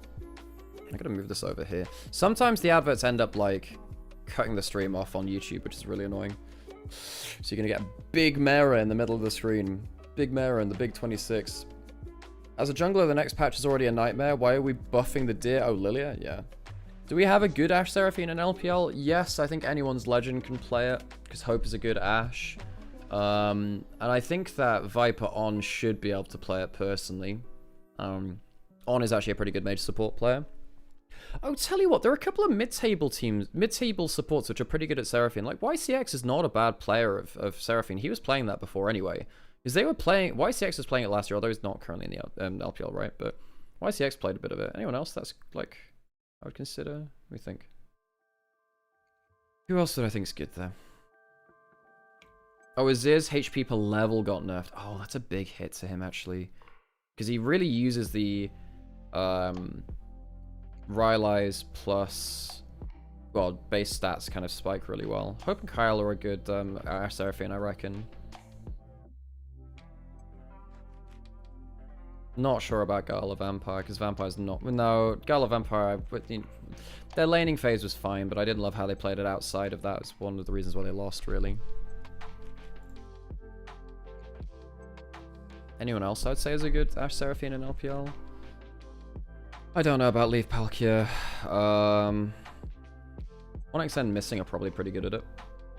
What's the thoughts of the viability of Heimerdinger in pro play? Well, it's very good into melee supports if you could... So we initially saw Heimerdinger as a support champion into melee supports because they just go into the turrets and die. And that's when we saw ranged supports come, like AD carry supports come out, because they Ashe, Caitlyn, Varus support, they outrange Heimerdinger's turrets, so you don't have to take damage from them. That's actually where we saw those supports come through for the first time. That's where the meta came from. Yeah, that was pretty cool from them. I think all the nerfs this patch are great. Azir, Ori, Varus, Nico are so overdue. Yeah, but where's Yunara? Where's Yunara in that, you know? Yunara needs a nerf, man. I'm so surprised that Yunara's not been nerfed specifically for pro play. It's probably because she's a new champion and they want to keep her, like, strong because she's popular, right? And she's, yeah. But she's not that strong in solo queue. She's pretty weak in solo queue, so they don't want to nerf her too much for that. Maybe they think ADC already has more variety. Sure, but then Nymaera is still like... Nymaera, Varus are like the two most popular AD carries and have been for the last half a year. So why is Varus and Azir getting nerfed and Nymaera dodging it? Because it's in exactly the same position. So at that point, it's like, oh, if you think AD carries already varied, why are you banning like the poke AD carry Varus out? Because that's part of the variety. I don't see the logic there personally. I'd love to see Karthus again. No one plays enough AD mid laners to make it easy to draft. I think you should be able to play Zyra. I think Zyra is pretty good right now, actually. I think Zyra Maokai should be being played more as kind of disengage / long range ultimate champions. I'm kind of surprised we haven't seen any Zyra. We've seen like a little bit around Demacia Cup. I'm surprised we haven't seen more. Zyra's good right now. Why is Bard permapicked in competitive? Because Bard does everything if you play him well. Bard, he's a little squishy, right? He's a little squishy and he's inconsistent at everything he does, but he does do everything. He is one of those jack of all trades supports that can do literally everything.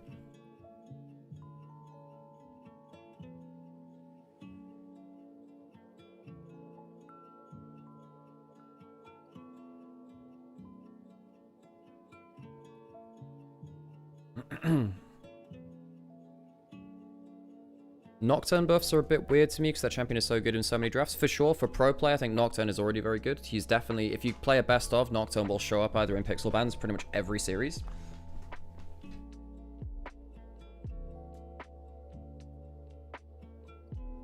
Too much headroom on the camera. Should well better. Yeah, Nocturne will show up in most drafts, most series, right, at some point in the draft. Either as Nocturne Orianna or later on as the AD skirmishes start to drop out.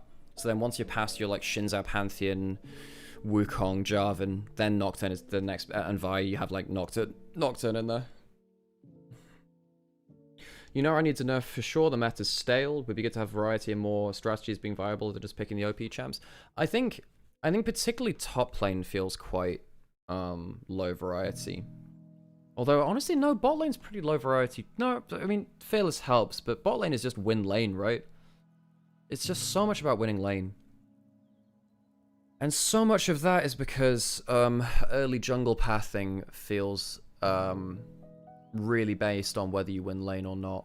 Well, it always is, right? But if your bot lane wins you first scuttle crab when you path top lane to bot lane, that's a big problem. One of the reasons that happens is that we don't see a crazy amount of like out and out carries top lane, which means that you don't path towards volatile lane top lane, you path towards the bot lane instead because it's just more valuable. So if there was more reason to path towards top, I think we'd see more variety on the whole. Because if you're pathing towards top more, then you don't have to win bot lane as much. You can play pick and scale or mid-game comps in bot lane. But I think because everyone wants to path towards bot lane,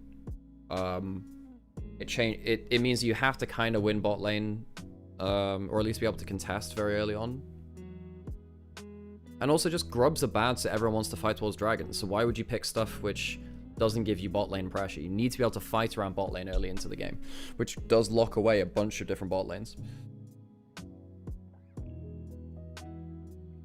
So, you know, we're never going to see stuff like Quinn. Surprised we don't see a bit more Draven. I think Draven could actually be okay, but I guess Draven struggles into a lot of... Well, Draven struggles because there's so many things which punish immobile AD carries, and there's a lot of tanks in meta too, which he just can't kill. I suppose maybe it's better with the enchanters in now, because he kills enchanters pretty well.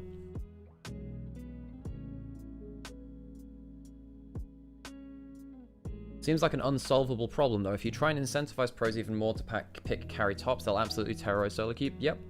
And that is one of the problems that League's balance team has had, really.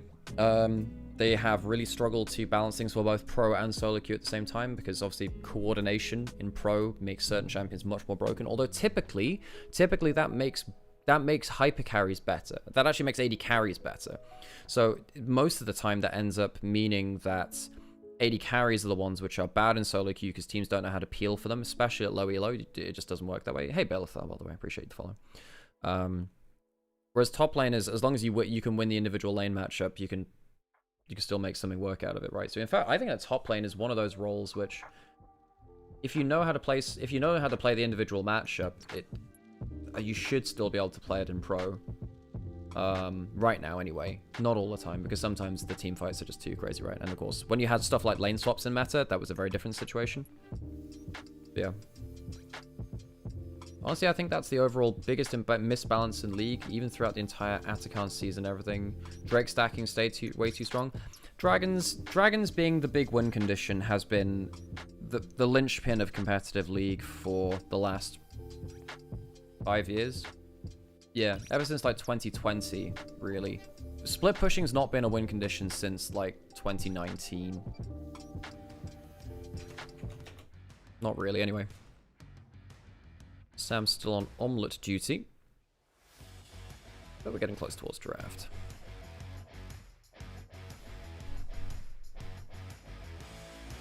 Okay, draft number 2. BLG played towards their strengths in game 1, playing towards side lanes, combo-based gameplay, particularly between Shun and Knight. How was game 1? BLG blasted NIP with a Pantheon Ziggs combination. On Bard was very, very powerful too.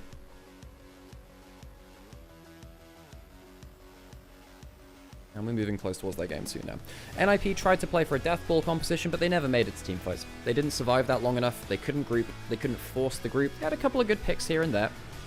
But clearly, BLG were ahead of the curve. As soon as they hit those first kind of combos, they were very far ahead of the curve. Although, I just want to say this, by the way, folks. Like, Sam and I have been doing this for a little while now in terms of streaming here. And it is very, very flattering to have, you know, several hundred people coming to watch us talk about LPL, a region which we've now put a significant portion of our lives into. And we do really appreciate you all. Just drawing back the curtain here. You know, this is effectively a full-time job. Most of my life has been League of Legends and now LPL for the last few years. So yeah, for the, you know, several hundred people in Twitch and YouTube, on Onivia, it does make a lot of difference to us. Thank you for sticking by us. And enjoying some League of Legends with us. It makes our lives a lot better, knowing that there's an audience out there to enjoy the work that we do. It makes a lot of difference to us. If you are watching, by the way, and then just enjoying yourselves, think about dropping a like, a follow, subscribe. It helps us battle the algorithm, and we'd like to see more of you. Come say hi in chat, or just look. It's completely fine to you. Are you going to see you guys for the EWC? So myself, no, that's a line which that's not something for me. Sam has worked on it before, so perhaps he will do, but I personally will not be doing that event, no. Yeah, that's just a line which I've chosen. Yeah.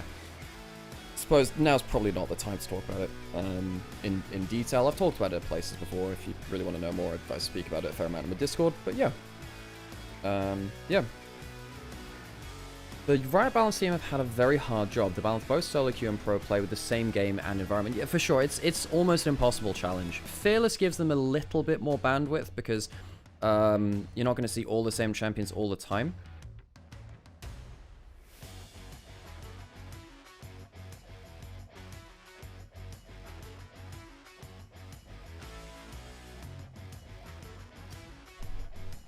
Carry up makes Bard team OP for sure, because the champion has so many possibilities, but you have to be mechanically and decision making on point for the entire game. Almost. Thank you, Kiri. I appreciate that. But yeah, particularly in a world where it's really hard to make a living in broadcast right now. I can't lie, I haven't been tempted, but that's not a line. You know, as a queer person in esports, that's like it's a line I personally do not want to cross. Okay, and into the draft we go. There's a little bit of a delay on stage for a bit there, and let's get into it, shall we? Game number 2. BLG blasted the game with a side lane combination of the Pantheon Ziggs in that last game. Rise, Varus, Azir, Shinzo banned away so far. Rumble available. Talia still up 2. Nymaera. Those 3 looking pretty good. Jarvan. Vi's already gone, so there's like 4 power picks I see right now. Even something like the Aurora could be fairly valuable here. The Nymaera's banned away. Okay. Rumble, so do you lock in Jarvan? Guon's a powerful player of it. You could also just let Shun have it and you pick something to try and counter it, but that'd be dangerous. Shun is a very good Jarvan. I think Jarvan first pick looks pretty solid to me here. unlocks so much other matchups on the map, gives you your engage.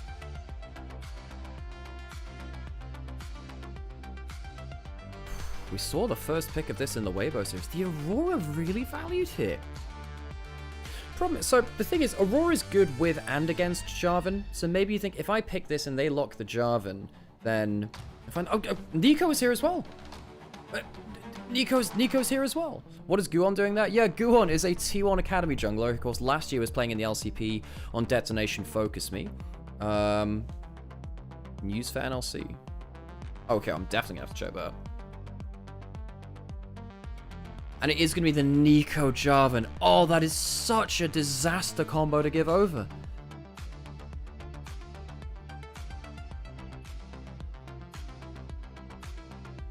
Wait, hang on, what? The LP lot, so Inigon is going to be taking on NLC top. So Leagues GG is gone. Inigon's taking over the NLC. Leagues GG are gone. What? Crazy. Leagues GG is dead. Crazy. Corky in for NIP. You do need to lock in. You need to lock in mobile carries into the Jarvan, but I'm so worried here already. Viper can go towards Kai'Sa. Viper can go Kai'Sa or Ezreal. Either one is fine. You can even Misfortune here if you want. You've got the shot glass combo. Look, you can pick whatever the hell you want as AD carry. I mean, Misfortune's fine, Ezreal's fine, Kai'Sa's fine. Just take your pick of the litter. Misfortune's the most lane dominant. Ezreal's kind of Kai'Sa's the least lane dominant. Misfortune's the most. Ezreal's a little bit of both and has more mobility across the entirety of things. So it's going to be the Ezreal Nico. Very strong laning phase. Gives you some mobility. Less combo, but not awful, right? Still throw down that ultimate over the Cataclysm. And into the second round of picks and bans.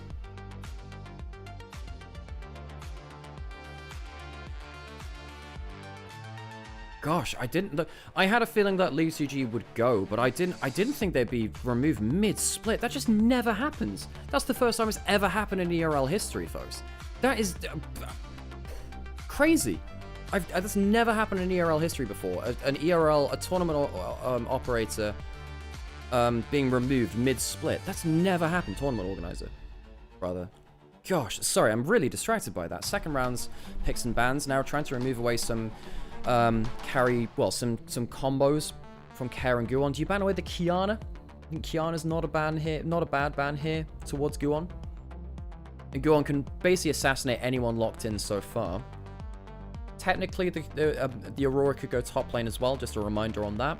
Because there could be the chance of Bin locking in Cassante, Renekton, and they chuck the Aurora towards that top lane. Yes, Harold. NLC has been removed from Leagues GG's ownership, effectively, and given to Inigon, who currently produced the Portuguese ERL, the LP LOL. Yeah. Gosh, that's such a huge change.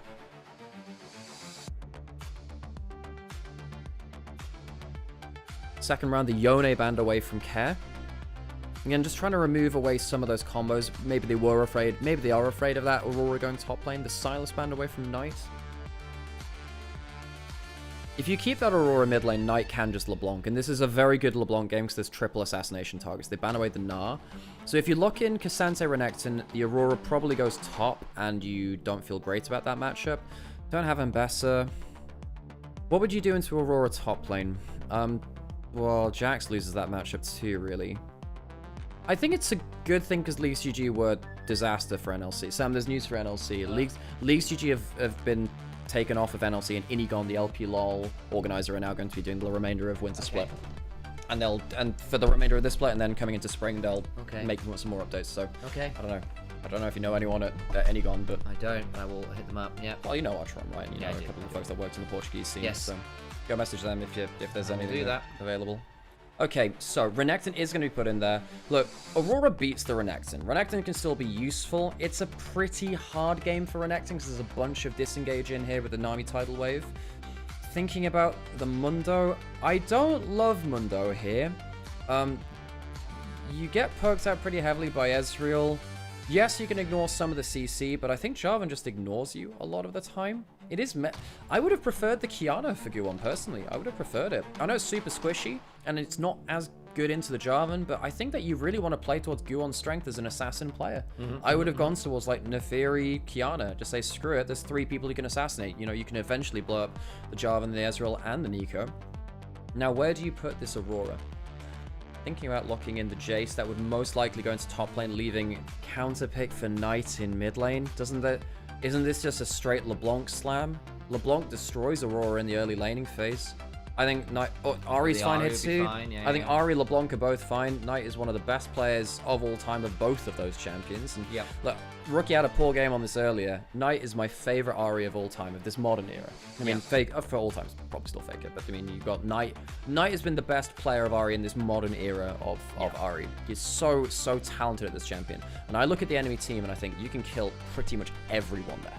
You're probably looking at, you know, Malignance Eve. You can even go Malignance Leandris if you want to have more damage against the Mundo. Malignance Lichbane, completely fine here too. Shadow Flames are perfect by here too. Knight is in a great position to just blast this. This BLG comp is very much 2024 prime BLG. Powerpuff Girls, everyone flies in, does great damage. NIP, they do have decent poke with the Jace and the Corki. But I think they're going to get blasted. I think this composition, it doesn't have enough engage, and they're going to be very fragile in the defensive. All right. Let's get locked into this one. See whether that Jace from Hoya works out. He does occasionally like to pick a carry. Been a big Varus enjoyer this split for the top lane. Will it work out into a laner-light bin, though? I am reminiscing about that last winter split best of 5 between BLG and Thunder Talk, where Hoya managed to get the better of Bin. Very unusual, that one. See how it all works out on this one. Hey, Keltis, by the way. Oh, the GOAT herself. How's it going? You got any more poetry for me, Keltis? Oh my god, that one clip was that still sends me every time. I attached your chair briefly. Okay, I'm sorry. I didn't. I just wanted to sort that out. Oopsies. I do play a bit of Warlock. I do enjoy myself a Warlock game or two. Why you be pooping though? Who isn't? Okay, let's get onto the Rift. Shit on me, lane. That's the way. Listen to the Giles.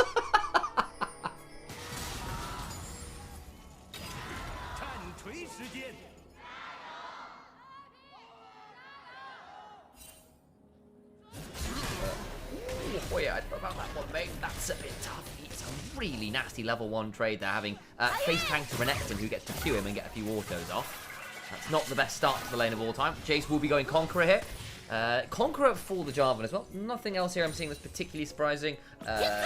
Jungled Mundo going towards the fleet footwork as somewhat expected. Everything else here feels pretty normal, I think. I really like this composition from BLG. NIP, I'm really worried for them. I'm really worried. I think this is...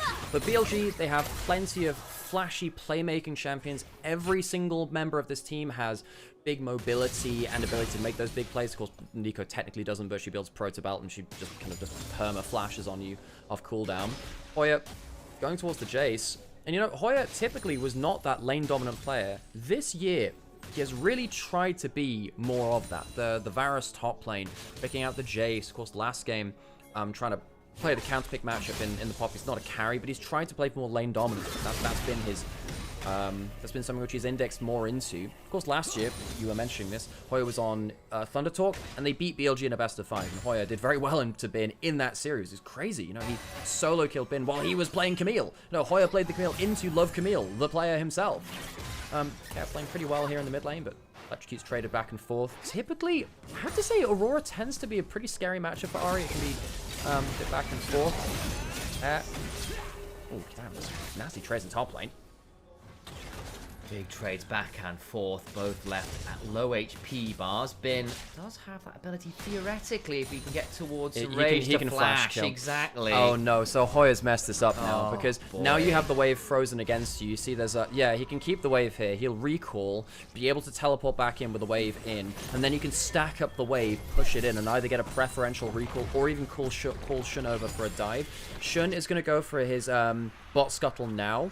Teleport coming in from Ari. This is going to be a heavy trade onto Knight, but it won't be a kill. He can W away. In fact, Flash is a way to keep his HP alive. That's intelligent, actually. Means that Knight has the HP to fight around the Rift instead of losing that chunk but keeping the Flash. Top lane, Bin has the Empowered Rage. Empowered Q, rather. Gets that big damage onto Hoya. If Shun manages to get towards top side, this would have been disaster. That's why Guon and Care really wanted to push in mid lane and get up towards top lane. Guon might now be able to punish Bin, actually. Bin has Flash up. Guon really wants to punish this before this situation becomes out of control. Bin gets eaten there by that briefcase, but bot lane, you're right. Shun with a very good angle. That's the Valkyrie down. Will force the flash. Jaw also heals. Eats a lot of damage. Has to flash as well. That's all of the major summoners down there. Being left low. That's unfortunate as a result, of course, of Guon being around. Will get out, but has burned the TP. That helps rectify the mess top lane. I will say BLG make a strategic mistake here in some ways because Bin knew he was going to get that crash through. He designed that and said, I'm freezing this wave, or it's going to slow push out. I'm going to recall, teleport back in. I'm going to have the crashed wave, and it's going to go into the enemy turret. Shin went bot side. No one was on top side to cover that wave, and now suddenly Bin is down a lot of CS because Shin goes bot side instead of top side. Now, there must have been a miscommunication there because Guon was not prevented from going top lane. I do wonder whether Shin and Knight could have looked to... I do wonder whether Shin and Knight could have looked to try and stop Guon heading top lane. I do wonder whether that was an option. Either way, now it means that Hoya does have a CS advantage. After it felt like Hoya made the mistake. He made the mistake. He let the wave go in Ben's favor, but BLG misjudging things. If you want a good example of this, by the way, of how you can kind of evolve the map and play around the first 5 minutes of the game very well, G2 versus Karmine Core Game 1 of playoffs we saw just the other day. Really good example of Gwen getting a proxy, bot lane winning the bot Scuttle Crabs, and that allowed a slow crash to come in through topside and the jungler to kind of crash in the wave and get that kill, or rather punish the wave state, rather, like about a minute later. It's very, very well organized. That kind of laning play, allowing your jungler to get very time-efficient plays across the map, can be very, very powerful in the current meta. On, going a roaming. One of the big things, of course, that gank bot lane, buying all the summoners, does mean that On is going to be afforded the ability to just go anywhere. And very close there, actually gets hit by the charm. That's nasty work. He's in so much danger. Tries to get the weirding back. Does get that slow. Survives at least, but it's a tough old state to be in. Yeah, On wasted his Q. He didn't hang on. Lost the flash, because first time off, Care didn't spot On there. Had to W away from it, but On ended up using the Q as the E came out. Missed both of them. Then, of course, the charm hit. On, if he kept that Q around, could have actually got that kill. Still, Care not feeling particularly happy. Loses his flash. Should get some martial cadence auto, but then Guon decides to put down the defibrillator. I can never remember the actual name of that one. It's the one that goes brrrr. Blunt force trauma is the briefcase smack. You've got infected bone saw.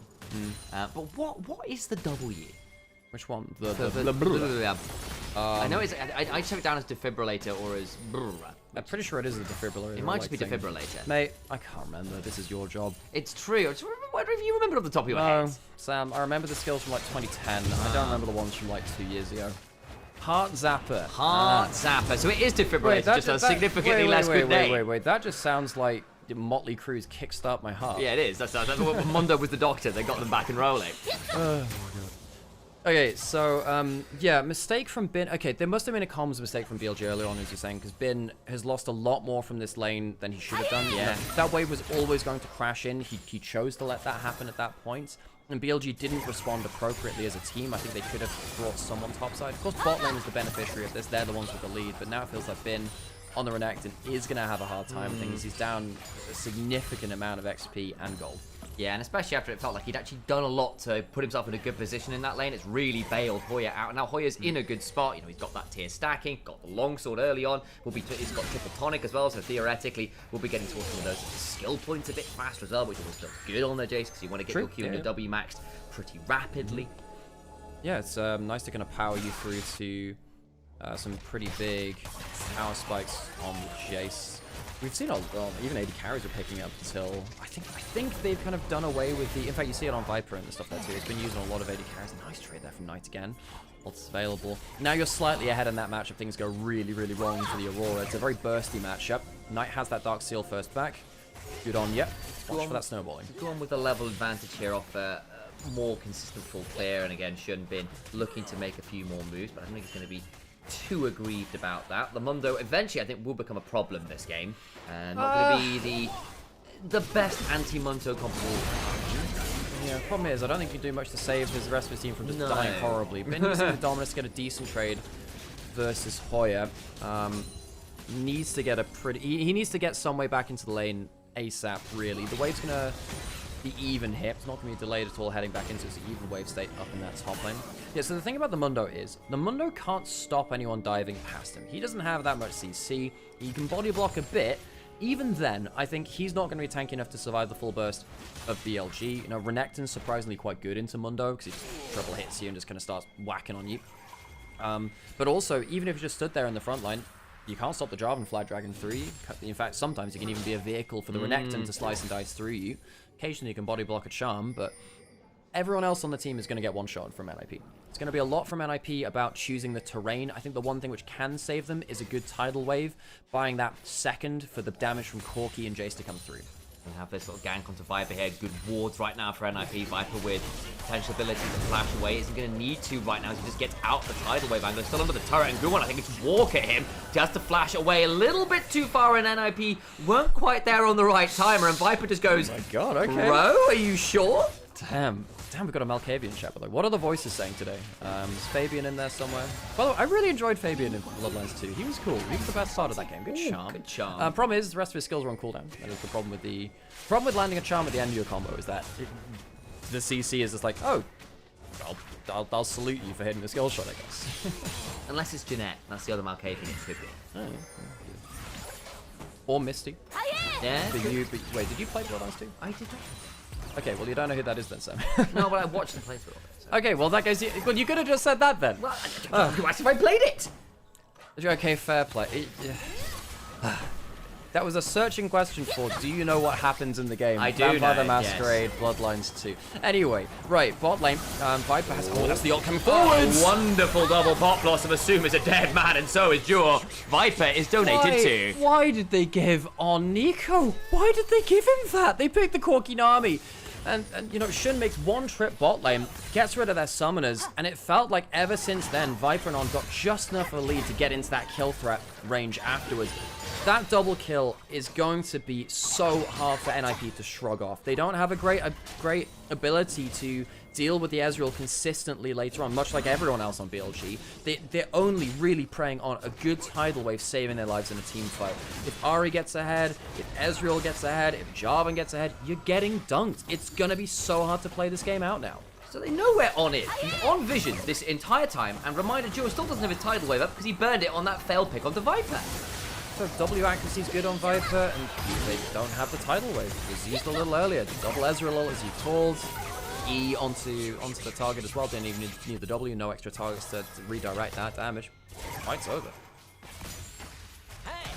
2-0 to BLG as it stands at 1,000 gold, the majority of which may be found in that bot lane. Not exactly unexpected. Shun buffers through the Aqua Prism with a good flag and drag. The tidal wave now comes on forward. On going to be left a little low. Out comes the Cataclysm, now looking for Between Worlds. I just don't know whether Care is going to have the most fun here. We'll bring down On. There is that, but Knight with the reset. Care can try to get over the wall and fails, and the sweeper shows exactly where the bunny is. And unfortunately, this ain't the Matrix. You ain't seeing exactly how deep this rabbit hole goes. Care will be falling apart here. Actually, Assume with the Valkyrie with the the heal from Jewel. Flash over from Knight, gets the kill. Doesn't have a reset available because the arm has timed out. However, the charm is there. Assume going to be forced to return back into the play. Does not have flash. Does not have cleanse. Will maybe have a Valkyrie. Is scary with the Gatling gun, but Viper's now here. Will be donated another, and BLG can keep hunting with Jewel with no flash. He's got to try and run away as Bin goes flash slicing in. Hoya will have to flash out. There is violence everywhere on the map. I do want to give a quick caveat for Care. I think Care intentionally face planted to try and misdirect BLG.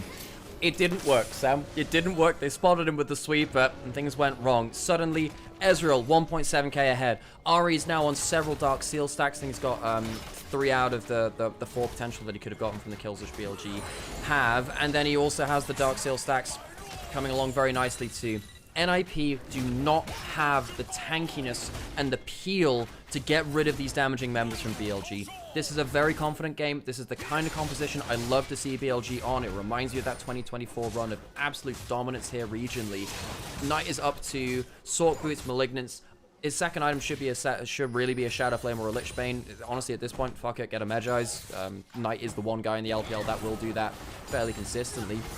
And real credit to Viper. Viper's had a really good game, you know, individually seeing off a 1v3 on that bot side. Started to turn up these plays very, very effectively and on time. Dragon started from NIP. Pretty sure that BLG can look for a fight, though. Can. Rocket Belt forward from On. Has not managed to get in range, and that will be the Infernal Dragon going on down. I got a little bit confused by BLG throwing out the Ezreal. I said two-shot barrage. Yeah, you can see that Viper and On, they were actually spoiling for a fight. They could look for kills there. In fact, with the chunk they have down, if they can stop a recall or two, they might be able to look for a fight here. Joao stops the recall. That's a mistake, I think. Knight's coming out. He's level 11. He's got Malignant. I think he's going to hurt pretty hard here. Shun throws down the Cataclysm. There is the maximum dosage between World Veil and Shun. It is blasted. Now Knight's actually in danger. Has to ult away. Knight gonna have to hop over the wall and does, but Viper's still doing a lot of damage. The Pot Blossom onto Care, who's now in danger himself. Does have the ult, the teleport bot lane, the ult, and the autos are exactly what are required, and Viper picks up another. NIP should not have stayed on that side of the map. It was an overperformance for them, really, to get Shun down there. They managed to stop his Flag Drake out of the Cataclysm, which was trapping the Flashless Mundo.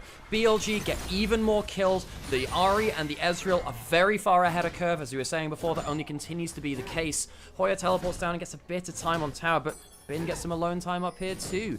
Hoya technically is the most fed member of NIP. He's not been at these fights. He's not been able to determine anything here. NIP, they're buying into fights in the power spike of BLG, but because of the nature of their composition, they don't really have much choice about it. Steals the Gromp as well. Oh, Shun, that's disgusting. Now, this is a good play, you know, trapping the Flashless Mundo in there. Great from Shun to kind of get cancelled by that tidal wave. Probably could have waited half a second and tried to Q out afterwards. I suppose at that point maybe he's dead anyway. Very nearly seeing Knight go down there. I think a full combo from Care would have done that. Couldn't quite manage it. A great accuracy from Viper. This has been a very impressive game from him. And Viper is a player we're expecting to be a kingmaker in the LPL. Had such an impressive showing the last time he was out here. EDG 2021 World Champion. The LPL crowd loves him. He is nicknamed the perfect husband out here because he is so charming, so wonderful, speaks Mandarin so damn well, and his return over to the LPL on BLG was a big deal.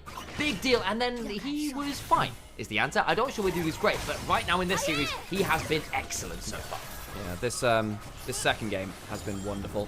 Playing aggressively, and he can play aggressively because where's the CC on NIP? Yeah. This is an Ezreal's dream.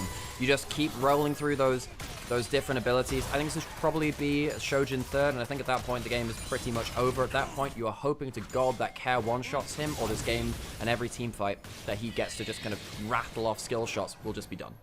First turret, I think, will go the way of BLG, but it's going to be close. On looks for the ult, and he finds it! Another Pop Blossom, another double True Shot Barrage! And they will bring down the AD carry. Viper now potentially in danger, though, as Guwon's going to speed his way forward.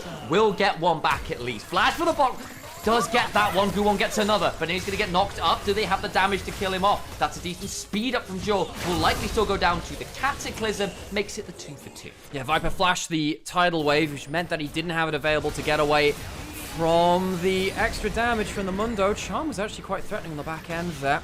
Hoya playing with fire a little bit. Sees the low health Ahri. Just be careful there. Yeah, has roamed down. You know what? Good on Guwon there for getting in and making sure that wasn't just a done deal, because I think if they'd been able to disengage after that 2v2, it would have been a bit more lights out. As it stands, at least NIP don't lose everything there. The problem is calling so many members gives another shove in that bot lane. Bing gets another plate. I'll have a look at this play again, because On sees the angle. It's ult, flash, rocket belt, double True Shot Barrage that buffers through the Aqua Prison. Superb stuff. Oh, I mean, he takes one too many tower shots there too, and then of course the Briefcase lands very close to blocking that with the clone, actually. If that had landed on the clone instead of him, perhaps it saves his life. Look, Guwon is trying his best. I think Guwon has been the best player on NIP in this series so far. Game 1 on the Vi, he found some very clutch picks. And, yeah, sees the 2 kills go down. Danny, less happy with that one. Look, one of the biggest changes to BLG was the coaching change. Yeah, big time. In a big way, is gone from BLG, the coach from the last few years, and I have to say, there were criticisms, heavy ones, of BLG's coaching, because it felt like, okay, this team should be fantastic. They reached that World Finals, and they had some poor drafts. Their understanding of how to play around late game team fights fell off, and at some point, it did feel like coaching staff had to take the fall, for whatever reason it was. Danny's come in, a player who went to World Finals in 2023 up on Weibo, was Invictus Gaming's coach last year as well. Guy's got, you know, mixed record, I suppose, but one which has some very high highs. By the way, used. On Rocket Belt out of the Aquaprison. Nice angle. There's the Cataclysm on 2. Care needs to hop away. Juro left in a dangerous spot. Is forced to flash now. Guwon with the maximum dosage rolling. He's taken the jacket off and decided to flex those guns. But alas, this ain't a weightlifting competition. I actually wonder whether Knight was looking for an ult there too, because again, as soon as the Mundo's kind of out of a dangerous positioning, especially without flash, the charm becomes really, really scary. In fact, he could actually just jump force in the mid lane here and flash back out. Watch for Knight. He does have great playmaking opportunity right here. Two-shot barrage nearly caught Juro, who would have already been down the heel on the flash. Look at Bin, actually. They could end up face-checking him in a way they really don't want to. Good far-side alteration. Spots out the Renekton's attempted flank angle. Another control ward there will also spot him on the retreat. See how threatening BLG's comp is. Just random skill shots. You know, the flag drag potentially coming through at some point too, but a random charm, random tangle barbs could just lead to someone just utterly exploding. You know, Juro's got no flash now. Juwon still has no flash. They were punishing that there in the last time. It only really saved their life here for NIP, the fact that their carries have those flashes, otherwise I think BLG just full send it on them. Very hard for NIP to survive against BLG if they actually land their stuff, and it will happen at some point.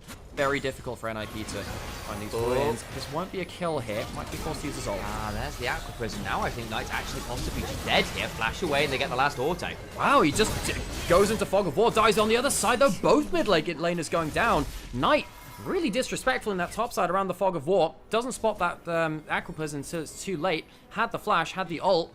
Uses the ult, goes down. Didn't flash in time around that bubble. Did not see Juro coming, didn't have the walls, and Juro catches him on by surprise. That's nice work there from that Nami. And Knight not quite quick enough on the trigger to get out. Of course, Care on the other side. It was a clean combo, and it was a clean combo from Hoya. Hoya played that really well, but also, you know, when you're playing the Aura, you do need to be very careful on the Fog of War, going forward to the Stride Breaker. Guwon's not coming, he does not go to help, and I think Hoya is now a dead man. Remember, he doesn't have the flash after that play onto Knight, so he's going to be dead. Are they going to try and donate an assist? They are. Hey, Knight's going for the Proto Belt second. Now, again, it's a fun build. Is it a good one? Not always, but it's fun doing, you know, Tokyo drifting and doing the banana combo. So what you can do is you basically activate the Proto Belt mid-ult, and you can kind of cancel the dash and kind of get unexpected timings and angles for your charm that way. This is my favorite build in all League history back in like Season 6. I love that build so much. It was very fun. Back at that time, of course, I gave you Flat Magic Pen. It was like a 2,600 gold item or something for a while. Knight is going to be spotted out by Care's Sweeper there. Does have the ult available, of course, and again with the rocket, but he's got so much playmaking. And again, when you've got damage elsewhere, can't be affording to do that. The only thing I'll note is the Randuin second from the Mundo into quad 8. Well, that's not true because the Nico's there, but 3 AD. I can sort of see that being a potential issue, but the problem is everyone else is just not tanky to this Ezreal in the slightest. Going to be going the Endless Hunger third, actually, instead of something like that Shojin. Just in terms of the playmaking, the Ahri build is one thing here. Look, I'm afforded this as an Ahri main, just yeah, so true. I do think that Lich Bane in this game gives you crazy kill potential, because your auto attack uptime in this game is actually very high. In a lot of these fights, I think at NIP, there's definitely some points where the Ahri can kind of jump forwards. You probably do want to Zhonya's at some points in here as well. You've kind of lost your ability to get easy Medrai stacking, because that bad death in topside still could potentially go to that. Could potentially dunk onto Care here over the wall here too if he misuses his skills. Not happening there just yet though. Knight might cancel this recall with the Proto Belt. There is a flag potentially there too. They still don't spot Shun, and Care will find that right now. Gets knocked up. Sure, Draw does have the ult to disengage if he really wants to. Doesn't need it. Full court press, every single lane pushing from BLG right now. NIP 4,000 gold behind. There is a Baron available. You really want to take it at this timestamp. Timestamp, a little too tanky, does a little too much damage to you. BLG full court press. When was the last time we saw them consistently be able to do this? It was something that they did an awful lot back in, you know, 2024. That was the time where it felt like they were so good at this kind of style of just picking brutalized lanes, playmakers, get the full court press in, see what you can do around the full map with that. Viper's been really helping them do that here, though. It's been surviving in 1vx scenarios. NIP do get a slight push out of that mid lane. But I think today we're basically seeing how much better BLG is than your regular LPL team, and Ascend is better than your Perseverance teams. The top teams, BLG, AL, have dispatched their opponents so far. Of course, game's still to go in this series. anyone's legend, beats Team WE in the second fastest LPL series of all time. So it's 2021, that Suning LNG series, which was, what, 73 minutes? Yeah. And they finished their one off in 74 minutes, which is 1 minute shorter. They very nearly ended the game. They should have, if they just decided, in fairness, they decided to not throw it and overplay. Care eats most of his HP bar. Knight's got a mega cone. He kills the Jumps Lich away. Bane, though. Kills the Lich Bane. I'm just saying he kills with Lich Bane there. May have a point, may have a point. Bin, by the way, has gone for the Strikebreaker Shojin build. No Black Cleaver, no Sundered Sky. He's gone for this pure pick and duel build, basically. It's what you do into ranged champions. Yeah. It's what you do. You do it in stuff like Mini Natu, because it's the way you get to stick to the champions, really. Gives you the enough cooldown with the Shojin. Strikebreaker is the real must-have. 30 seconds till Dragon now. BLG getting their last resets in, coming back out onto the map, and wait to see if they can take that Dragon. Shun is a little caught out here. We forced a flag and drag over. Shot blast after doesn't really hurt all that much. Hoya just isn't that scary right now. And again, this is back towards our top lane Jace build, so a little different there. So flag and dragged away again. Damage there from Guon. Got a nice Heartsteel proc out of that. Ari's off the vision. NIP don't have the vision for this. Look at the damage Viper's putting over. Here comes the dunk. On got slow, but will still find the pop loss and may die for it. But I think he will take his death with glee. Between worlds we go. Hoya is dead. Guon's running away with the maximum dosage. Care. Tank briefly. Knight with a lot of ult charges to work with. Will look for the charm. Rocket Belt will not allow Care to escape as yet. Little auto, the Malignant Burn continues shredding that magic resist, and Viper will be donated the kill here for sure. No way out for the money. Then IP, they were full court press, they didn't have the vision, and they couldn't protect their carries. Guon makes it out alive, but this is the problem with the Mundo. You said that Mundo might be a problem. He might be on his own, but not for the rest of his team. He cannot save the rest of NIP from this brutal amount of backline damage. Everyone's too squishy. Viper, just look at the amount of damage that Viper and Shun do. Look, the Nico's doing significant damage as well. The Soon doesn't get to play the game. Realistically, he's looking for that cheeky poke, seeing if he can find a miraculous burst onto Viper. This is what happens when you contest an objective from so far behind the game. It is very, very difficult to play it out from that point. And Viper now at 7-1 has been my standout player from BLG. The skill shot accuracy, the amount of damage he's putting out, the amount of threat he's put across the entire board, regardless of the threat against him, has been exceptional. Interestingly, not gone for the Endless Hunger, by the way. He's gone for the Bloodthirster, which in fact gives him the overshield. So when you're into things like the Jace, you know what? And actually even things like the Aurora, that extra little bit of just upfront shielding, I don't hate it, you know?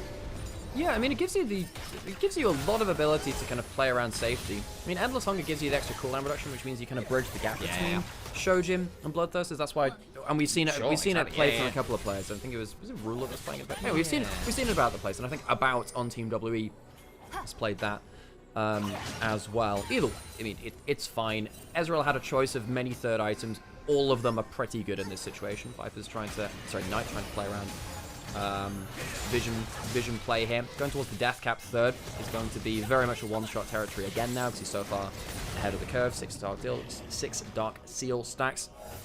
Not going towards that Medjay's just yet. Not true Knight fashion there. Got to ramp back up to that lofty heights again.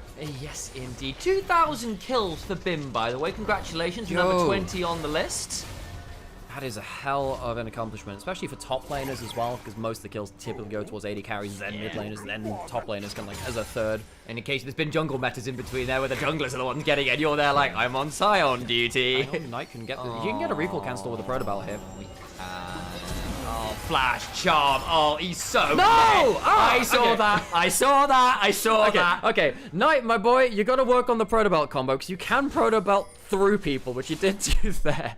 Gets the kill, doesn't need to combo optimally. Care goes down. Knight can recall, teleport back in towards the Baron, and NIP are down their Aurora, which is a significant amount of their way to kill Viper. Viper's gonna have a field day. Viper. Oh, remember Viper Rogue from back in the day, but that. Why would you? What? And comes on. Knight's back into the play. Guon's stunned up in the front line. The charm lands. So good. Assume is taken for a ride. Falls in love with Ari at the worst possible time. She's a heartbreaker, my man. You can't be doing that. The flash to redirect the flag and the drag. And NIP are aced. Shun just got like a 7-10 bowling split onto 2 people. That's about the maximum range knockup you can get there.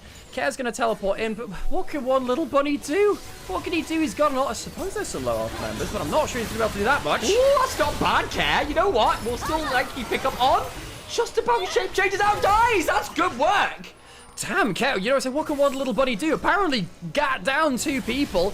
Low HP. Surely not. Does he have the W? Might Surely come not, come out of invisibility. He'll try and hop out of the brush. What can he do? He's actually resetting by the looks of it. Okay, so you know what? Good work there from Care to at least deny a couple Barons. You take what you can in those scenarios. Yeah, I didn't see him on the minimap there, my bad. Yeah, he does go for that recall. Gets something. Stops there from being 2 Baron buffs there, so it's only on the 3 people. Care turning it from a mega disaster into like Just a tier 3 ult. No, tier 3 evolution, sorry. Mega. Is where I was going with Oh, Mega you're trying to... evolution. Okay, Yeah, okay. I just fumbled the execution. Yeah. We'll have to workshop the Biker Grove thing. Sam, I'm only aware that was on, like, British domestic TV in the early 2000s. Why would you believe that? CBBC specifically, I Swear to believe. God. The 7-10 split from Shun is beautiful. I didn't realize you could... Well, you managed to find the spacing there. I didn't expect him to get both knockouts there. Fantastic from Shun. The one TV show that I was very surprised was ever allowed on TV was Jeopardy, not the game show, by the way. Oh, The one that was basically a alien mind virus with people getting taken over. And basically no, not Jeopardy. It's Tragedy, wasn't it? Jeopardy. It was Tragedy. No. Okay, whatever. Kez died again. I believe Knight killed him. Magi's! We got the Magi's in! Okay, so Knight's back on form. He's got himself a Death Cap and a Magi's. He has 1 million AP, which is rounded down to 554. And Knight, fantastic game from him on the RE. He made that one mistake in the top lane brush, and that one slightly inoptimal combo, still got the solo kill. Knight has had a wonderful game here on the RE. Yeah, he has. Viper started the game incredibly well. Knight having some great plays at the end of it as well. And Care just losing 2 of these 1v1s is tough to see. Viper, by the way, has gone towards the Endless Hunger 4th, so he now has double lifesteal and is going to be next to impossible to kill for this. Wow, he was already hard to kill, and now he's just going to regen up everything anyway.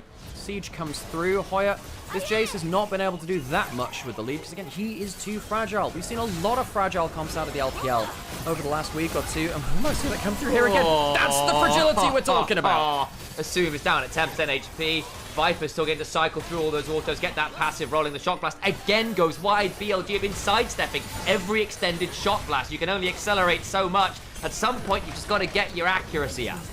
NIP very much now at a point where it's just thinking about game 3. Onwards hiding as a minion. Nicely done. That's a lot of damage, and they'll blow up another. Down goes the Aurora Guwon caught inside the Cataclysm. Shun ensures that the Mundo is not able to get involved. Knight continues to hunt for kills in the back, and Jorgo down as well. God. It is just reset after reset after reset, and the game is over. How many dashes do you need? Knight's Ari is a treat to watch. Perhaps the best Ari of the modern era ends the game 7-1-12. BLG bring out a look from 2024, and they'll go 2-0 up in the series. NIP a distant second in this game.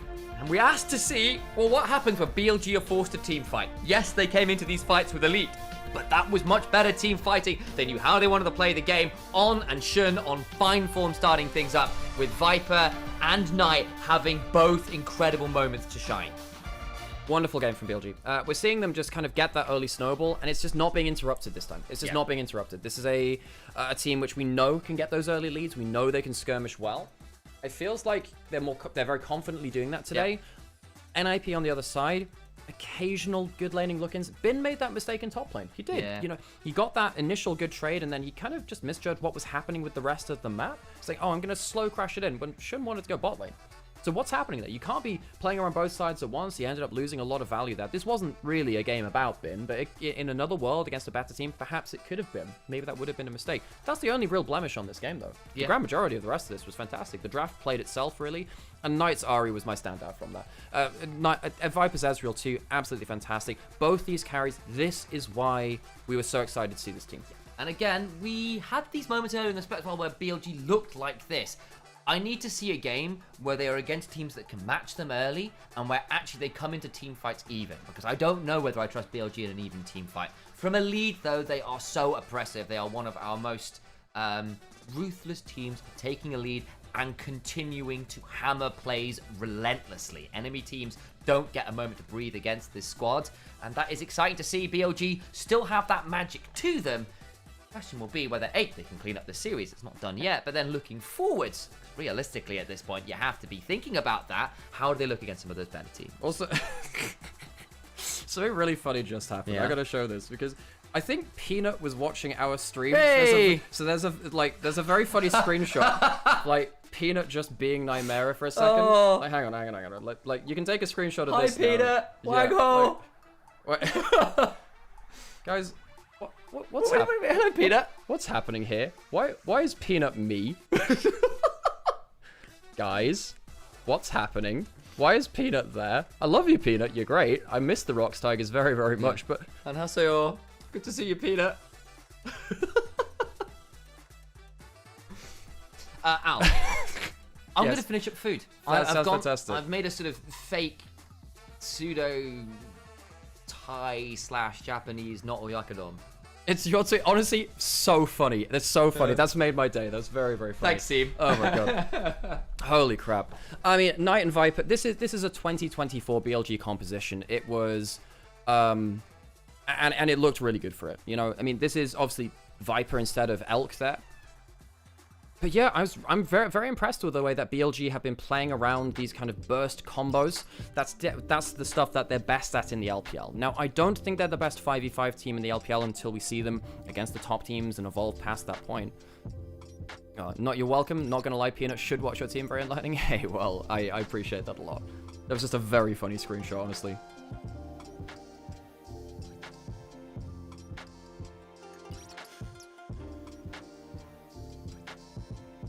This could be a 6-game day, especially after the 5-game series yesterday. I was wondering if we'd just get these kind of... Because sometimes in LPL, you just get like a million game 5s. Okay. I want to really protect Care for this one. If he hops over that wall, he's dead anyway.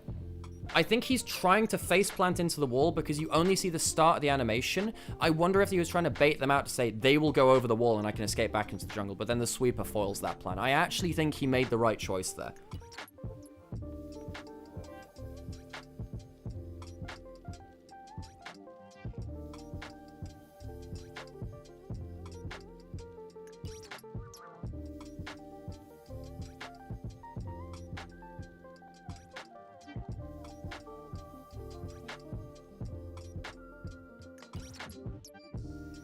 Okay, so if you want to come and help us on this stream, by the way, Sam and I have been doing this for a long time. And you know what? If you'd like to give a little bit back to us, think about downloading Opera GX for free. They're our sponsor for this month. Makes a big difference to us. Peanut can be Nymaera _, I swear to God. And if you'd like to donate or follow or subscribe, makes a big difference to us as well.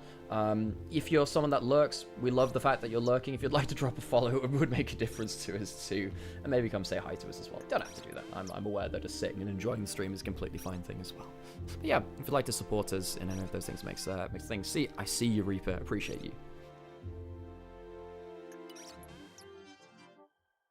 In theory, you have a superstar ADC mid, solid jungle, Gigabin in top lane, and great support playing if he's in top form. Yeah, the potential of this roster is absurd. BLG's roster is potentially just absolutely crazy, you know?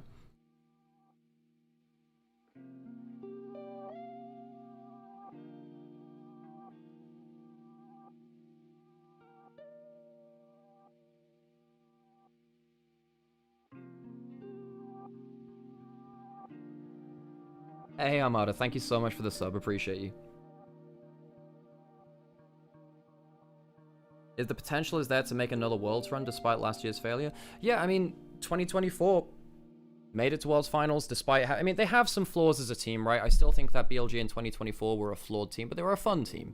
I think that they played a specific style very well. Their objective play compared... Thank you so much for the sub there as well, by the way. A Baguette, that's a fantastic name. Oh my gosh.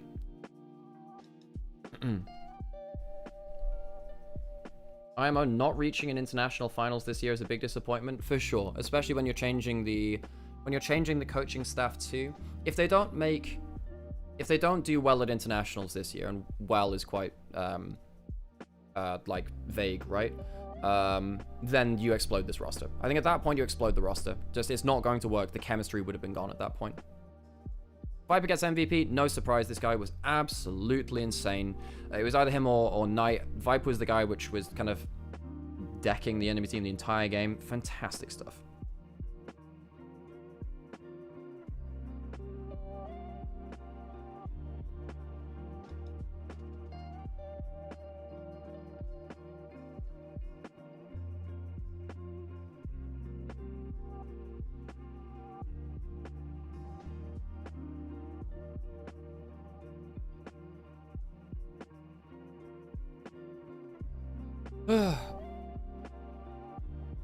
Oh, yeah.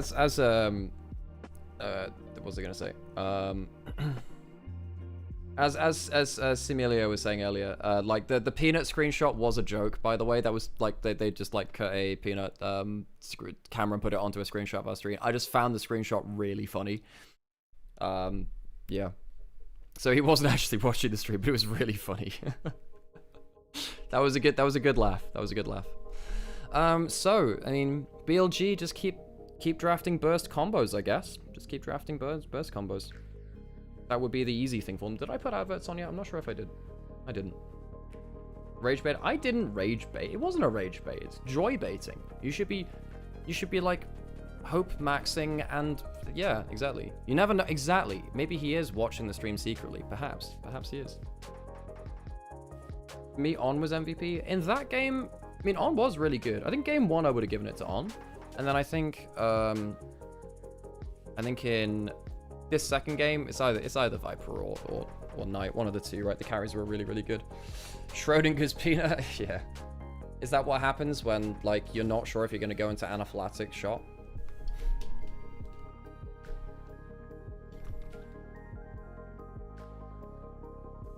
Oh my god. And then what would our next round matchups be if this happens the way that it does? Because the bracket, there's no, like, selection after this point. Hey, thank you so much for the prime, Ijisuke. Appreciate you.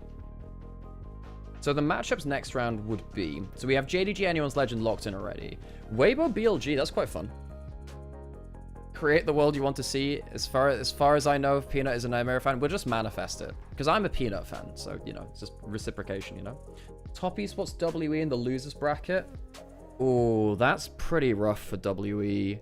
And then it'd be IG NIP. So we'd actually have a rematch of both of our... We'd have 2 rematches from qualification matches in Knights Rivals. So last time it was a 3-2 to Top Esports. And it was a 3-1 to NIP over IG. So we'd have 2 rematches in the bracket. That's kind of crazy for lower bracket. That's kind of crazy.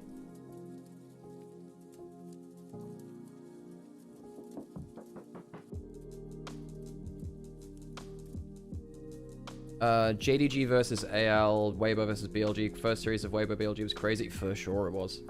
That's the rice cooker. Must do some more rice cookering. Wait, why do you need rice cookery? Because I was making a fake oyakudon in the rice cooker. Oh, okay. But we don't have dashi, so I've done it with chili oil. Yeah. Oh, by the way, the peanut thing was a joke, by the way. It's a very funny screenshot. I just wanted to make sure that you knew that. No, but I found it funny. It made my day. I thought it was real for a second. It's fine. It's okay. I believed, chat. Just wanted to let you know. But it's still fun. Because I don't want you to spread disinformation. Maybe I should have just let you do it anyway. That would have been funny. Yeah. Sometimes, you know, I purposely teached him wrong as a joke. I was so ready to comment on how LPL in just 2 series played more games than LEC, but it looks like it's not. I mean, it's played quite a lot. Still.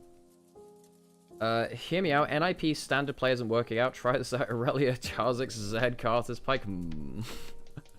Yeah, I think realistically, the Mundo wasn't fixing that draft. You can't pick full fragile versus that kind of comp. Ari Ezreal against full squishy drafts is so disgusting. It smells really good, by the way. I think so. It's garlic and chili, I think. It can't go that way. Was it Lagoma? Yeah. So one thing which is very sad, Sam. Flink no longer delivers chilies. I don't know why, they just don't have them in stock.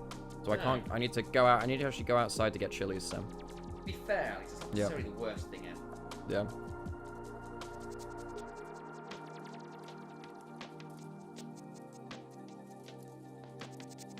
Okay, so 6-game day. Yeah, looks like a 6-game day. Now, to be honest, folks, when it comes into these days when you have double best of 5s in a row, look, I've done enough 9 and 10 game days in my time on LPL. I don't really want to do them again. I've done them enough, and I'm like, you know what, for the sake of my mental health and my sleep pattern, I actually quite like to not do that. So, I don't know, I want to see our best teams perform well. NIP, I think sadly for them, they just don't have... I think their drafts have been pretty nonsensical so far, and I think that they don't have the laning... I don't think they have the laning guts really to stand up to BLG, which is sad. I mean, that's part of what BLG kind of put this roster together for. Yeah. Indeed. Actually, thinking about it, does everyone think the format is good? It does give out a lot of games in a short time. That's the thing. Is it really a good format? In isolate, okay. For a split of League, no. For the amount of time it's been given, I don't think it's that bad. The 3-group system means that you cut out a lot of games, but you cut out a lot of potential games, but you still have a double round robin. And it still quite confidently shows you who like the best and worst teams are within a group stage. However, you only have so much time to work with, right? You only have so much time to work with because you have first stand that happens in March, right? Sometime in March. There's only like a week or whatever between regional finals and first stand. So you don't have that much time to work with. March 16th. Yeah. I think it's like finals March 3rd or 7th. 7th, is it? 7th, something like that. Is that the finals? Let me check. I don't know. It's sometime like that, right? When is finals? Do we know, actually? 8th. The 8th is the finals. Right, cool. Yeah. So the 8th is the finals. Yeah, so you have an 8-day turnaround. Happy Women's Rights Day? Heck yeah. I didn't actually... I'm really bad at checking, like, international dates like that. Like, International Cat Day or International Steak and Day. Hype train is over. Dankeschön. Hello, Harold. How's it going? Hello. How is you? Oh, is it Happy Women's Rights Day? Oh, no, on the 8th. On the 8th. Would you be free this evening? Maybe? What day is it today? There's a cycle days of the year. What day is it today? It's Wednesday today. I mean, technically I would be. I mean, all I'm going to be doing is like, I don't know, like watching anime or playing ARAMs or something. So presumably. I don't think I've got anything else to do tonight. I'm trying to think. I don't think I have. What did you have in mind, Harold? Oh, Harold, you did ask a question earlier about VOD review. Yeah, if I'm doing like a VOD review stream, I guess I could do that. I need to really rework the VOD review channel point reward thing, because I'm not entirely sure like enough people have so many points now held up that they want to use that because it's the highest point reward. I'm like, I'm gonna be sat here for like a month going through that shit. Oh god. You may need guests for a podcast. Podcasts for what in particular, Harold? Would this be for Valence League or for UKEL or for something like that? What kind of podcast is it? Because if I have to do research for the podcast, I'm not sure. I'm not sure the mind is willing. I think the spirit may run out of things. Oh, it is for VL. Okay, cool. Message me about it, Harold. I'll see how I'm feeling. Honestly, I could just use the break just because it's a whole lot of stuff to go through this playoffs. Compliment for Sylv. Let me have a think. Let me have a think. I'm trying to remember where we met Sylv. Did we meet in UKEL or did we meet elsewhere? I'm not sure I remember anymore. Sylv, do you remember?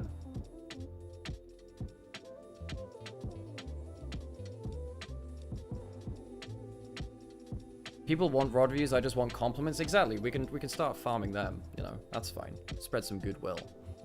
You know, Sylv, much like many people in the D&D world speak common, there are other languages like Elven, Dwarvish, but you have your own special language, which is the language of truth, kindness, and happiness. It's Sylvan. Oh, that's wonderful. very I'm so glad that you choose, of all the languages you chose to speak Sylv. And that's wonderful. Oh yeah, let's get ourselves into the draft soon enough for Game 3. And I'm not gonna lie, if BLG keep drafting burst combos, I don't see how this ends up anyway but a dominating at this point I'm gonna have so much time in the day. I can it would have been I can tinker with my my Azula deck some more. True. Yeah, fair play. I think if BLG draft burst combo, I just don't think this is close. I think that NIP have not shown an answer to the burst combos of BLG, and it's not worked out for them. They've not been good enough in lane. They've not survived round to their team compositions coming online in the case of that game 1. BLG have been just dumpstering. They've just been mechanically out-brawling them. I mean, it's the phrase which I keep returning back to you, which you had all those years ago. You must be this tall to ride the mechanical roller coaster. Yeah. And against BLG, you gotta be a giant. You gotta be a giant. I mean, we've criticized BLG in the perspective of best teams in the world and best teams in the LPL. NIP are coming from Group Perseverance. They are yet to prove themselves as a top LPL team, and here I think they are showing that they are not mechanically tall enough to stand up to the giants of BLG. Especially because, let's be real, BLG are some of the most mechanically gifted players in the world ever. Like not just this year, but like of all time. Some of these players are truly at that level. Knight, Finn have been up there as best in their role, arguably best in world at some point. Looking at On, one of the best supports of all time, for all how mercurial he can be. You know, we've seen the lows be very low as well. Viper, good gods, what a player. That is a mighty, mighty roster of hand gods that you have to check out. One of them is even golden on the left-hand side of them. And NIP, some plucky members there who've done some pretty great things, but are they able to do some giant slaying? Because it will require a bit of draft magic, I think, and an early game that isn't a complete washout. Daney chewing his gum as ever, and BLG find themselves on blue side again. NIP will have first pick here. Rise, Rumble, Varus off the board, the Caitlyn away from Viper, alongside that Shinzo, and there we are. So you have Nocturne combos, you have Nymaera available, Talia's looking pretty tasty in mid lane too. Might even see something like an Akali draft coming out. Nocturne Akali potentially could come through. Where are we at on the Maokai prio these days in the LPL?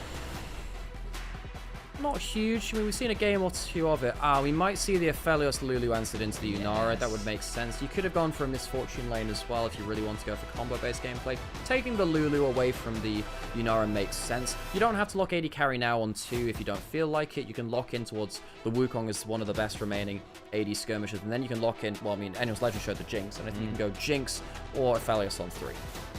There goes the Wukong. Feeling very pleased about that one in general. Lulu plus Wukong always feels very good. It's another knock-up to go alongside your knock-ups as a Wukong. And hey, much like the Shinzao, Wukong always appreciates an enchant to keep you going and give you that little bit more license to brawl. Guwon debating a carry. I think at this point, you have been the best player. Pick the Kiana. Give it a go. I think it's honestly my take here. It's one of his best champions. Guwon needs agency. A lot of his bigger picks are starting to fall away. Kiana's been one of his best. Karma comes out for the lane dominance. I think you can lock in the Jinx here if you really want level 1 prior or like more level 1 fighting potential.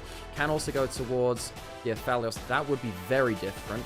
Anyone's Legend showcased the Jinx Lulu and looked very good for them. Interested to see what they go towards here as BLG. So I don't think MF. We saw the MF Lulu from Fnatic a year or two ago and it just wasn't good. I don't like this combo. It's not bad with the Wukong. It'll give you a big AoE option. Lane dominance. It's all for lane dominance. Now, yeah, Misfortune Lulu is not a good duo outside of lane. The lane is good, but then outside of that, you don't really set up very well for the Misfortune, so it's going to be a low setup bullet time. NIP do have that Kiana, it's quite hard to pin down into that. They're going to need some more CC. I wonder if NIP... I wonder whether we're looking at some Sylas drafts now at this point too, actually. Getting to the point where a lot of the better laning mid lanes are out. I wonder whether we start seeing Sylas, Akali, Yone start to be put on the table. Partly because, particularly with the Sylas and the Yone, you're looking at CC from mid lane. Both of these teams have quite low CC supports. Jungle is not the best engaging champions either. They're fine, but not fantastic on that front. You need some more CC from mid and top lane. Agree. Here in the second phase of bans, top lane is mostly Jax, the Yorick. There we go. Nominated champion eventually. Got the first 2 syllables right. Gallia makes sense. Would be quite nice with the Kiana. And especially if you're looking at things that Care can look to get involved and potentially survive, help save people from those Wukong ults. Misfortune not going to be a nice option. For NIP will be the cannon. Okay, yeah, just more CC setup. That cannon would have been disgusting. It would have been disgusting with this composition. What do you have in terms of those blind pickable solo laners? Knight, you can't... If you blind pick something like a Sylas or a Yone, you might end up getting a car lead by Care. That could be a bit of an issue. The Nara is a safer blind pick. That makes sense. And the other option is looking to be flex between both roles, but I don't know how many people are willing to do that with a lot of the mages at the minute. We're not seeing as much raw reflex as we used to. Sylas going top is not really a thing. the minute anyway. But there is that Silas potential from NIP. Wukong ult's decent to steal. Mega Gnar is fantastic ult to steal. Lulu ult's still very good. I think I'm happy enough with that option.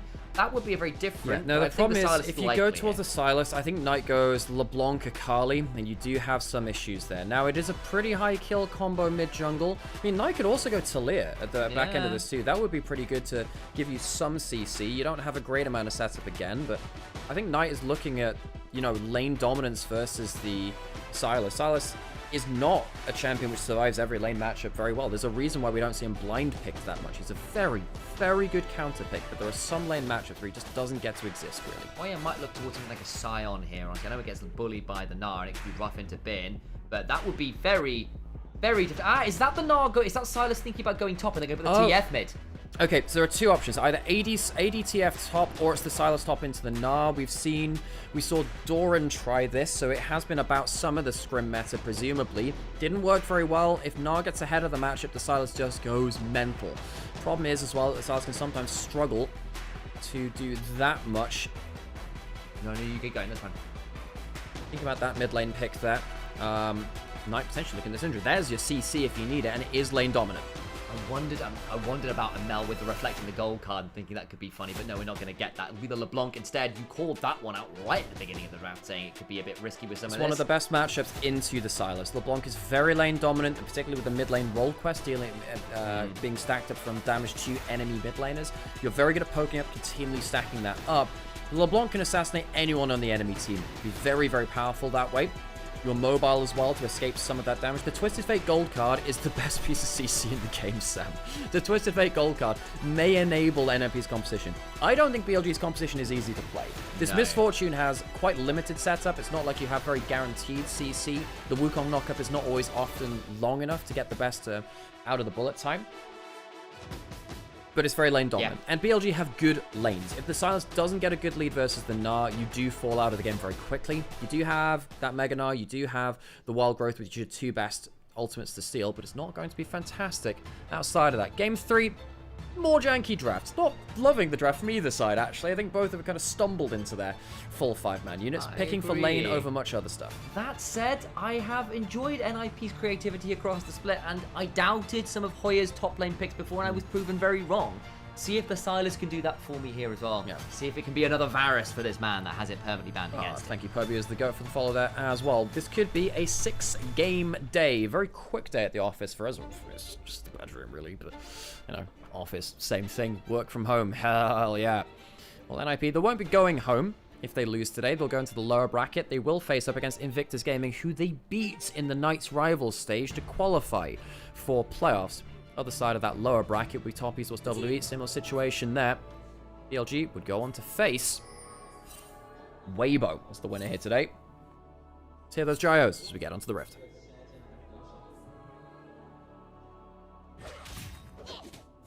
Walking into Hoya at level 1. Oh, but Knight's coming up as well. Does he start the chain? He ignites him for the level 1. He can flash as much as he wants. I just don't think it'll matter. Flash for the auto. Knight first blood. Flash away from Hoya. Oh, it's a disaster. Ben gets the, I guess, the assist. Hoya won't even have teleport to get back to lane because he started with the ignite. Now, Knight's going to lose some XP from this mid lane, but who cares? No, who cares? No, we're talking about, well, is it going to be the AD top, ADTF top, or the Silas mid, blah, blah, blah. Knight, all he needs to do is have early pressure. If the Silas doesn't win lane, the Gnar will just become unstoppable in a side lane scenario. Neither TF nor the Silas from behind can do much against the Gnar. Knight giving up some of his own priority to say, okay, we'll go help top lane. Uses the ignite, uses the flash. Works perfectly fine for him. Goes back into mid lane. Got a little bit of XP from the kill. Lost those 3 melee minion XP, so he will be behind a little bit care. Only gets his first CS now. Again, good job from Knight. Great value from him. Kiana going for the 3 topside camp, going to back for a longsword to fight earlier into the game if needed. Top lane CV2. Well, you picked the Misfortune Lulu for the laning phase. Could have gone for the Aphelios, could have gone for the Jinx. Chose to go towards Misfortune instead. Very, very bursty. Circle lands, heals, barriers blown. All non-flashes blown now in this bot side. It's very much about this laning phase, isn't it? Those extra free auto attacks, an awful lot. 50 HP could be the difference between these trades. Shield comes a little late there from On, who's just coming off the cooldown, perhaps. Only the first rank of it. Knight jumping over, gets the chain. Breaks the bone plating. Good trade there from Knight. Twisted Fate LeBlanc, fairly intricate matchup. Now, TF has surprising wave pressure. If the wave gets frozen on you, then you get, you know, Knight's favorite thing, which is you get this ability to hold the wave outside of tower, jump over the wave, trade onto you, but you can't really leave the wave alone because you don't want to lose too much farm. Oh, hang on, Shun might be coming down bot side. Good shield there from On. Yuan's taking Scuttle Crab bot side. Shun not going to be taking that top side. Do they know about him? Oh, they know about him now. Viper's pushed up very far. Do they know about Shun? I don't think they know about Shun. Who's going to be jumped onto first? They're jumping onto the Qiyana. He's polymorph. Qiyana has to flash away. Good defense by Shun. Gets into that bot lane unseen. Even with the extra longsword, Guwon can't get anything done. Loses that flash for the early attempt. We said that Qiyana very important for him, and if NIP have a good game, it's normally through Guwon. A T1 Academy player. Had a poor year last year. Was actually quite bad in the LCP playing on DFM. Didn't even play their last games of the year. Came onto NIP, had a much better time of things in 2026 so far. Guwon potentially looking onto Knight, spotted out there. Knight doesn't have that flash still. Oh, Shun's helping out the brush, goes back towards the clone! And Guwon's gonna get rooted up. Kara, I don't think he's got the damage. I don't think he's got it. He'll try and get one last auto attack out. He will get that kill, but it's a double to the LeBlanc as they hit the ground. He's very happy with that. NIP, the early game falls apart again. What did we say? You have to be this mechanically tall. Imagine where I'm putting my hand. It's very high up in the air. You have to be this mechanically tall to ride the BLG roller coaster. And NIP have not really shown themselves to be of the stature needed. Top lane down 10 CS. Hoya's not got that much when we started with the Ignite in lane to try and get ahead of that matchup. Knight gets a Dark Seal and a Lost Chapter early on. This is brutal. It is brutal. Finn, my dude, maybe not the best place to be there. Flashes away from the Ice Blade. Does end up getting rooted anyway. Good first strike damage from Guwon. Bin will now have to recall, teleport back into the lane. The wave's crashing into him. Or slow pushing, right? So it won't be worst thing ever for him. Knight is so happy here now. Got that first blood in that top side. Hey Sam, how's it going? Reason the rice cooker isn't doing the thing I was hoping it would do. So Rice cooker's not doing the thing. How dare you? That's my greatest friend, the God. rice cooker. Why is Knight 3-1? Well, so that's a great question, Sam. So level 1 walked top lane because Hoya was trying to bush camp, get himself an early lane lead versus Bin. Knight used both summoners to determine the kill because he had the Ignite and the flash. Only got his first CS at like 2 minutes in because he had to roam back towards mid lane. But Hoya, basically, Knight said, screw it, I'm going to make sure my top lane's ahead. Worked very well for him. And then we just had a double kill in the mid lane. Shun really helping with that. Fortune getting traded onto good polymorph. very good indeed. Viper now a little bit taken low, but it's going to be fine here. Backs away, he's got the Vamp Scepter to be able to heal up well enough. Shun being around means I don't think NIP can keep up the pressure. This Flash, Cyclone, very scary Wukong. Of course, he got a little bit of extra XP from the champion kills he's been involved in. Guwon tried to go for, he went for a 3-camp topside, recall for a longsword, rushed bot lane, tried to go for a play there, but Shun went out of vision. Oh, he's got level 6, got the Nart, that's a big amount of damage! Oh my days, the actuator comes on through and Hoya just smashes him! Hoya, a player who is so often on tank duty on his time on NIP, has gone all into lane pressure in 2026 on NIP. And bloody hell, that's why the Gnar can work, the Silas can work into the Gnar. Ignite, actuator, stolen Nara, assumes about to have a horrible time, flashes over the initial Cyclone proc, though, so he's not going to be CC'd. Summoner down, but not that much HP gone. You can still lane for now. Okay, I see how the Silas is meant to work, slightly ahead there. Reminder, folks, Knight, he gave up his early summoners to make something happen. He could die again here, folks. He could die again because the Qiyana can go right onto the tower. He might go for the full burst here. Let's see who's going to take the aggro. Over comes Knight. That might make things a bit interesting. The TF comes in. The gold card, the CC chain is good. Guwon will likely die here and does. But Knight's got himself exhausted and will therefore not be able to finish up anyone else, I don't think. He's got the Ignite. He can. He's got Ignite. Forces the flash. If that W had landed to proc the Sigil, that would have been a dead TF. So Bin goes down.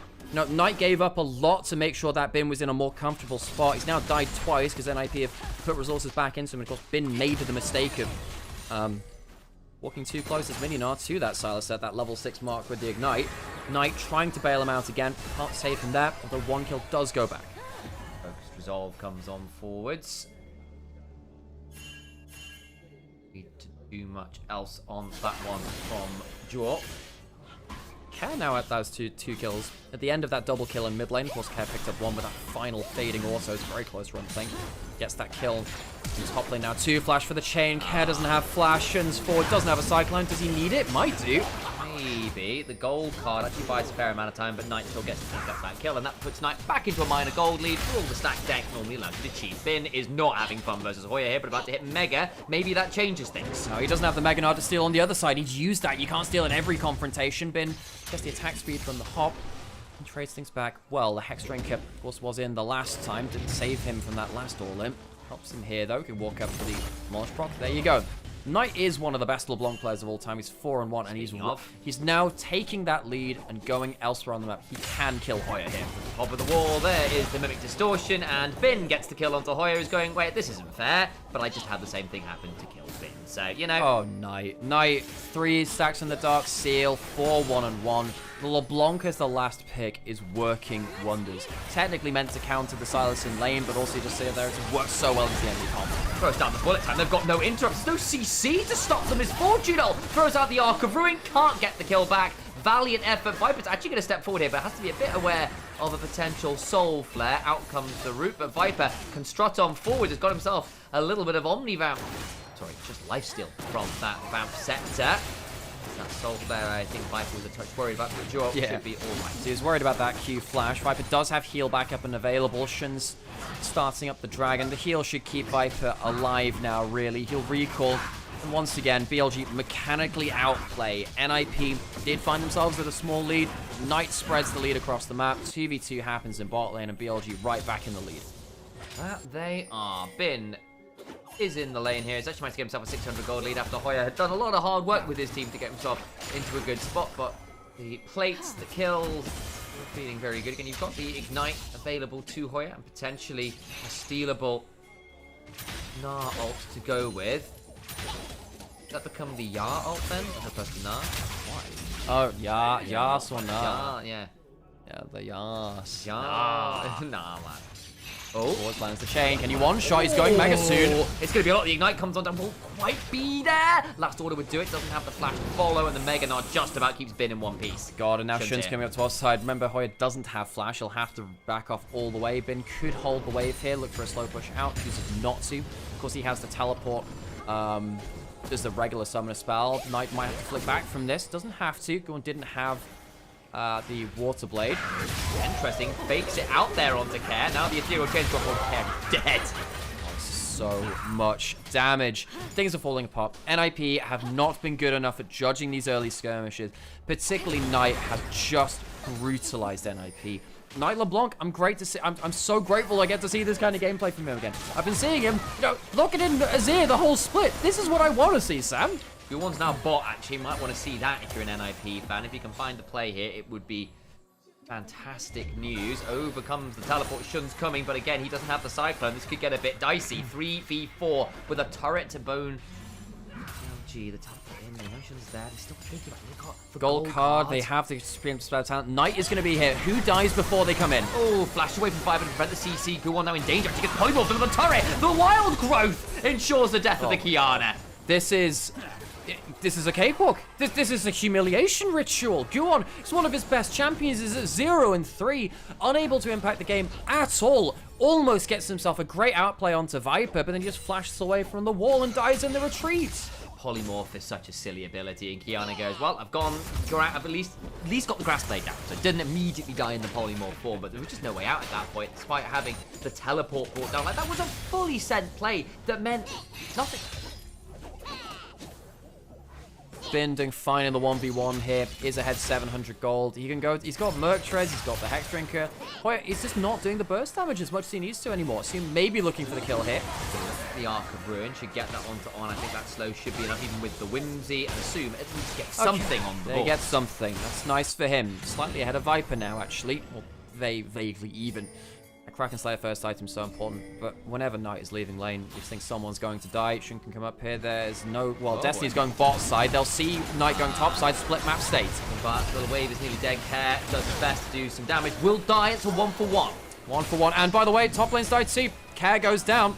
Knight picks up another kill. 8 stacks on the Dark Seal. Knight's going Medjai's again in this game. I'll give you a little bit of a spoiler. That he's so far ahead of the curve. Probably going like Medjai's into the... Well, maybe not Banshees because the TF ult can pop it for free. Knight is 1,000 gold up, 6 and 1. He has been monstrous. We'll watch this again in the replay. TF ult was going one side. I mean, it gives them the information that they're getting dove top. Hoya can't get away from the Meganar from the wall. Game's over for him.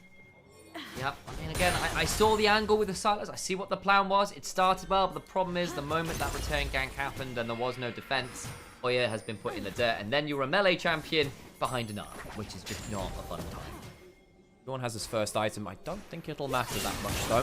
No. It's about that. If he gets polymorphed, he dies here, by the way. The Glitter Lance slow scares me. Sigil of Malice on top of him means he's very poppable. As in they go, the Supreme Display talent to buy some time will not be enough to save his life. Shun is rooted by that focused resolve. It might even be they have bullet time. They can still fight here. Yeah, Shun gets Wild Growth, flashed the gold card. Now Care's in danger. Shun just about to survive. And the bullet time is kind of splitting the upright, actually. Now he's in danger. This gets it because Asum can start autoing. They've killed the fun. It's a triple to the Yunara. Hang on, he's got flash as well. He's trying to make sure he can get towards the clone. The bullet time was poor from Viper. Didn't end up backing off to get the full spread of the cone, and they fall into the trap of that Yunara, backed up by the Karma, a lesser enchanter, but enchanter nonetheless, with the Kraken Slayer completed. A misstep from BLG, and one of the first times that NIP have won a group to fight this entire series. Yeah, to say the least, it has not been going well for them so far. We'll have a look at this replay, because it looked initially like Guwon was a dead man with not much reflex. And this is fantastic play from Shun, where I guess the double bonk. Guwon ends up getting blasted through that. And then at this point, you think, you're fine. You've got the kill, you can get out, and then they just go in again and think, well, you've split, you can go for the big play here. Shun is not tanky enough, he's not high enough HP rather, goes down, and I think that really, Viper should have backed off and looked for the bullet time. He was trying to get auto attack uptime. I think you have to back off and look for the zoning play with the bullet time. Gives way too much room to maneuver. Too many people to go outside of that bullet cone. That bullet time was a little too close to home there, and that meant there wasn't really, as you said, the full edge of that cone. Back is a massive chunk onto Asum, and for all, Asum is now 5-1. Then LeBlanc is 6-1, and she is damn scary herself, and now actually overcomes BLG. Yeah, that's a really good chunk. That means that Asum can't really stick around on the bot side of the map. So he W'd out, flicked back, going for the double sigil trade. Sometimes LeBlanc is very, very good versus auto attack reliant champions, because of course most of the damage is auto attack from Yunara. Can't do that when the clone is up, and of course can flick back out of range very well. The ethereal chains couldn't find it. Dragon being started by BLG, who are about 1,000 gold. It's not that extreme, but it's one of those games where top side of the map for BLG, very, very ahead. Bot side now quite significantly behind. Not that Viper is poorly in terms of picking up his own kills and stuff, but Asum getting all those shutdowns was big. Ult has been stolen here. They're not going to be able to pick up the actual Eye of the Herald. I think they die for the attempt. Does Guwon think he wants to die for it? Don't believe so. He'll go down. The Eye doesn't stick around on the floor that long anymore. Finn is not going to get hit by that attempt on abduct. Nice, and the ethereal chain still hops forward, gets the double, in fact, and will break the chain. Now Shouldn't kill him now. Yeah. Is threatening. They can kill. This is the damage that comes through from the Fed LeBlanc. It goes from poke into being genuine one-shot potential. On's heading top side. They spot out Guwon here. Feels like every time NIP have tried to make a move, someone from BLG has been there to make it a less than one-sided affair. Good responsive roams from BLG. And again, we've got our criticism, particularly of the BLG comp, I think. I see NIPs and they go, you know what? The TF can sometimes fix it. The gold card can sometimes set up for everyone else. It is very TF-centric. Hang on, that lands his Meganar's just worn off. It's worn off. He's going to die. Oh, that's so frustrating. Lard into the wall, and Silas, you're supposed to be better with the Gnar ult. The Gnar is not today. It times out. Bin times it. He must have been tracking it, saying, well, you can only hold on to it for 40 seconds or something like that. Right now, he doesn't see the person in the side lane bush there. Potential of Care jumping onto him. He has no flash, but he can't get the gold card in time. Guwon was wandering around there. And again, it feels like Guwon's been looking for plays for the last little while and found very little. Yeah, this is what we saw with the Doran matchup too, actually, where if the Silas doesn't get very far ahead early and get those first all-ins, you just lose in the side lane. Bin still has Mega for like another 10 seconds. He's going to teleport out. Assume doesn't have the cancel. Teleport away, keeps himself safe. Then you are a Yunara. The best you have is a slow on your non-ultimate W. That won't be happening. BLG will whack the turret here. And Knight is just unstoppable here. He's got a Shadow Flame second. Really should be going for that Medrise at some point too. Knight is going to be in such an unparalleled point of power because he can one-shot almost anyone in the enemy team. Probably only the Rod of Ages building, upgraded Merc Treads, TF can survive a full burst. And that means that Assume, for however powerful he is still an assassinating target. Yeah, no, he can very still... squishy. Yeah, he's looking very... submissive and assassinatable. And diveable. Diveable and submissive, Sam. Looking very diveable and submissive. Bottom 5 problems. kills. I know, man. It's just... someone's got to put these bottom laners in their place. I still just love the LCK Bottom of the Year award, which is just so good. God. I mean, sure. Okay, Knight. Well, Hoyo's alone in the side lane here. There's 2 people. Shun and Knight, they've been attached at the hip most of this split, and they've been doing a really good job of punishing people who walk into their side lanes. Flash away. Viper will not get tagged by anything there either. He's quite happy. He's now got the bullet time and the not bullet time, the bloodthirst and the does have a but he's not pulling it as yet. The 2 item spike is go on. He's not going to have too much here. He's going to flash away, but unfortunately a very dead man. Yet the Screamer Slayer palette isn't really all that talented. Good damage. Over Viper goes, doesn't get the best bullet time angle, but survives. But now they've got a Zoom. Wonderful wild growth. Finally, Hoya will get that kill, but it's going to be too late. The gold card onto the LeBlanc causes some trouble, but Hoya gets rooted. Flash for another gold card, but a flash away from Knight is brought down by the wild card. But now Care needs to sprint away as Shun will look to punish the death of his mid lane. The slow. Can they get the last auto forwards? Down 1 flare, and Shun, I don't think it's quite going to get him ready. He locked a blue card. Doesn't matter, I don't think. Shun is still thinking about this. Does not quite get him ready. Oh! Bin's gonna hop over. Why is Let go! Oh my god, yeah, well, he puts on a show. Not sure if he's showmaker himself, but Care does get the shutdown. Knight goes down after landing a bunch of crucial chains. BLG just brawling with it. This Knight, LeBlanc has put out so much damage. One-shots Guon, who's had a pretty awful game on the Kiana. He has been punished at every positive chance that he's tried to make a play. Goes into Fog of War, immediately dies. I love the way that Knight and Guon have Knight and Shun have comboed with each other across this split so far. It's been the best part of BLG, I think, this mid-jungle synergy. It's been wonderful to see. Hoya does get the kill onto the Misfortune. Knight, though, manages to flip back in, get the chain. Very nearly gets out with his life, but Care gets the gold card to take him down. And of course, we saw the escape after. Heal and enough move speed to just keep running away is good work from them. 2,500 gold for BLG nonetheless. In a good spot this game. Dragon about to spawn in 15 seconds would be sole point for them. BLG. Now, this is the point where we come into 5v5s. We actually haven't seen a proper, true 5v5 this entire series. No. This might be our first 5v5 in 3 games. Knight looking for that poke over the wall. There is that gold card to be aware of.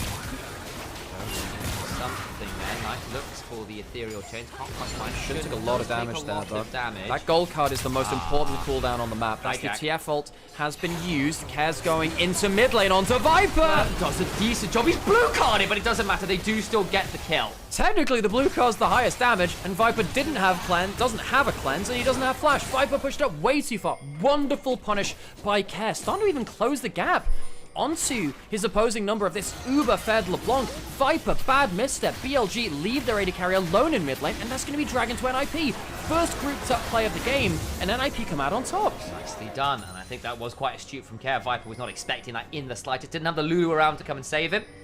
That is a problem. Knight going to the side lane. So BLG, this composition, it doesn't exactly play itself now, does it? You know, you've got very little setup for the bullet time. Viper was left isolated alone, just didn't respect what could happen with that TF. Teleports in with the gold card. He's got Lichbane, has good damage there, about to get towards the rapid fire cannon. Problem is, really, this Kiana is just not going to do that much at 0 and 5. If you're ahead of the game, you can one-shot people. I like the pickup for Guon. He's confident on it. You can draw. Knight potentially looking to jump over, get a good chunk in. Oh, good damage! Almost one-shots him. Pops the shield bow. Knight was just really going for a hit on tower. Holy crap, assume he can be fed as he wants. Doesn't exactly stop him from taking that much damage against Knight. Oh dear. Well, Hoya's been caught out. Hasn't got flash. Uses the blast gun though. Maybe that will save his life. Last stun doesn't quite land, but the slow does that. Mega Gnar stolen away now. Use that for a big play. Bullet time is going to be there. And time stops for Hoya as the bullet takes it from him. Nicely done on that one. Pick up that kill. Assume has got his shield bow on cooldown, by the way. Just keep your eyes on that one. Could be potentially at a vulnerable spot. The joy of NIP from that last place, they did stop the dragon stacking, and again, the later this game goes, the more awkward I think it will be for BLG. They're not necessarily the best scaling team of all time, but having a Lulu behind them can be quite nice. I mean, they don't exactly outscale, you know, the thing is, they don't outscale a gold card hitting them. No, exactly. Now, you have a Mikhail's for on, which will help some of the group, but if you're out of position, the gold card is still a gold card. And the follow-up damage is really intense. Kiana, Silas, very high damage normally. The problem is both of them are really anemic. You've got a one-item Silas. Q1 is 0 and 5. This was the play which led up to Hoya being caught out. He was trying to look for an extended flank. Couldn't find it. Hex gated away. Ran straight into the Gnar. Pretty much died. Didn't necessarily know it was a safe landing point. Then was given those resources by Knight to really get ahead in his lane. Knight has snowballed this map so wonderfully. Knight is such a knife in the dark now. Trying to play around that fog of war himself. We talked about Rookie being one of the best players of that, but when you're on the LeBlanc, you get to sit in a shadow. You are so happy.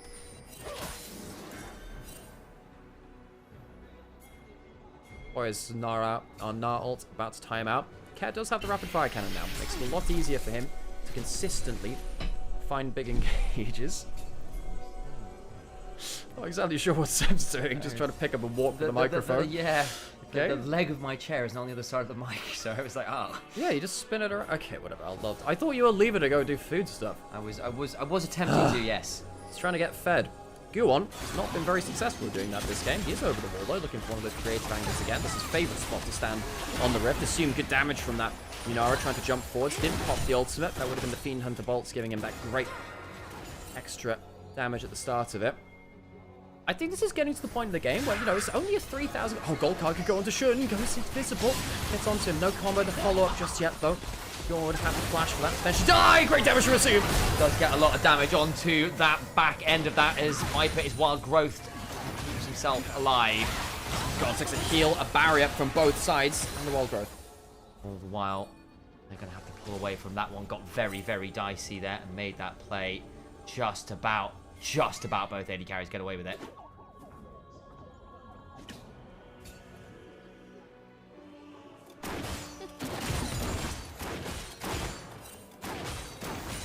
Dragon will be a minute away. Hex optics for Viper. But that Hoya got the hijack Gnar ult. A little bit risky to go under the turret with. They'll get a chunk into the wall. Hang on a second, jump into the top side. Shun has GA. Is anyone on his side of the rift bot lane? Guwon will be left low, but just about fine. Shun can look for something more potentially here to turn. Look at Care, top end of this map. He's got the gold card stacking potential. Ult in to somewhere if he so chose. Does not decide to do so. It becomes a Baron dance.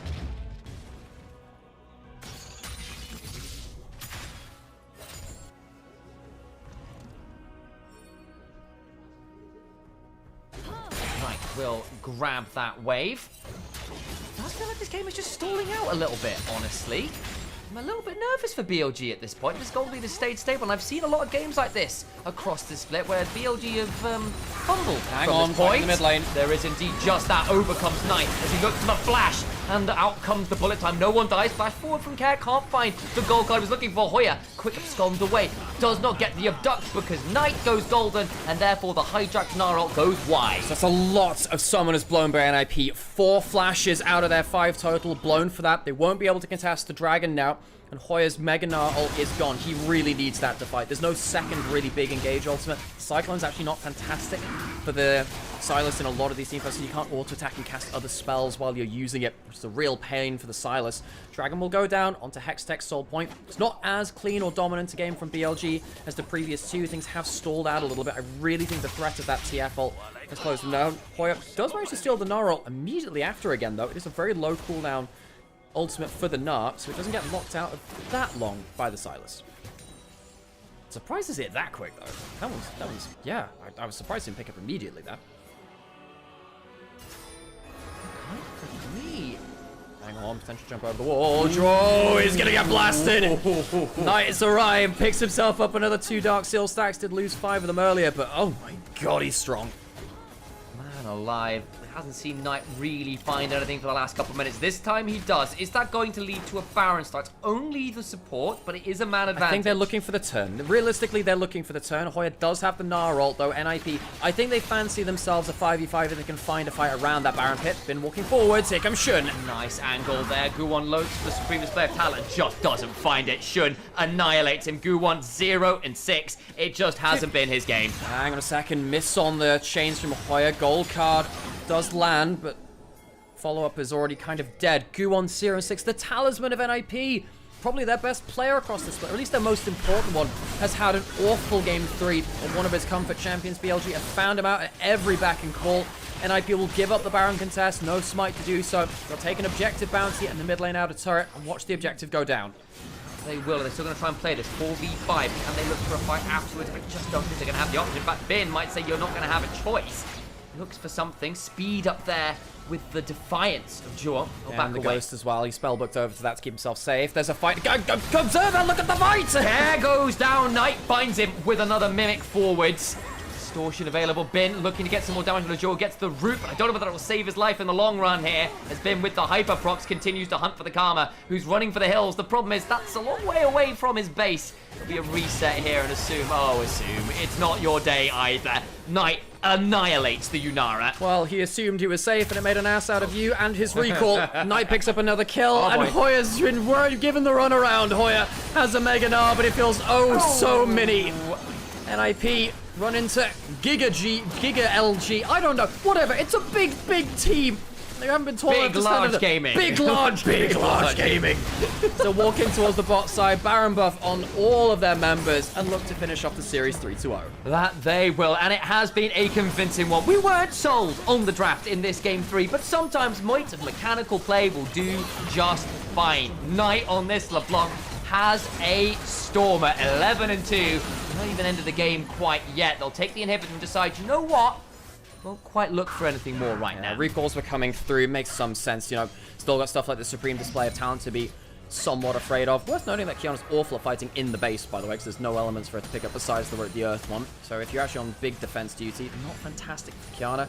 Oh, Guwon. He's not had a good time of it, has he? Thought the first 2 games, he probably still was the most important member. Such a shame to see this last game be such a poor one from him.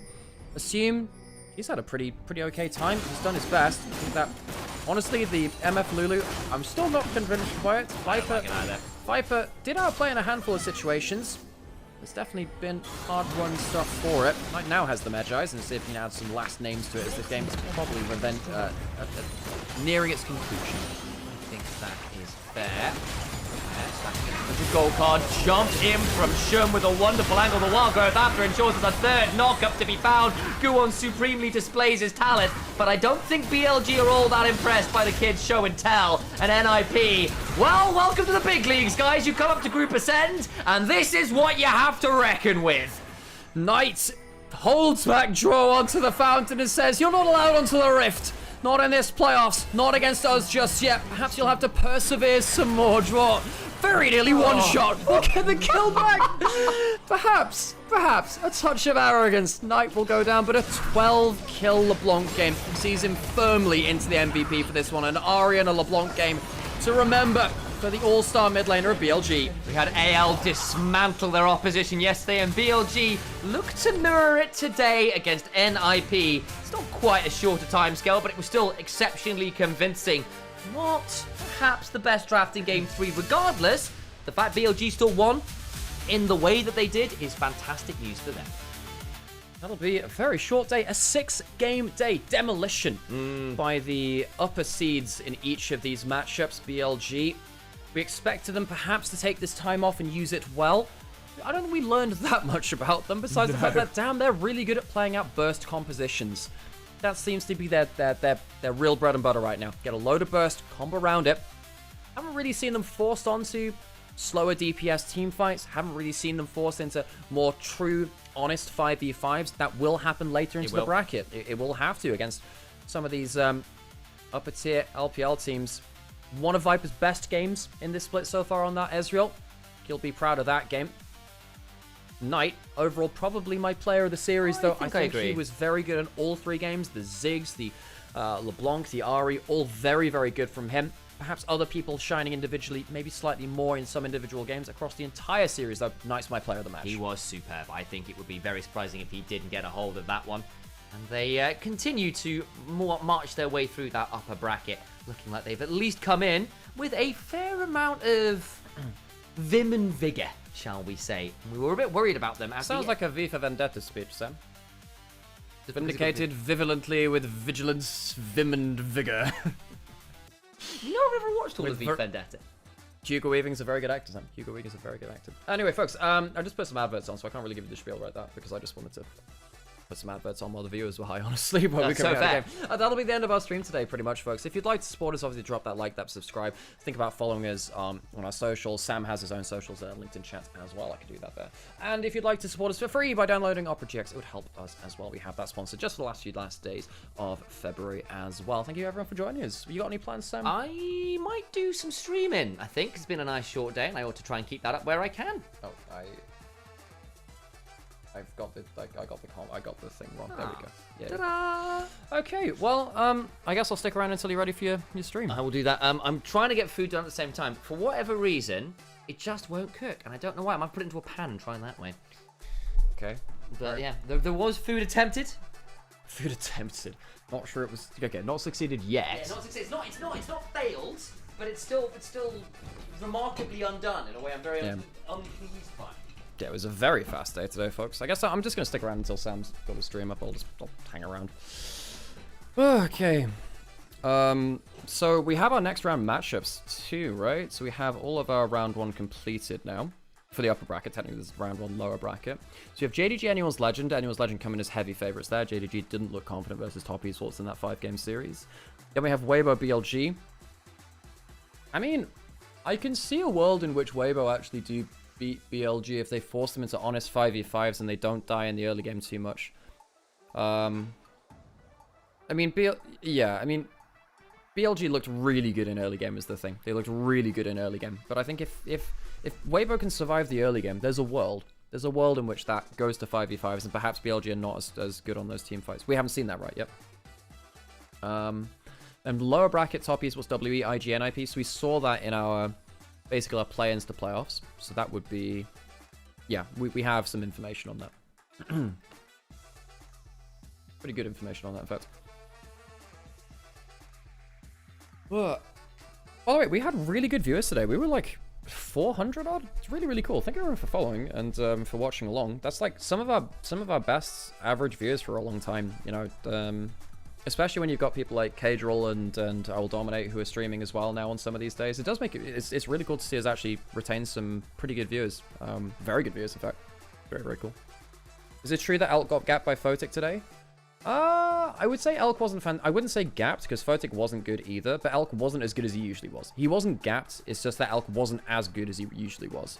I think in the first series, it really was like Jeje was really, really good in jungle. Yeah, Jeje was really good. That's our post-game stats. Yeah, Elk looked a little off. It wasn't like crazy. It wasn't crazy, but it looked a little off. That is a lot of damage from Knight again. That was a very good series from Knight. Very, very good series from Knight. On had a good series too. Shun had a good series. Viper had a very good game too. Game 3 was a little bit messy.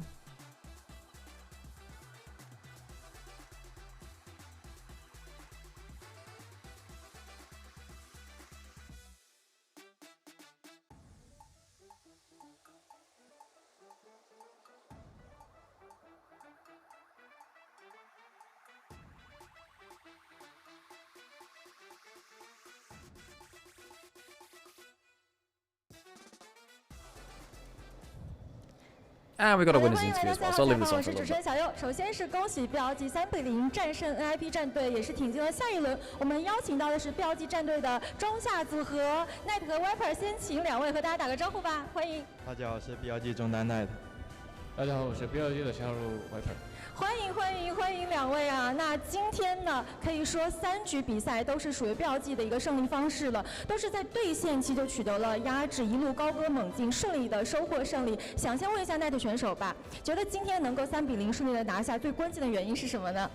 我觉得最关键就我们每条队线都打得非常好吧，但可能就前面小配合都有点可惜。 What's happened with the NLC? The tournament organizer has been removed from the NLC and there's a new one running it. As in, like, they run the Portuguese scene and now they're running NLC as well. 挺早的，已经训练5、6天了。那么在备战阶段，丹尼教练有没有布置什么作业呢？可以让你们快速的找到状态？还是跟以前差不多吧。我们就每天训练赛都认真打，然后训练赛复盘的时候的东西都要就尽量记一下。是的，把训练赛的一些复盘的成果也是展现到了今天的比赛当中。问一下奈特选手，你觉得相比于组内赛阶段，队伍都有哪些提升呢？或者说有哪些进化呢？因为太久没打比赛了，所以第一场可能看不出太多，所以要接下来比赛打得更好才行。接下来也要越战越勇。那么回到今天的比赛，首先第一局想问到 Viper 选手，其实从 BP 再到下路都是非常非常尊重我们对面的卓选手的。那么也想问一下，对于下半区的战术布置、节奏思路是怎么一步步把优势打出来的呢？第一局我们其实是晋加巴德对线对面的海绵加萨勒芬尼嘛。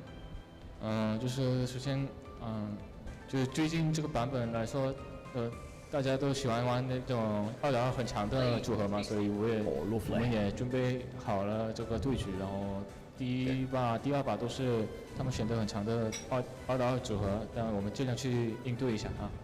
也是有了很好的一个效果，而且第二局虽然两边都是软辅，但是呢，标记这边也是取得了很好的一个成果。那其实来到第3局，虽然说中期有一点小小的惊险，但最终呢还是有惊无险拿下了。其实我们看到控龙这方面的标记还是稳稳的拿到优势的，而且在对线期，这个恐怖如斯的妖姬可以说一直辐射到了全队啊。也想问一下奈特选手，你觉得在当前版本，如果说想要在对线期就打出一些压制，如果说想依靠妖姬去滚雪球，有哪些重点的要素呢？